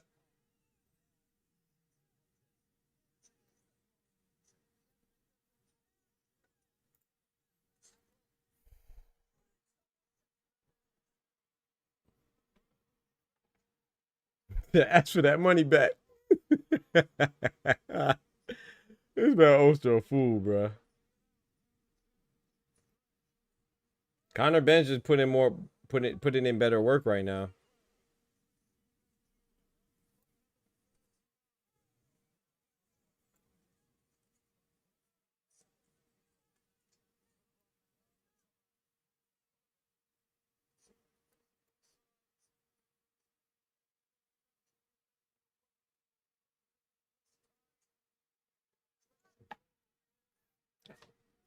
Chris is selling your stuff, yeah.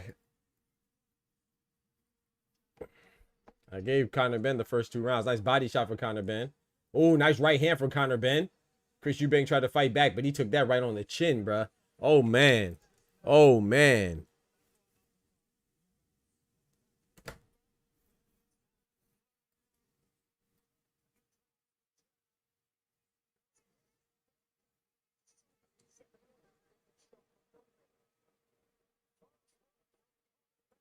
Bro, Conor Benn looking good right now, bro.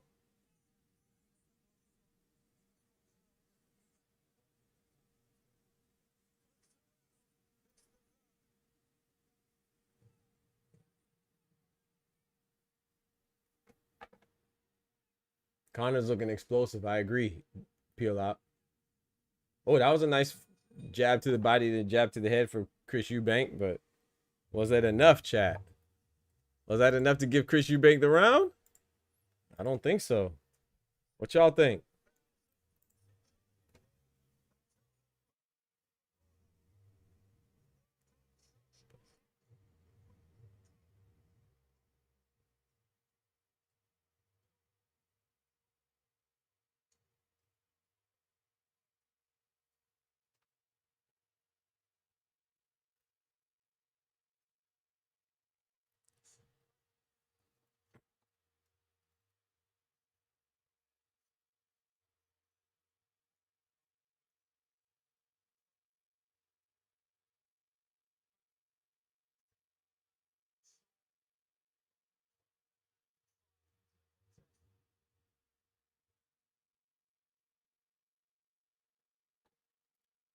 Let's get it.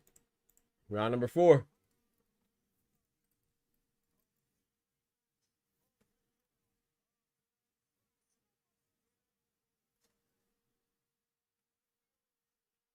It's not.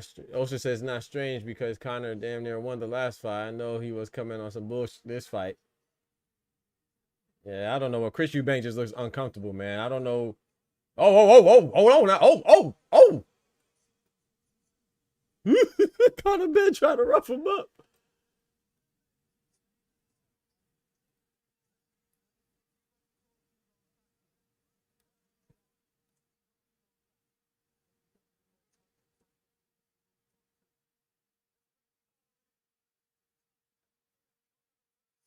Oh, big right hand from Conor Benn, bro. Chris Eubank shook his head. Yes.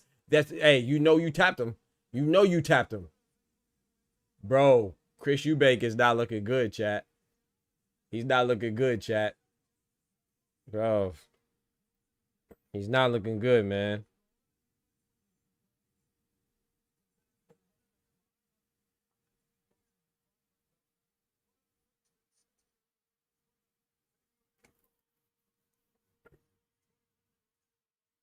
Oh, nice counter right hand from Chris Eubank. Didn't have too much pop on it. He was actually going backwards, so.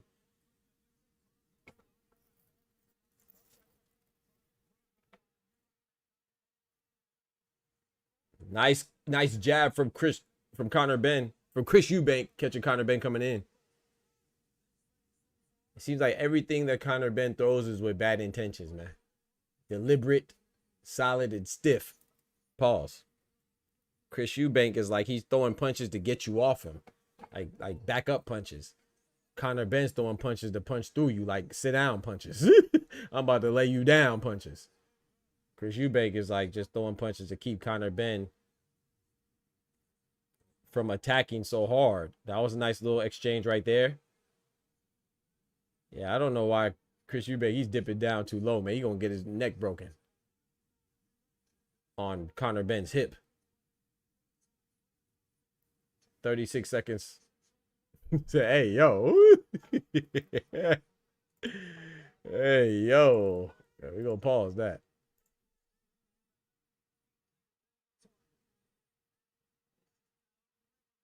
No, did he? Nice jab from Chris EUBANK.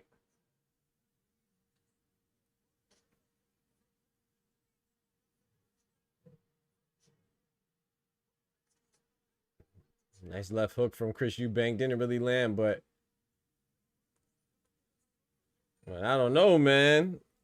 Who said that Bomac didn't look that confident? Who said Bomac looked a little worried? Somebody said that in the chat. Whoever said that, you wasn't lying. You was right. If he's not worried, he should be. I ordered a Euro, chat.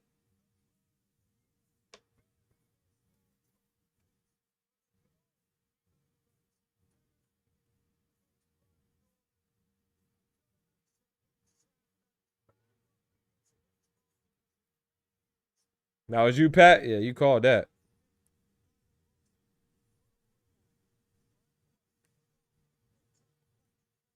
That was a better round for EUBANK. He looked a little bit more alive, but there was still wasn't enough to give him the round, in my opinion. I need a hero. Don't forget to show some love in the chat, man. Show some love in the chat. You can drop super chats. Make sure you smack the like button, hit the Cash App, become a member. All that stuff helps for the channel, man. Keep us going and growing, bringing this daily content. You know what I'm saying? Shout out to those that already show love.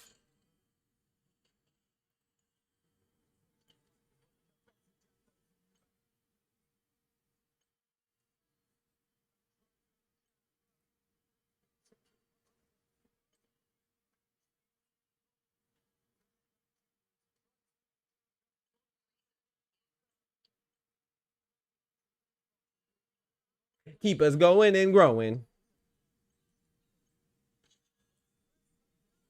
Shout out to those that hold it down, man. Appreciate it.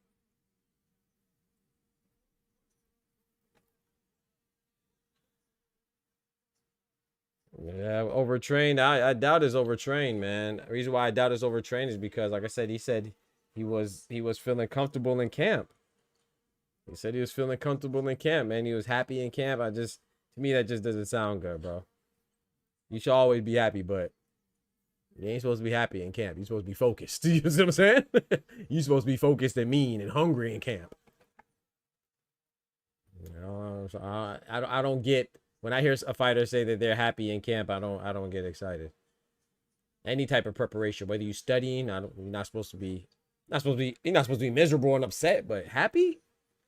Nah, bro. You at practice. You training for basketball, track, studying for a test, a bar exam, or a qualifying exam for your engineering, whatever it is. You know what I'm saying? Trying to make it into grad school. You supposed to be happy? I didn't have that experience. You feel me? I didn't have that experience. Maybe I'm tripping. You know what I'm saying? Oh, nice 1-2 from CONOR BENN. I think Chris EUBANK might have got hurt right there. He might have got stung right there. Shout out to my brother WJ McCullough. Show us some love with the gifted memberships, man. Shout out to my brother with the gifted memberships coming through like Oprah in the hood. Say you get a membership. You get a membership. You get a membership. 1, 2, 3.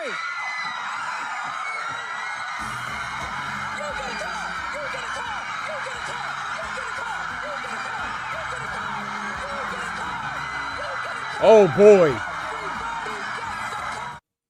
Bro, Chris EUBANK is smiling, bro. He getting hurt though. He get hurt. Yo, shout out to Ulster. OGO coming through like the other O. Oprah. 1, 2, 3.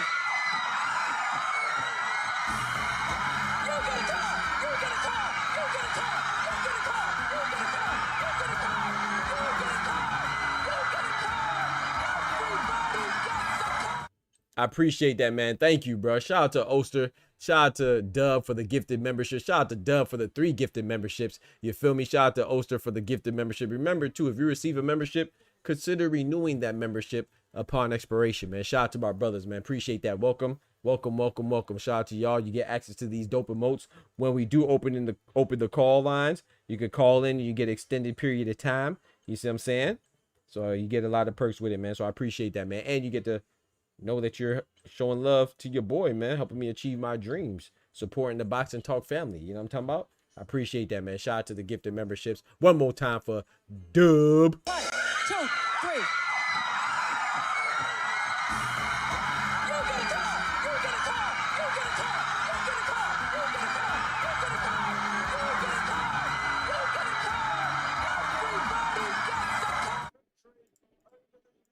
I ain't gonna lie, bro.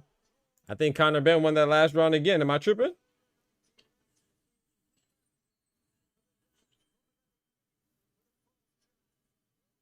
Did Conor Benn win that?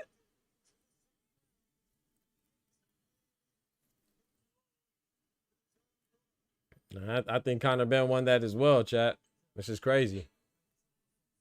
Shout out to Dub. Shout out to Oster, man. I appreciate that love. Oh, my goodness. Conor Benn is throwing. Oh, my goodness, bro. He's throwing, bro. Conor Benn is throwing.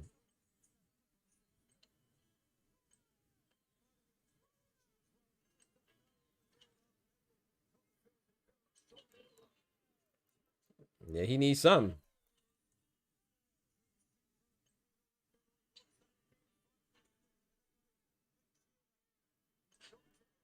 He needs something.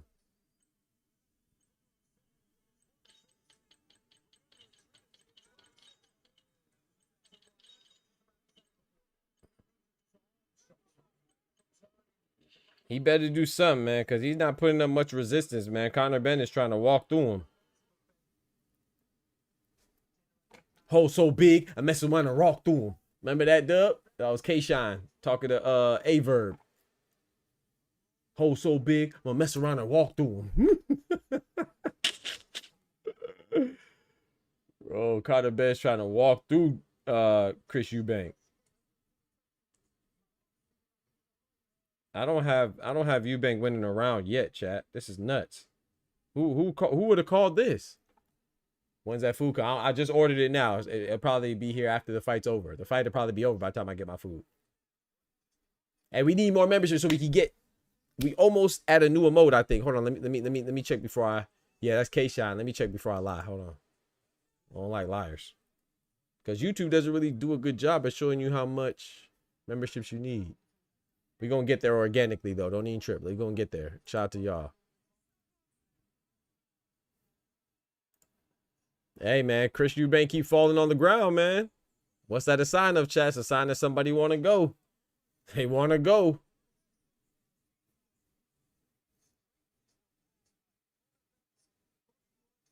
They want to go.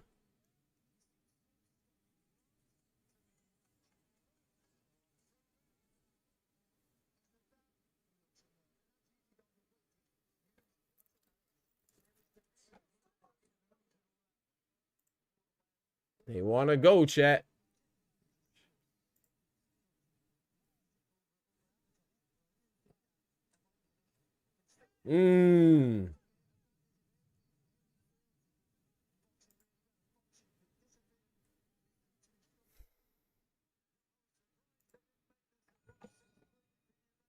That round could have went to Eubank, but I'm going with Ben again. Oh, now we far away from another emote.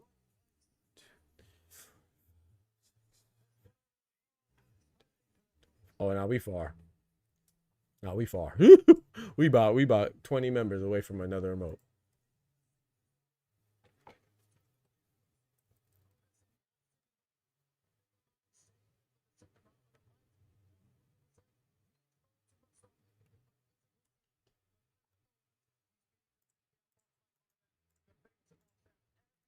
Yeah, Conor Benn is smutting him right now.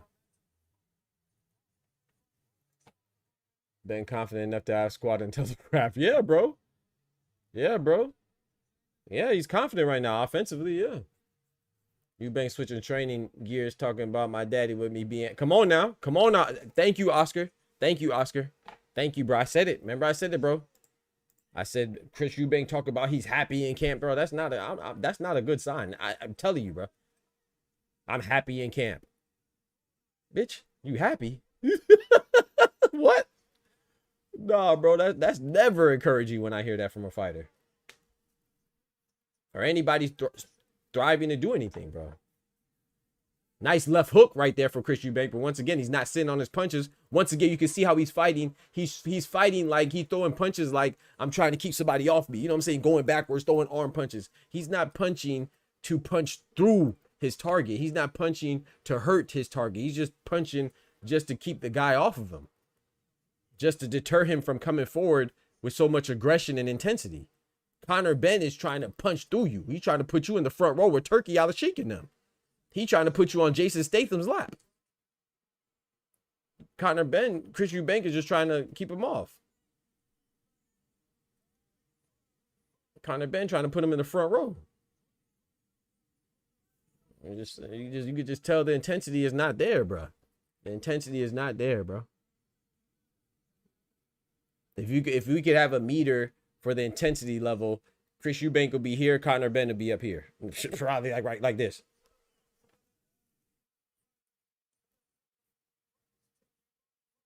It's like one person's fighting to get through the fight, and the other person's fighting to dominate the fight. Exactly, Pat. Pat says Eubank is just fighting not to lose. Exactly. He's not even doing a good job at that. Because when you fight not to lose, you're not fighting to win. Most likely you're not going to win unless your opponent's going to lay down. Oster said, Thomas, there go my guy. What's good? What's good? But where Thomas at? Yo, Mr. Thomas in the building. What's good, Thomas Hill? My guy. Nice right hand from Conor Benn. Hey, good job to Conor Benn, though. I don't want to focus on what Chris Eubank is not doing. Let's focus on what the Destroyer is doing. He came back to even the score, man. He said, hey, your pops beat my pops, and you beat me. I'm not going again. I got to get a win in the, I got to get a W in the, I got to get a tally in the win column for the Benns. So shout out to Conor Benn, man. Just make sure he ain't cheating. You feel me? Just make sure he ain't cheating. Make sure you check them tests. You know? Make sure you check them tests.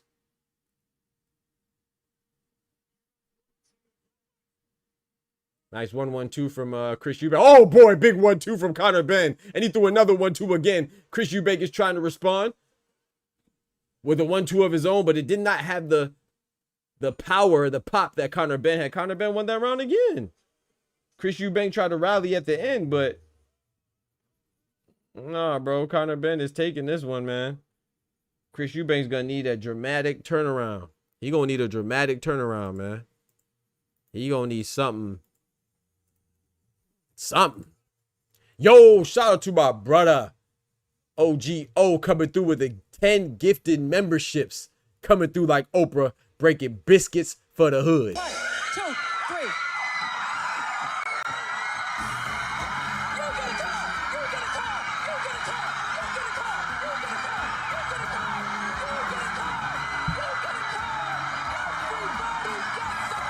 Everybody gets a car, man. Shout out to my brother Oster, man, with the 10 gifted memberships. Like I said, upon expiration, consider renewing that membership, man, so you get access to these fire emotes, the best emotes on YouTube when it comes to a boxing channel. You get perks like joining the Discord and get an extended amount of time when you call in. You feel me? You get shout outs every time you join the channel. You get shout outs when you're a member. You feel me? Exclusivity for the members. So I appreciate y'all, man. Shout out to my brother Oster.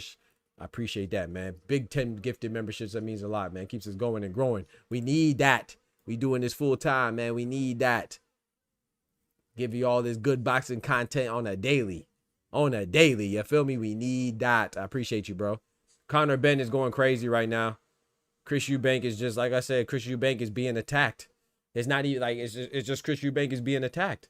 And he's trying to weather the storm.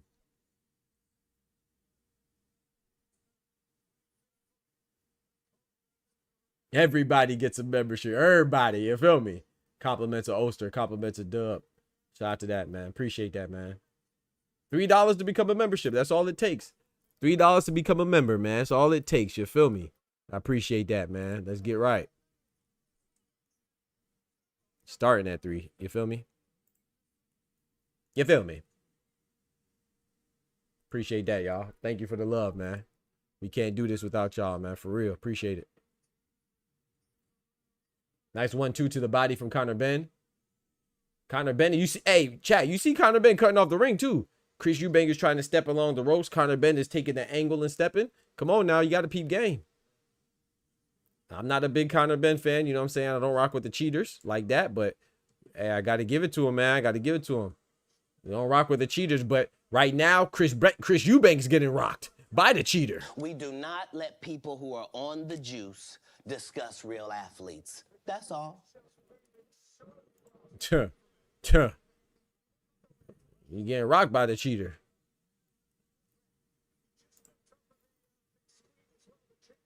Have a minute and 8 seconds left. My clock is off by 10 seconds. We got a minute left in the 8th round.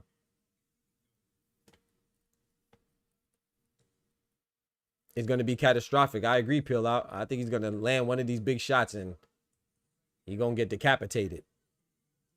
Eubank going to get decapitated.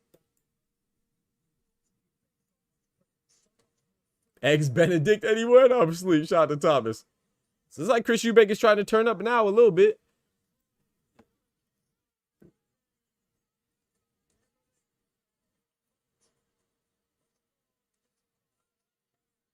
Nah, bro. Chris Eubank doesn't have anything for Conor Benn right now. He doesn't have anything for Conor Benn right now. Hey, what did Breadman tell Caleb Plant? Hit him with a low blow or something. Hit him in the nuts. Nah, bro. Conor Benn about that life, bro. He about that life tonight, bro. Chris Eubank is trying to fight back now, but man, I still have Conor Benn with this round.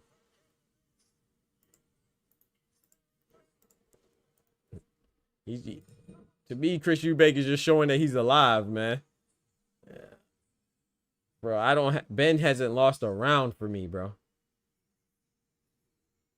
Ben hasn't lost a round for me, chat. Psh. Nah, man. Nah, man.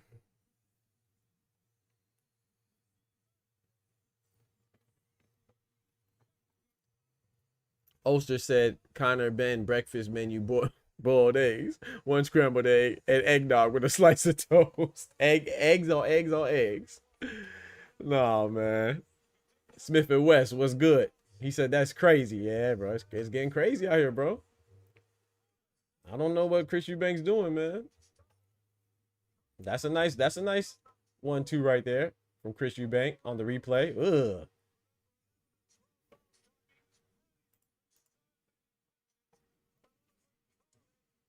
I mean, for me, Chris Eubank needs a stoppage.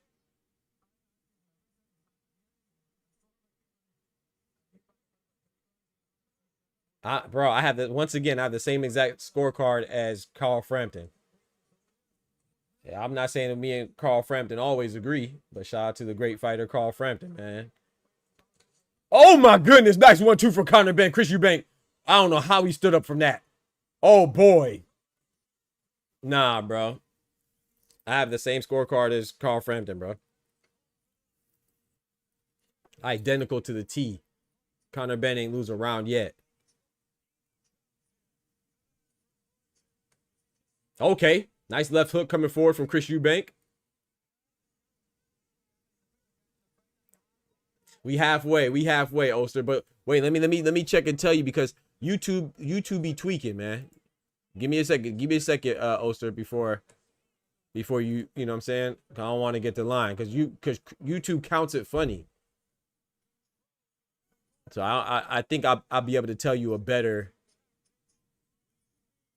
I think I'll be able to tell you more with more accuracy like tomorrow or something, because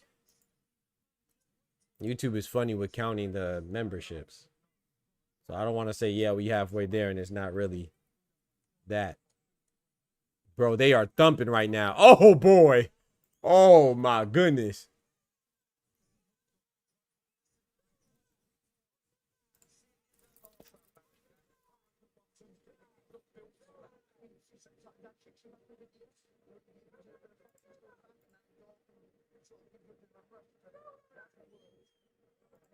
Chris Eubank has to fight with more intensity, bruh. He's not fighting with, man.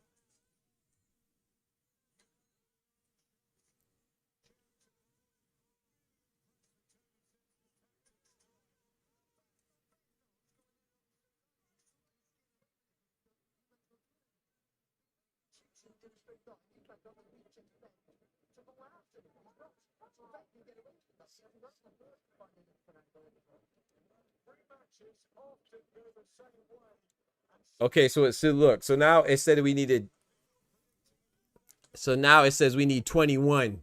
Before it said we needed 10, but like the count is off. And then now it says we need 21 more for a new emote.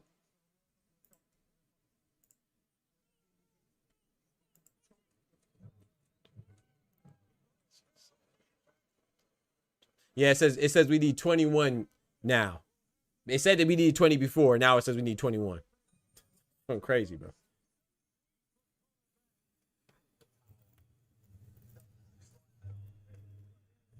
It's the weight and previous body damage. Maybe that's what it is, man. But yeah, I got Ben winning that. Now that round was close. You could have gave it to EUBANK, I think. That was like it's some of these rounds are close.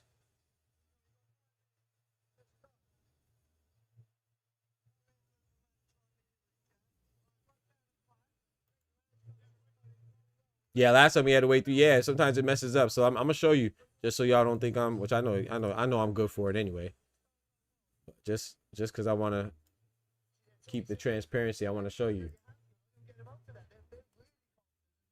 See, look. Before it said 20. I mean, before it said like 15. And then it says 21 now. So to unlock the 13th emoji, we need 21 more members. Before it said 20. But it said to unlock 12 is 20. Which doesn't make any sense because we already had 12. So I don't want to. We have 12 emotes now. So they tripping. But maybe it has to update again. So we working that shot to my brother Oster, man. I appreciate that, bro. That's all good, man. Trying to get that bud emote. Hey, it'll get there, man. Like I said, no pressure, man. I appreciate the support. Oh, shoot, I ain't start the timer. My fault, y'all.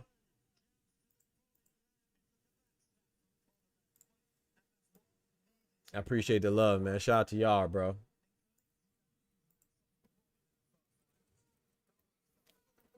That's a fact, Oster. Thank you, bro. Shout out to Oscar. Said EUBANK's making these rounds close, but Conor taking them all of them by lack of activity. Exactly. He's making these rounds close, but EUBANK, but Ben is taking all of them by lack of activity. I agree. Oster said, no sweat. We gonna get it anyway. That's a fact, bro. God is good, man. God is good. Oh, nice 1-2 from Conor, man. Chris felt that, chat. I know his eyes got watery with that one. He came forward, though. Shout out to Chris EUBANK, man. He's a soldier. He gets hurt, he comes forward. But it's just, he ain't got the juice tonight, man. You know what I'm saying? He ain't got the juice tonight, man. Conor Benn got the glow tonight. Conor Benn throwing feints, getting low, coming up top, going to the body, going to the head, hit him in the sternum. He just hit him in the chest with it. Like, man up. Hit you in the chest one time. Nah, bro. Like I said, man, Chris EUBANK. I heard that Chris EUBANK's expecting twins. I heard Chris EUBANK, you know, happy in camp, chilling with his nephew. Nothing wrong with that. It's dope to be around the family, but it's wartime, man. You know what I'm talking about? It's wartime, man.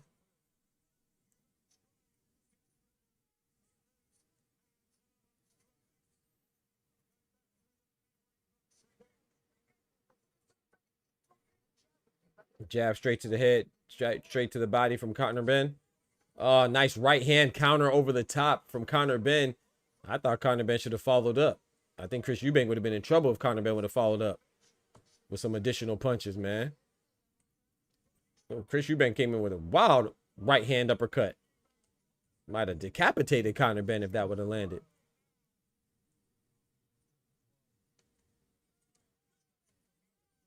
Okay, nice little combination from Chris Eubank. Still not enough to take the round, bro.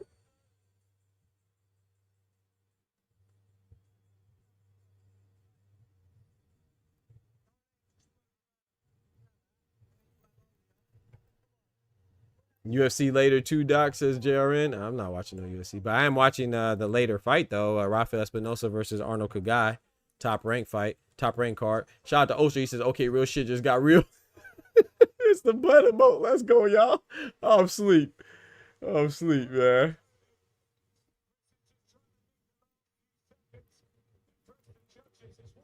It's over with, man. Unless he get a stoppage. Does anybody think that Chris Eubank could stop Conor Benn?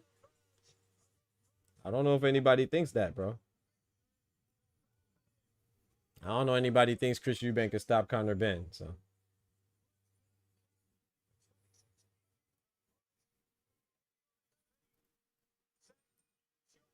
It might be over with, chat.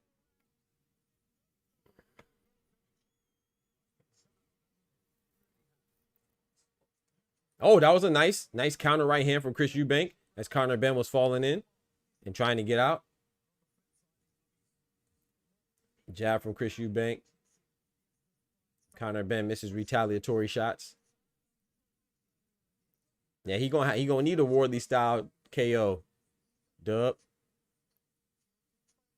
My sound's coming through? Good looking out. Thank you. Thank you, Oscar. Good now, right? I turned it down. Thank you, bro. I did turn it up so I was trying to hear what they were saying in the corner, but I couldn't hear it anyway. So crazy. My mic could pick it up clearly, but I can't pick it up in my own ears.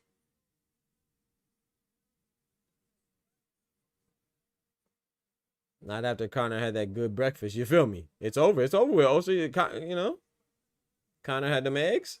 Nice body shots from Chris Eubank. I didn't like the way he threw that. He threw that very wildly and undisciplined. He left his whole face exposed.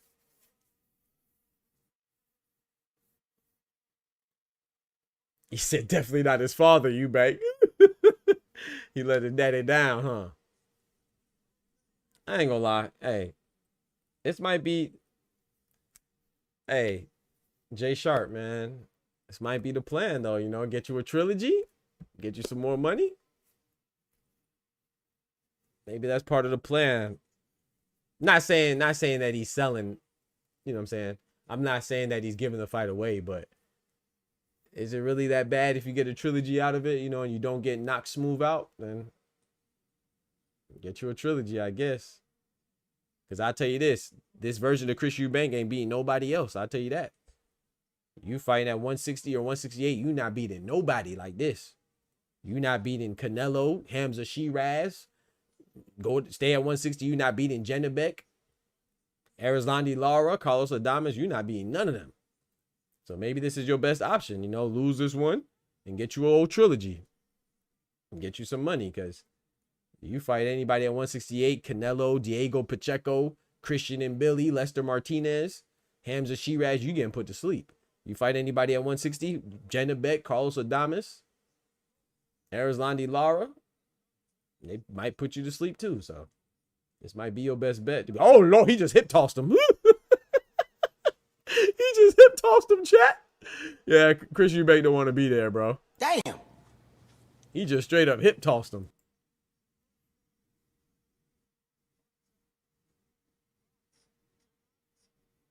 Yeah, oh, so you did say that. Trilogy time for sure. And the reason why I blame Chris Eubank for the hip toss, when you get tossed like that, you're not putting up no resistance, man. Ain't no way you just throw a grown man like that. The fuck is Conor Benn? Bruce Lee? He ain't Bruce Lee. Rest in peace, the late great. How you toss a whole nother full body, strong adult man like that? He ain't even put no pressure on it. He just turned his hips and just moved his body. Almost threw him through the ropes, bro. Chris Eubank wanted to get tossed. Pause. Got everything tossed but a salad. Pause. No, did he? We're gonna pause that. Got to chill out, man. You don't want that pressure, man. Chris Eubank is happy that this is the 12th round. I'll tell you that. Chris Eubank is happy this is the 12th round. I'll tell you that.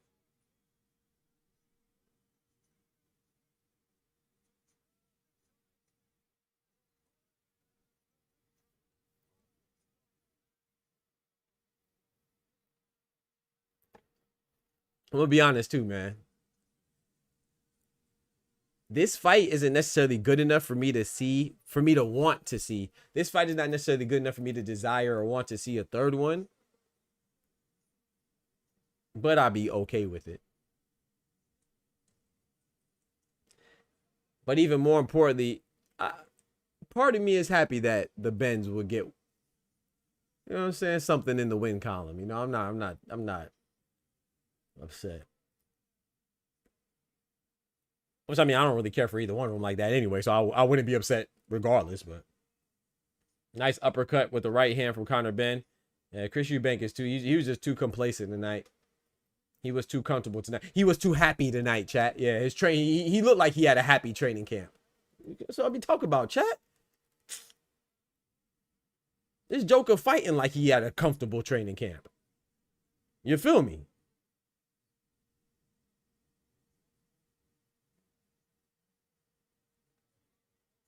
Nice counter right hand from Chris Eubank after the 1-2 from Conor Benn. And I got to give Conor Benn credit too. He's not taking this round off. He's making a statement. He's like, yeah, I'm about to put these paws on you still throughout all 12. From the first bell to the last bell, I'm putting paws on your head top. I'm putting these gloves. I'm putting these beats. I'm putting the left hand, the right hand, belt to ass, the whole 12 rounds. Can't be mad at that, man. Conor Benn deserved this win. He didn't knock him out, but he destroyed him. That's a fact. He may not have knocked him out, but he destroyed. Oh, Lord. Oh, my goodness. Right when I said it. Right when I said it. He may not knock him out, but he definitely destroyed him, and he drops him. Oh, my goodness. 40. This is going to be a long 40 seconds. Chris Eubank, you got to hold on to something. Get up out of there, bro. Get on your bicycle. Get on your bike. Get up out of there, bro. Oh, Lord. Oh, no. Oh, no. His leg's gone. Oh, no. Hold on. Hold on. Oh, Lord. Hold on. Hold on. You can't take all them shots. Oh, he looking like fight back, chat. He ready to go. I'm ready to go right now. I'm ready to go right now. Get him up. Let him get up. Let him get up. Let him get up. Fight back. Fight back. Oh, boy. Oh, boy. Yeah, Chris Eubank. You see how Chris Eubank watching him? You better watch him. You better remember that. So next time you want to be comfortable and happy in camp, make sure that you remember Conor Benn standing on the top rope after he just boop-bopped your ass. You know what I'm saying? That's what you do. This man over here talk about he's happy in camp. It's the first time he's been happy in camp. He expecting twins. He babysitting. Man, get out of here, man. Shout out to Conor Benn, man. That's what I be talking about, chat. That's exactly what I be talking about right there, chat. You got too comfortable, man. You get too comfortable. Comfortable get your butt kicked. That's what comfort does. Yeah. Yeah. He turned you into a comfort girl. That's what he did. And he was pounding your shit all night. Pause. We gonna pause that. Yeah. What do you mean by that? Yeah. You look comfortable. You looked happy. You look like you had a happy camp. Goofy. What are we doing, man?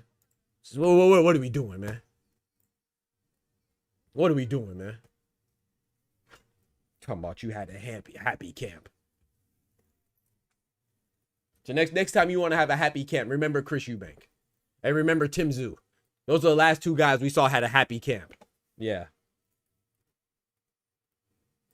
one guy got his head boxed off, and the other guy the other guy ended the fight and said, "What the fuck happened, man?" Tim Tszyu said, "Man, what the F happened, man?" He said, "What the F happened, man?" He said, "What did I get hit with?" Yeah, you got hit with a happy camp. That's what you got hit with. Yeah, comfortable camp. Yeah. You out there visiting theme parks with your brother and your pops. You know what I'm saying? That's what you look like. And Chris Eubank, you over there expecting twins and talk about you have your nephew in camp and you never been this happy before in your life. Okay. Yep. I'm gonna take this happy ass whooping. You feel me? Shout out to Conor Benn, man. He deserved that, bro. As long as he don't test positive for nothing, Conor Benn deserved that, man. Chris Eubank, I'm so disappointed. I'm so disappointed. I'm so disappointed. Talk about you had a happy camp. You dumbass. A happy camp. Happy camp. Fuck out of here. People be thinking that's a good thing. Oh, I'm so happy for him. He's about to fight, bro. He's not about to meet this man and have a picnic and sing Kumbaya around a fire and do karaoke. He's about to fight, bro. Hey, come on, bro. People talk about, oh, I'm so happy. He looks so happy. You going to war? Or you going to have dinner and a movie?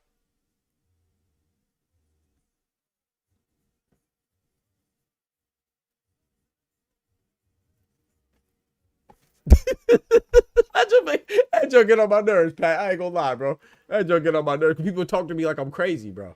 Like I'm crazy for saying these things. I don't be crazy, bro. I don't be crazy, bro.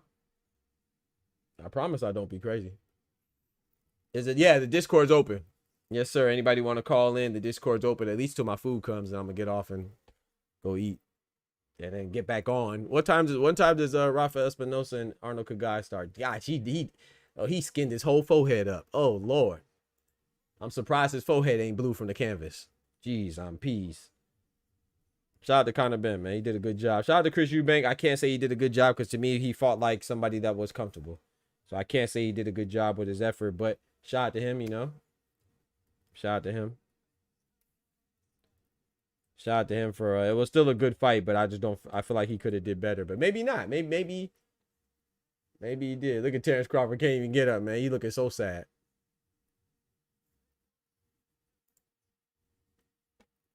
Shout out to both of them though, man. You know what I'm saying? They made a lot of money. They could take care of their family. That's what it's all about. They both got out of here healthy, I'm assuming, so.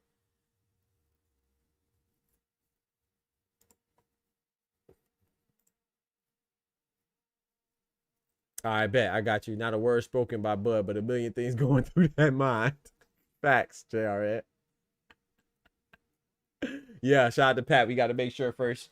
And that's unfortunate, right? That's unfortunate that we're in a boxing, that right now we're in a time where we can't even trust people to have good victories because they just have no integrity, man. And, you know, so Conor Benn is a known cheater. So I think we should wait until the VADA test and the USADA test and all the appropriate tests come out before we celebrate this too hard. Because we see so many cheaters. It's like, you know, we excuse cheaters for cheating these days. Shout out to Conor Benn, man. And you know me, I usually try to give respect and love to the winner, the victor, and the guy that came up short. But I just don't feel like Conor Benn showed us, Chris Eubank showed us anything that showed that he was prepared to win, you know?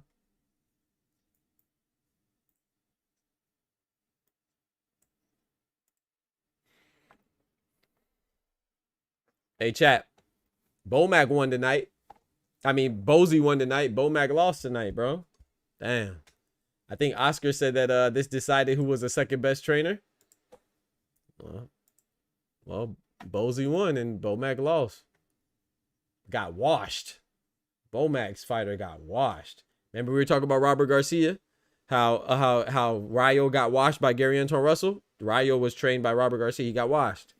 We said that Bomac, you know, you never really see him get washed. He just got washed. I'm telling you, man, sometimes, you know, the trainer can only do so much, you know? Sometimes you win, sometimes you lose. Sometimes you get smutted.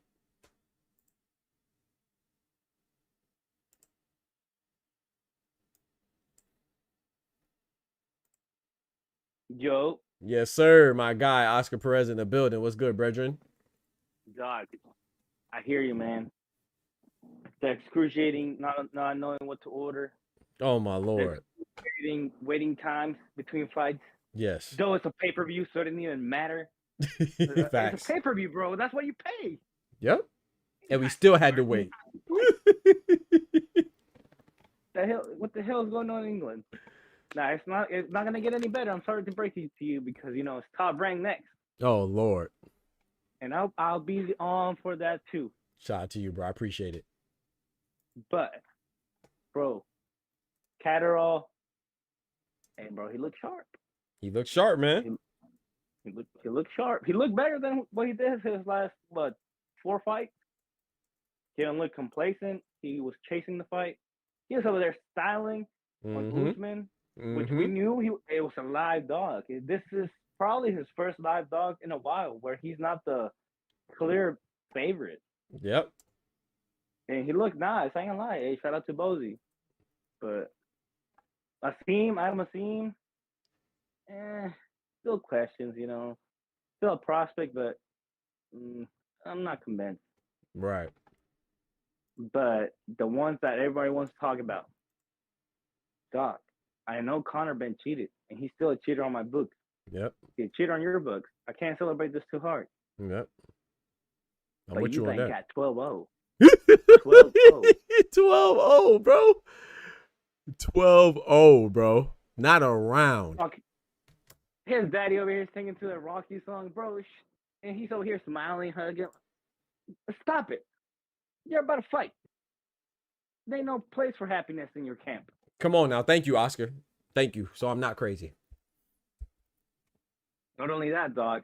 For those guys that told you we're crazy, that could cost Bomac his Coach of the Year.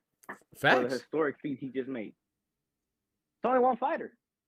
This was a big fight. And he looked like shit. He got 12-0. 12-0. Not 1, not 2, not 3. 12-0.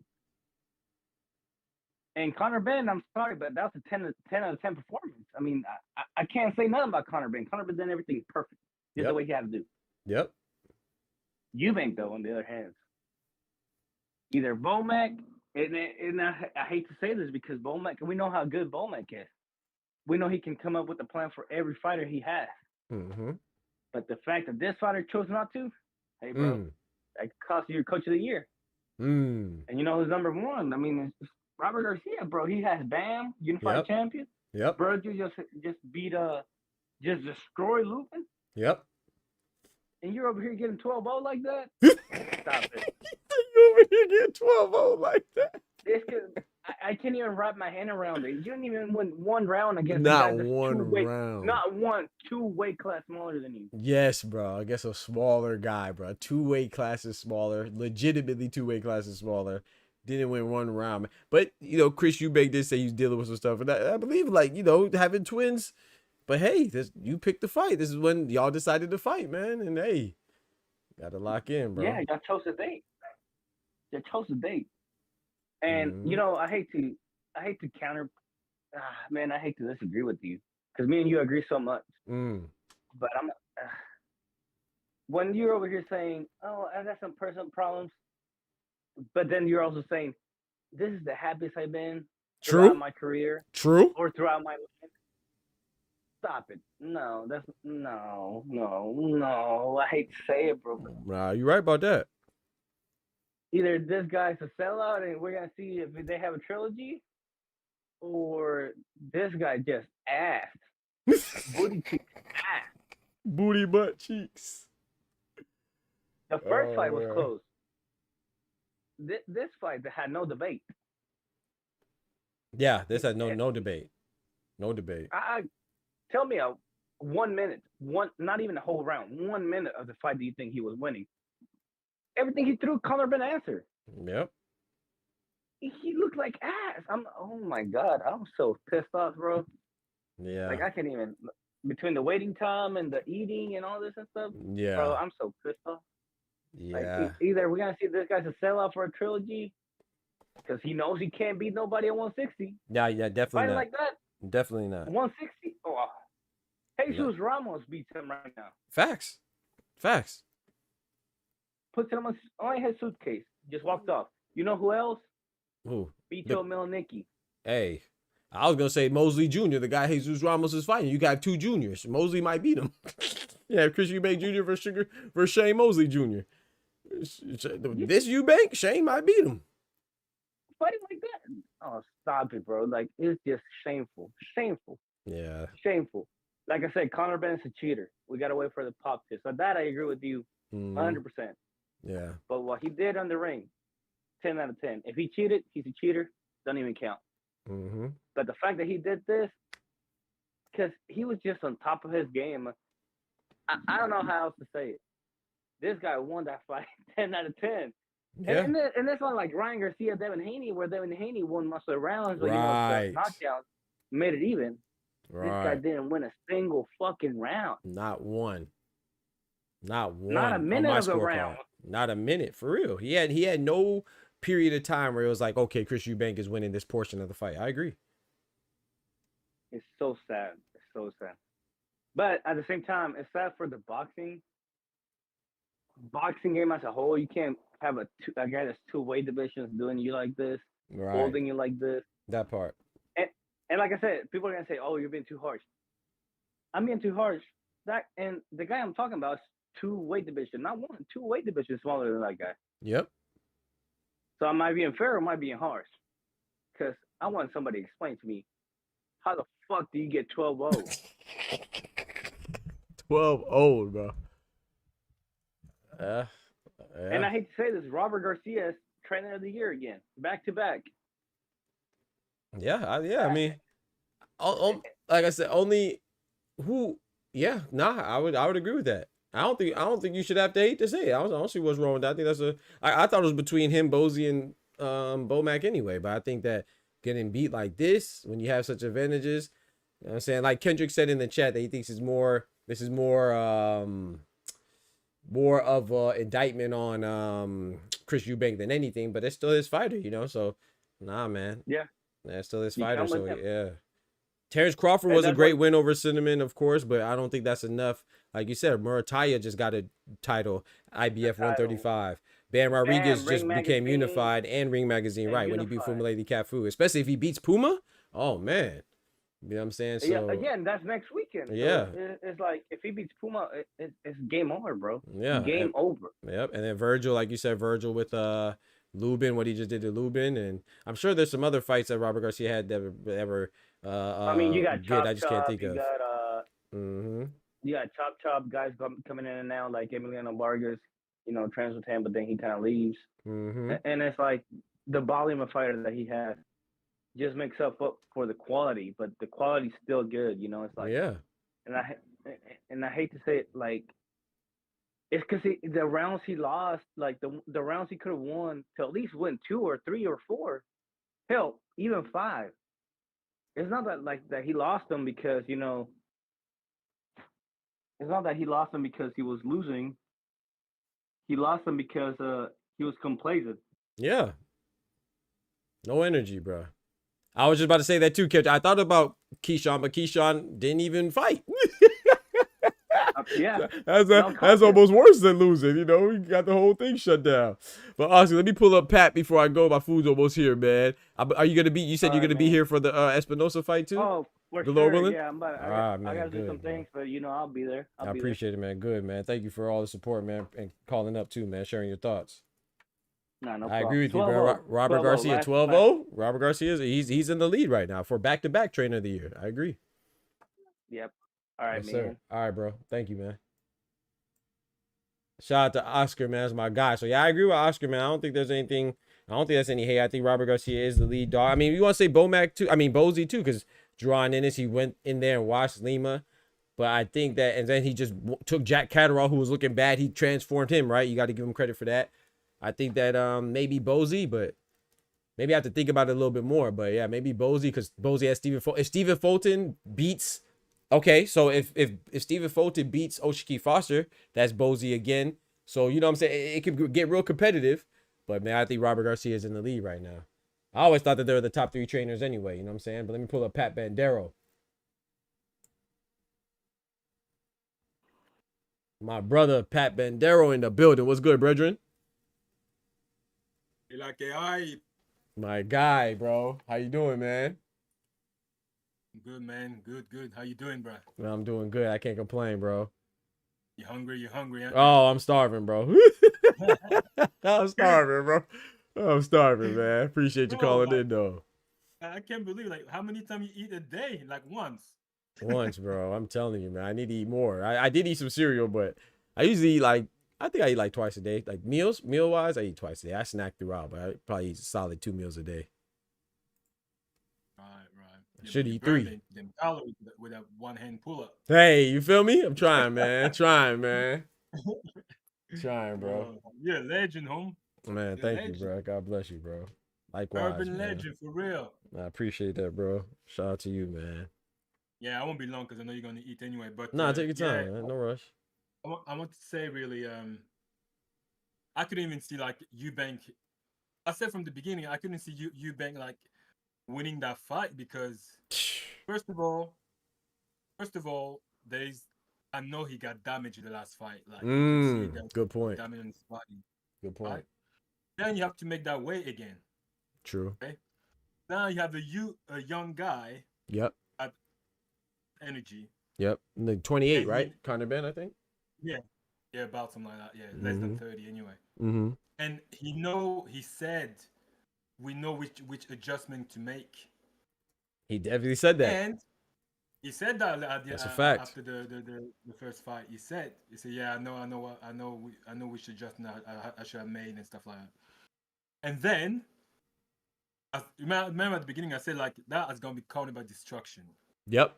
But then I'm not gonna hold you when I heard I didn't even hear him. I saw his face because I was listening to you. I saw his Bomax face. And like, man, I'm telling you. And then I saw her face. I'm a believer. That's what I mean. I was like, man, that dude doesn't look like he's about, you know. I was comparing his face before facing Canelo. Yeah. And his face now. That's a good point. Like, no, that's not the same Bomax, bro. Like, Yeah. You know what I'm saying? So I was like, I don't know. But then 50 Cent came. I'm like, do they know something that we don't know? Mm-hmm. Yeah, true. Like, and then I told myself, either 50 Cent is here for the check, or he's here because he know Eubank's gonna do something. But then I don't know, man. I felt like the first round when I saw, you know, when I knew straight away Conor's he's definitely winning, is when he started to go to the body. And that's the thing that he didn't do in the first fight. So that's one of his adjustments. I was like, damn, he made that adjustment right there. Knowing that what's his name? EUBANK Jr.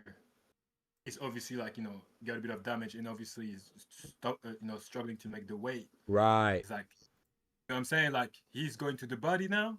Like there's no way EUBANK's gonna be able to, to catch up. Right. So even if they go like toe to toe in the last rounds, Conor will have the best of him. Absolutely. Because look, even me really in the first fight, I thought if Conor Benn had gone to the body after, you know, when he I think he knocked him down, or like he knocked him down, didn't he? Or no?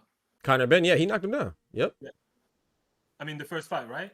Oh, the first fight? No, I don't think he knocked him down. I don't think there was any knockdowns in the first fight. Okay. Sorry. He really like hurt him at some point. Yeah, he definitely hurt him. Yep. He hurt him like quite bad at some point, and that's when. And yeah, that's what I mean. Yeah, he hurt him at some point, but the round closed. So like, right at the end of the round. So basically, Eubank got saved by the bell, kind of. Yep. No, you're right. And when the next round started, you could see Eubank was still a bit, shaky. Yep. But hey, give me one quick second. My food is here. Give me a quick second. Oh yeah, go ahead. I'll be right back. Of course. Yeah, no problem.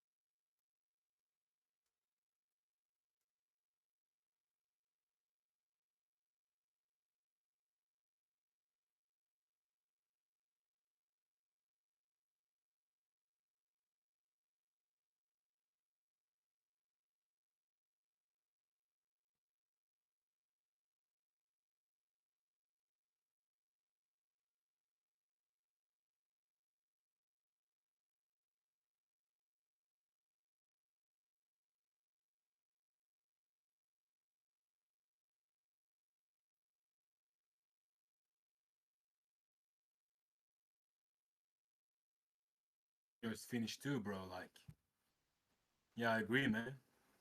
I mean, it's definitely in the 160.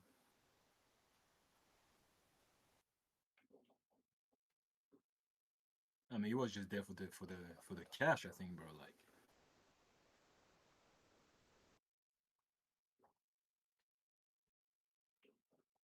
All right, my bad, Pat. Continue what you're saying. well, Sorry about that. no. You good, bro. You good. All right. You need to get your food, bro. Yes, sir. Should I let you eat and then we talk after if you want or what? Yeah, if you don't mind, but I was gonna let you finish your Of thought course, real man. quick. Get your food hot, bro. Okay, I appreciate it, man. Thank you, bro. You always eat it cold, bro. I always do, bro. Thank you, bro. I appreciate you, man. Always, Yeah, bro. I'm trying to get it hot. Yeah, man. You gonna be here for the next fight though, or? Possibly I'll try. I'll see. Okay. I'll see. I'm gonna get some food too now anyway. Okay. I've been snacking to like a dog, to be honest, today. Right. Right. I'm not really hungry, but I'm just gonna get some food. Definitely, man. Yeah. I should be here, bro. All right, bro. I apprate you, man. I'm gonna play some PS5 too. Hey, let's go, man. Yes, sir. Hey. All right, bro. Shout out to CONOR BENN, man. He did his thing. Enjoy your food, brother. All right, thank you, man. Appreciate you calling in. All right. Yes, sir. Yes, sir, chat. He need to mail it is. They said, man, yeah, man, shout out to CONOR BENN, bro. I mean, you know, shout out to Z Pacino in the building. Big member in the building. Shout out to Z Pacino. He said, man, respect to Ben. He made the adjustments and improved since the first fight. Can't wait to see him at 147 again. Yeah, man. Yeah, we'll see how good it'll look at 147, bro. We'll see who he wants to fight. Everybody wants to fight Barrios. They see him as the weakest link. Well, I guess Rolly now too, but we'll see how it goes, man. So I appreciate y'all rocking for real. Shout out to the gifted memberships. Shout out to the super chats. You know, I will be back on in probably like 45 minutes. I'm going to go eat, and then I'll be back on for the Rafael Espinosa versus Arnold Kagai top rank fight.